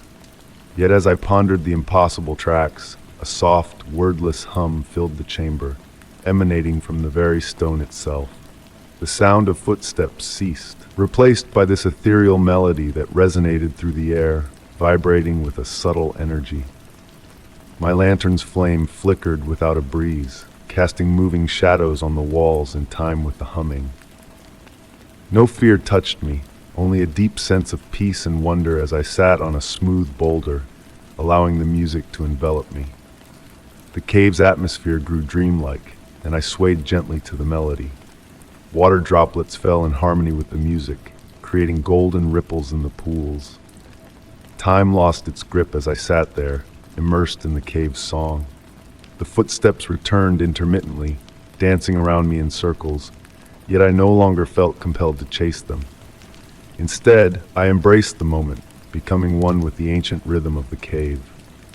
When I decided to depart, the footprints had vanished, leaving no trace in the silt. The humming gradually faded as I retraced my steps, though its melody lingered in my mind. The cave felt different on my way back, not smaller or less mysterious, but more intimate, as if we shared a hidden bond. Pausing at the entrance, I gazed back into the darkness. The rain had ceased, and the setting sun cast long shadows into the cave's mouth. And there, beside me, a single set of footprints materialized in the silt, formed by unseen steps that passed and vanished into the sunlight. The cave echoed once more, not with footsteps but with soft laughter that faded like a pleasant dream. Even now, I find myself humming that unearthly melody in other caves. And sometimes, in the quiet depths underground, I catch the faint echo of footsteps dancing to my tune, always just out of reach. Story 41. The gentle patter of autumn rain against my window created a soothing symphony, nature's own lullaby drifting through the night. Nestled in my beloved armchair, cocooned in a woolen blanket's warmth, I observed as darkness slowly enveloped the aging garden beyond. Raindrops captured the fading daylight, morphing into liquid silver cascading down the window panes. Amidst this tranquil moment, a peculiar green light caught my eye. Initially a faint glimmer amidst the ancient oak trees at the garden's far end, barely visible through the rain's veil, the light swayed like an old lantern carried by unseen hands. Its hue, a soft, phosphorescent shade, reminiscent of fireflies on a summer eve, drew me in. Mesmerized, I followed its hypnotic dance through the trees. As the rain continued its gentle melody, occasionally accompanied by the whisper of wind through leaves, memories of my grandmother's tales about the garden's mystical spirits resurfaced. Her soft, melodic voice narrating stories of ancient tree-dwelling spirits echoed in my mind. Though I had dismissed them as childhood fantasies, the sight of the ethereal green glow reignited a spark of wonder within me. Rising from my chair, I pressed my hand against the cool glass, tracing raindrop paths with my finger.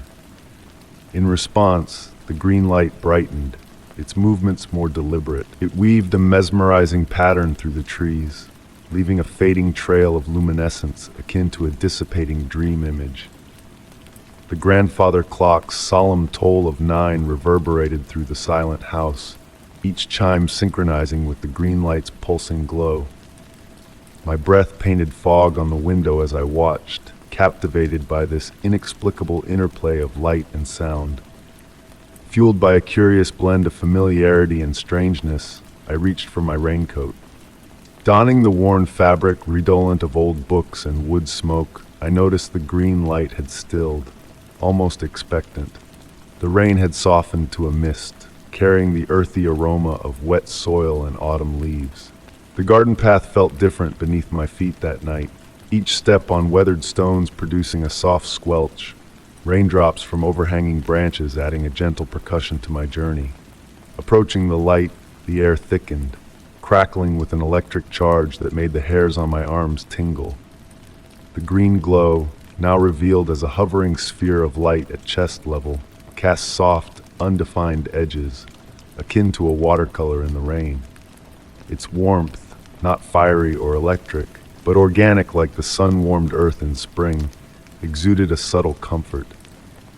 Raindrops fell leisurely around the sphere, as if time itself acquiesced, each drop holding a green glow like emerald stars suspended in midair. The sphere resumed its movement, beckoning me deeper into the garden, my steps muffled by centuries of fallen leaves. The path twisted through familiar trees now bathed in ethereal light, emitting scents of night-blooming flowers previously unnoticed, their fragrance sweet yet slightly alien. Time lost its grip as I walked, marked only by rainfall and my hushed breaths. The sphere paused intermittently, ensuring my continued presence before proceeding on its enigmatic journey. In these moments of stillness, faint strains of music teased my ears, not a melody, but a nostalgic echo of a childhood tune. Our path unveiled a clearing unknown to me, despite my presumed familiarity with every garden nook. At its heart stood an ancient stone well, cloaked in moss and delicate ferns, the green light hovering above, casting its radiance into the well's depths. Approaching, I discerned intricate symbols on the well's rim, symbols shifting and morphing when directly focused upon. As the light descended into the well, the symbols emitted a faint glow, a dance of light and shadow enveloping us. An ancient, knowing energy hummed in the air, as if something long awaited had stirred to life. Peering into the well, I glimpsed other lights below, blues, purples, and golds, swirling in mysterious patterns, water's musical echo rising from unfathomable depths. Stepping back, the rain had ceased entirely, the night air still, the garden holding its breath in anticipation of the unknown.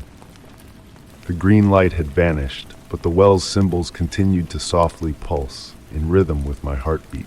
Retracing my steps to the house, guided by a memory that felt both recent and ancient, the garden seemed altered, or perhaps it was I who had changed. Trees bowed slightly as I passed, leaves whispering enigmatic truths just beyond my grasp. Glancing back at my window, where the well should have been, only familiar shadows and trees met my gaze. On quiet, rainy evenings, I still sit by the window, observing the garden. Sometimes, under the perfect conditions, rain falling just so, wind carrying the scent of earth and mystery, a gentle green glow appears between the trees. It beckons, hinting at revelations, yet I've learned some mysteries are best left partially veiled, residing in the delicate balance between knowledge and awe. The well has not reappeared, at least not in its original spot. But on certain nights, the echo of water and music rises faintly from deep beneath the garden, accompanied by the soft, pulsing green light on the edge of vision. I've come to understand that the greatest mysteries require no solving, only experiencing, embracing, allowing them to gently transform us. Story 42. In the hush of early morning, rain tapped gently against my window, a lullaby pulling me from slumber. The rhythmic melody, a familiar comfort, tonight carried a whispered secret, a mystery drawing me in. The raindrops wove words of a tale just beyond my grasp, like echoes of a conversation behind closed doors. Intrigued, I rose from my bed, compelled by an unseen force to peer outside.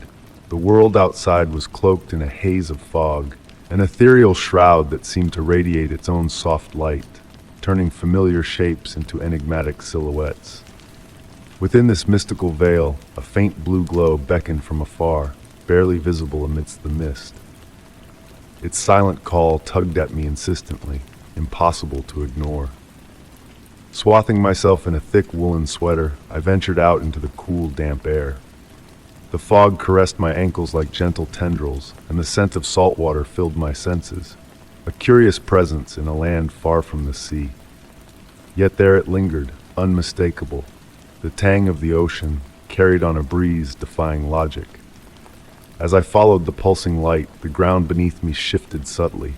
Solid earth gave way to soft sand, fine and cool beneath my bare feet, though I had no memory of shedding my shoes. The transition was so gradual that I scarcely noticed when the suburban streets vanished, replaced by endless dunes, fading into the misty unknown. The blue light intensified, its glow harmonizing with the phantom sound of unseen waves, replacing the patter of rain. Each pulse illuminated the fog, creating watery patterns that danced in the mist. In those fleeting moments of clarity, I glimpsed a colossal form emerging in the distance, the outline of an ancient sailing ship, its masts reaching into the darkness like spectral fingers. Time flowed differently in this otherworldly realm, a languid stream trickling between moments. Each step I took felt both fleeting and eternal. The ship loomed larger in my sight, yet remained just beyond reach, as if painted on the very fabric of the fog. Its weathered sails fluttered in a breeze I could not feel, and the timber hull groaned with the weight of untold years. A sound, footsteps in wet sand, caught my attention, not my own, but those of unseen beings approaching from behind. Turning, I glimpsed swirling forms in the mist, human shapes that dissolved when I tried to focus on them.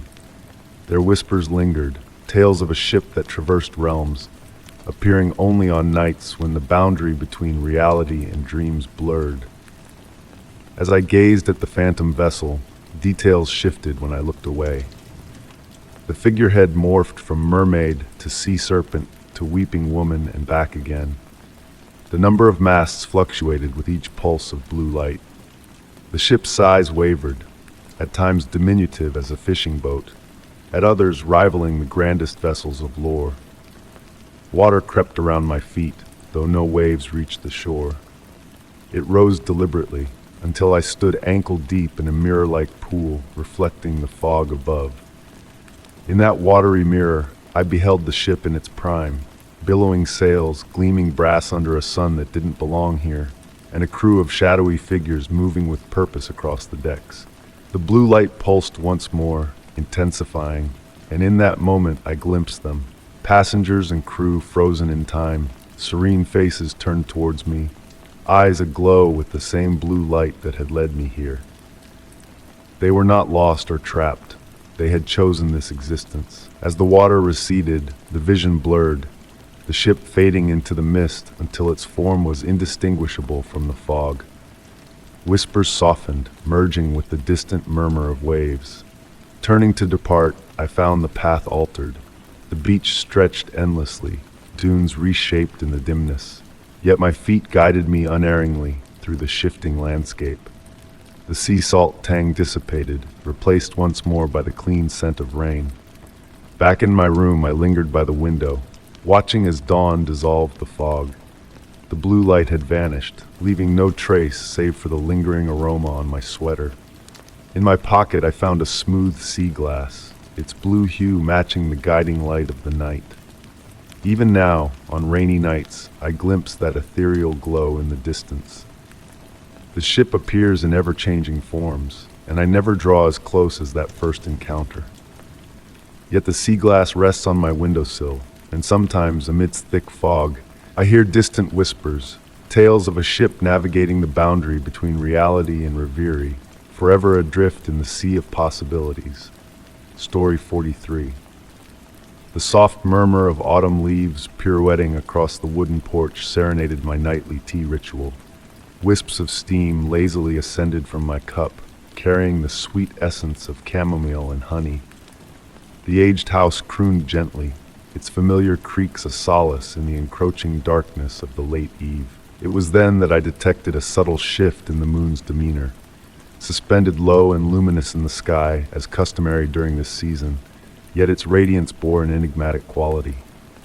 The silvery glow pulsated ever so faintly, akin to the distant throb of a heart. Entranced, I found myself drawn to its pulsing rhythm, my breath harmonizing involuntarily with its tranquil tempo. The atmosphere stilled, unnaturally so. The whispering leaves hushed, the evening chorus of crickets ceased. Amidst the profound silence, I discerned a sound defying logic. A whisper so delicate it could be a figment of my imagination, yet so distinct it couldn't be disregarded. It resembled a melody sans notes, a song without sound, resonating from the moon itself. Forgotten, my tea turned cold as I sat mesmerized by this unearthly spectacle. The moonlight thickened, almost tangible, akin to strands of silver silk cascading from the heavens. Drifting in an ethereal breeze, they wove intricate patterns reminiscent of ancient scripts, messages almost within grasp. Inside the house, shadows commenced a graceful waltz. Not the ordinary dance of darkness caused by drifting clouds, but deliberate, elegant movements synchronized with the silent beat. The shadows elongated and twirled along the walls, shaping forms resembling humans, yet not quite. Their fluid motion exuded a grace beyond earthly bounds. I found myself upright, though unaware of leaving my seat. The wooden floor thrummed beneath my soles with a subtle vibration that coursed through my being.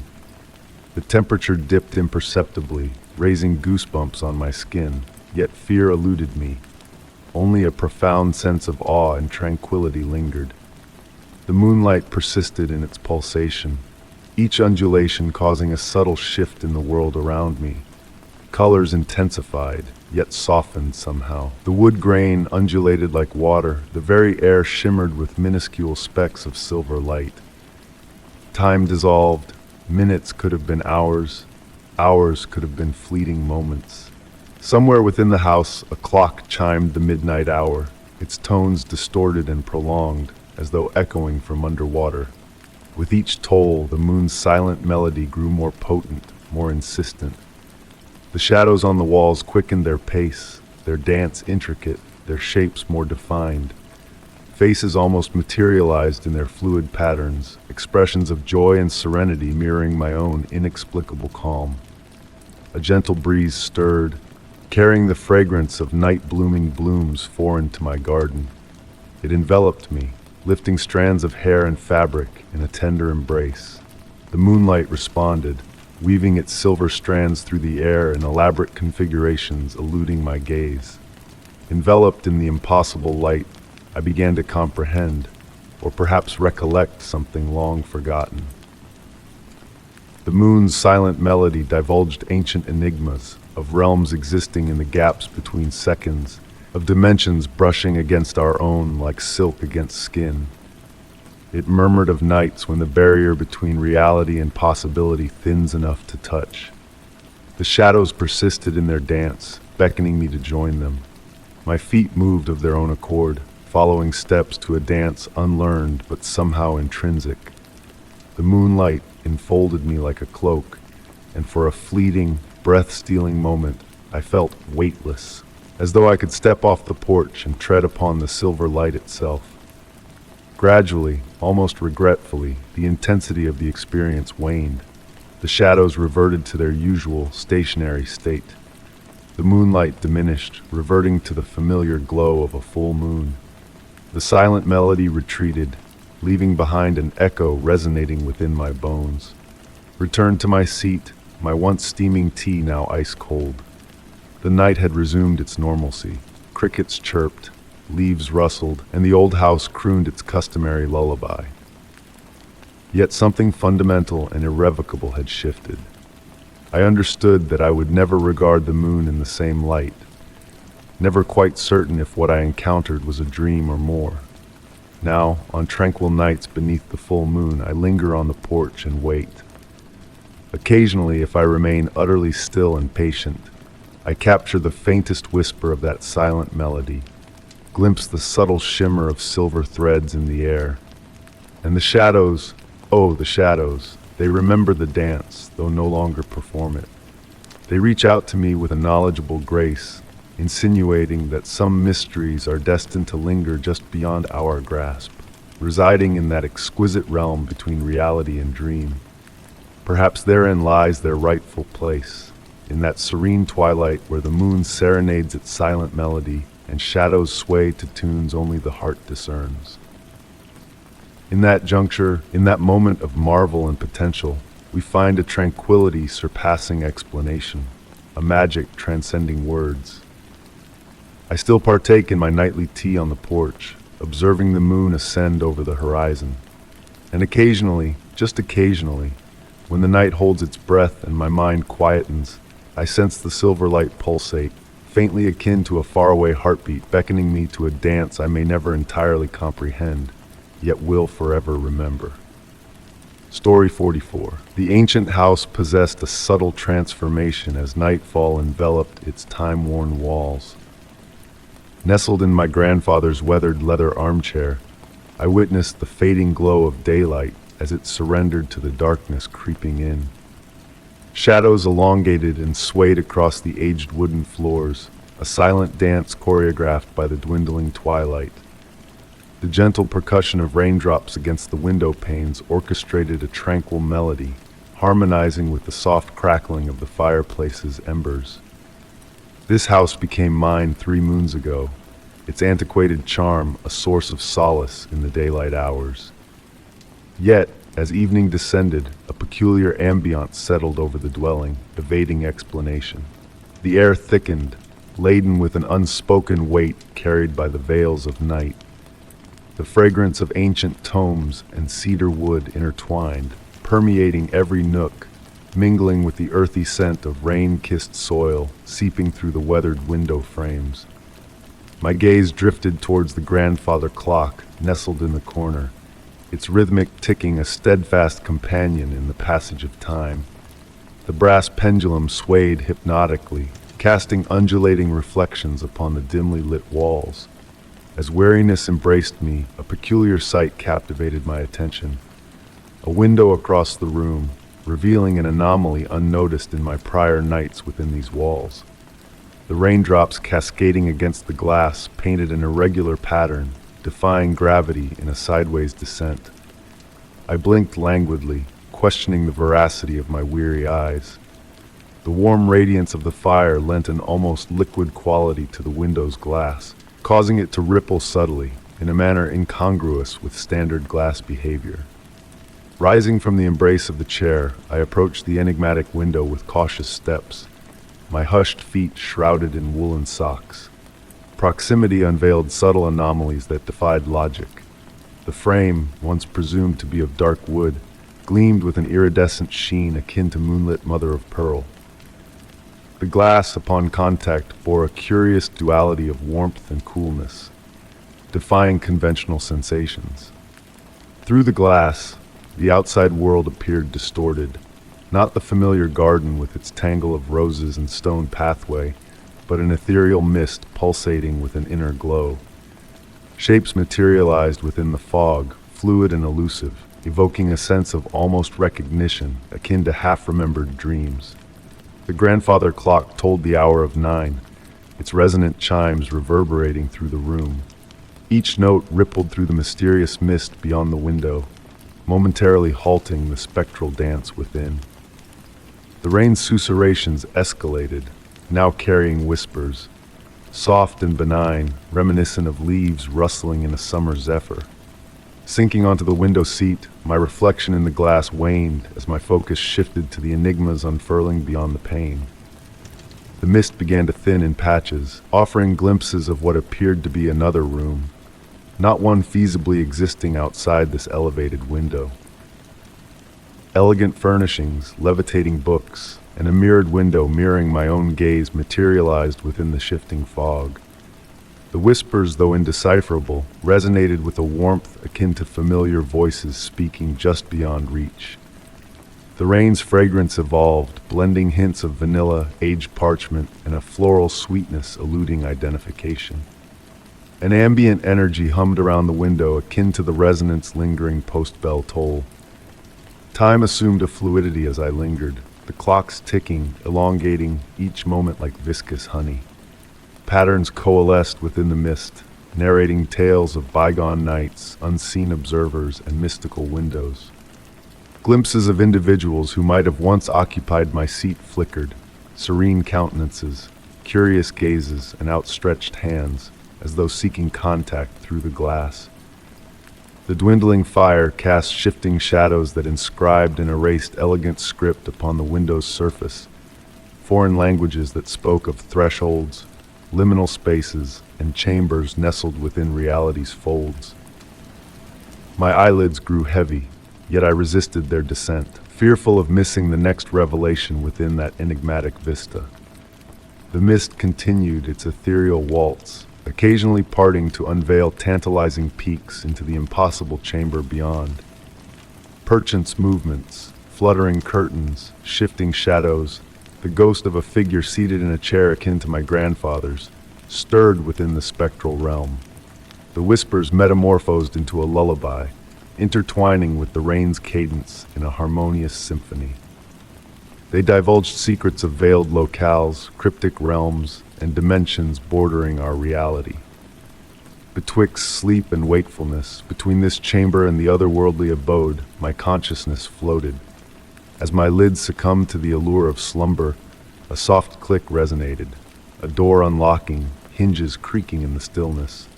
A cool breeze, redolent of antiquarian tomes and boundless potential, caressed my senses. Dawn unveiled me ensconced once more in my grandfather's chair, a forgotten blanket draped over my form. The window appeared ordinary, offering a mere view of the rain-soaked garden outside.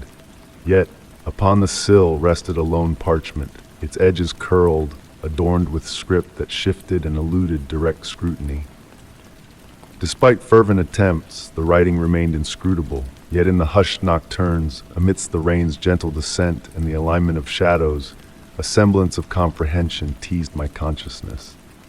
Since that eve, I've lingered by the window, a vigilant sentinel awaiting the enigmatic. The mist ebbs and flows, revealing or concealing the elusive chamber. Whispers persist, the rain's murmur a melodic backdrop to the promise of unseen revelations. At times when the clock strikes 9 and the hearth's glow dims, I ponder if an unseen observer in that parallel chamber mirrors my vigil, penning tales of a window bridging realms. Story 45. Steady rhythm of autumn rain tapping against the windows of my study enveloped me in a calming embrace as I delved into the archives of my family's past. The antique desk lamp cast a warm, inviting glow, creating a haven of light amidst the darkness that lingered in the corners of the room. This house, once my grandmother's sanctuary, now whispered tales of generations gone by, echoing with memories etched into its very foundation. Amongst the faded documents, a discovery awaited me, a weathered leather journal, unmarked but for the familiar script of my grandmother gracing its pages. Her meticulous observations chronicled the mundane details of household upkeep until a peculiar entry caught my eye. Found another door in the root cellar today. It shouldn't be there. The foundation plans show solid wall. The rain's gentle symphony continued outside, a backdrop to the enigma unfolding before me. Intrigued, I rose from my reading chair, the aged leather creaking softly beneath me, and ventured towards the kitchen where the cellar door beckoned. The brass handle gleamed in the lamplight, and with a smooth turn of the key, I descended into the cool, musty depths below. The root cellar greeted me with its familiar sense of earth and history, but my flashlight revealed a hidden secret, a concealed staircase, its steps pristine and untouched by time. The air whispered of mysteries long forgotten, drawing me further into the unknown. Descending into the darkness, the quality of light shifted, casting an ethereal glow upon the walls that seemed to shimmer with unseen energy. Each step felt like a gentle caress, time stretching and slowing to a languid pace as I journeyed deeper into the subterranean realm. The sweet fragrance of summer mingled with ancient whispers, and the walls pulsed with a silent harmony that resonated through my very being. Faint echoes of distant melodies and voices danced at the edges of perception, teasing my senses with their elusive presence. At a landing covered in cryptic symbols that seemed to dance and sway, I paused, feeling the weight of the unknown pressing against my skin. It was a threshold I dared not cross, content for now to bask in the enigmatic aura that surrounded me.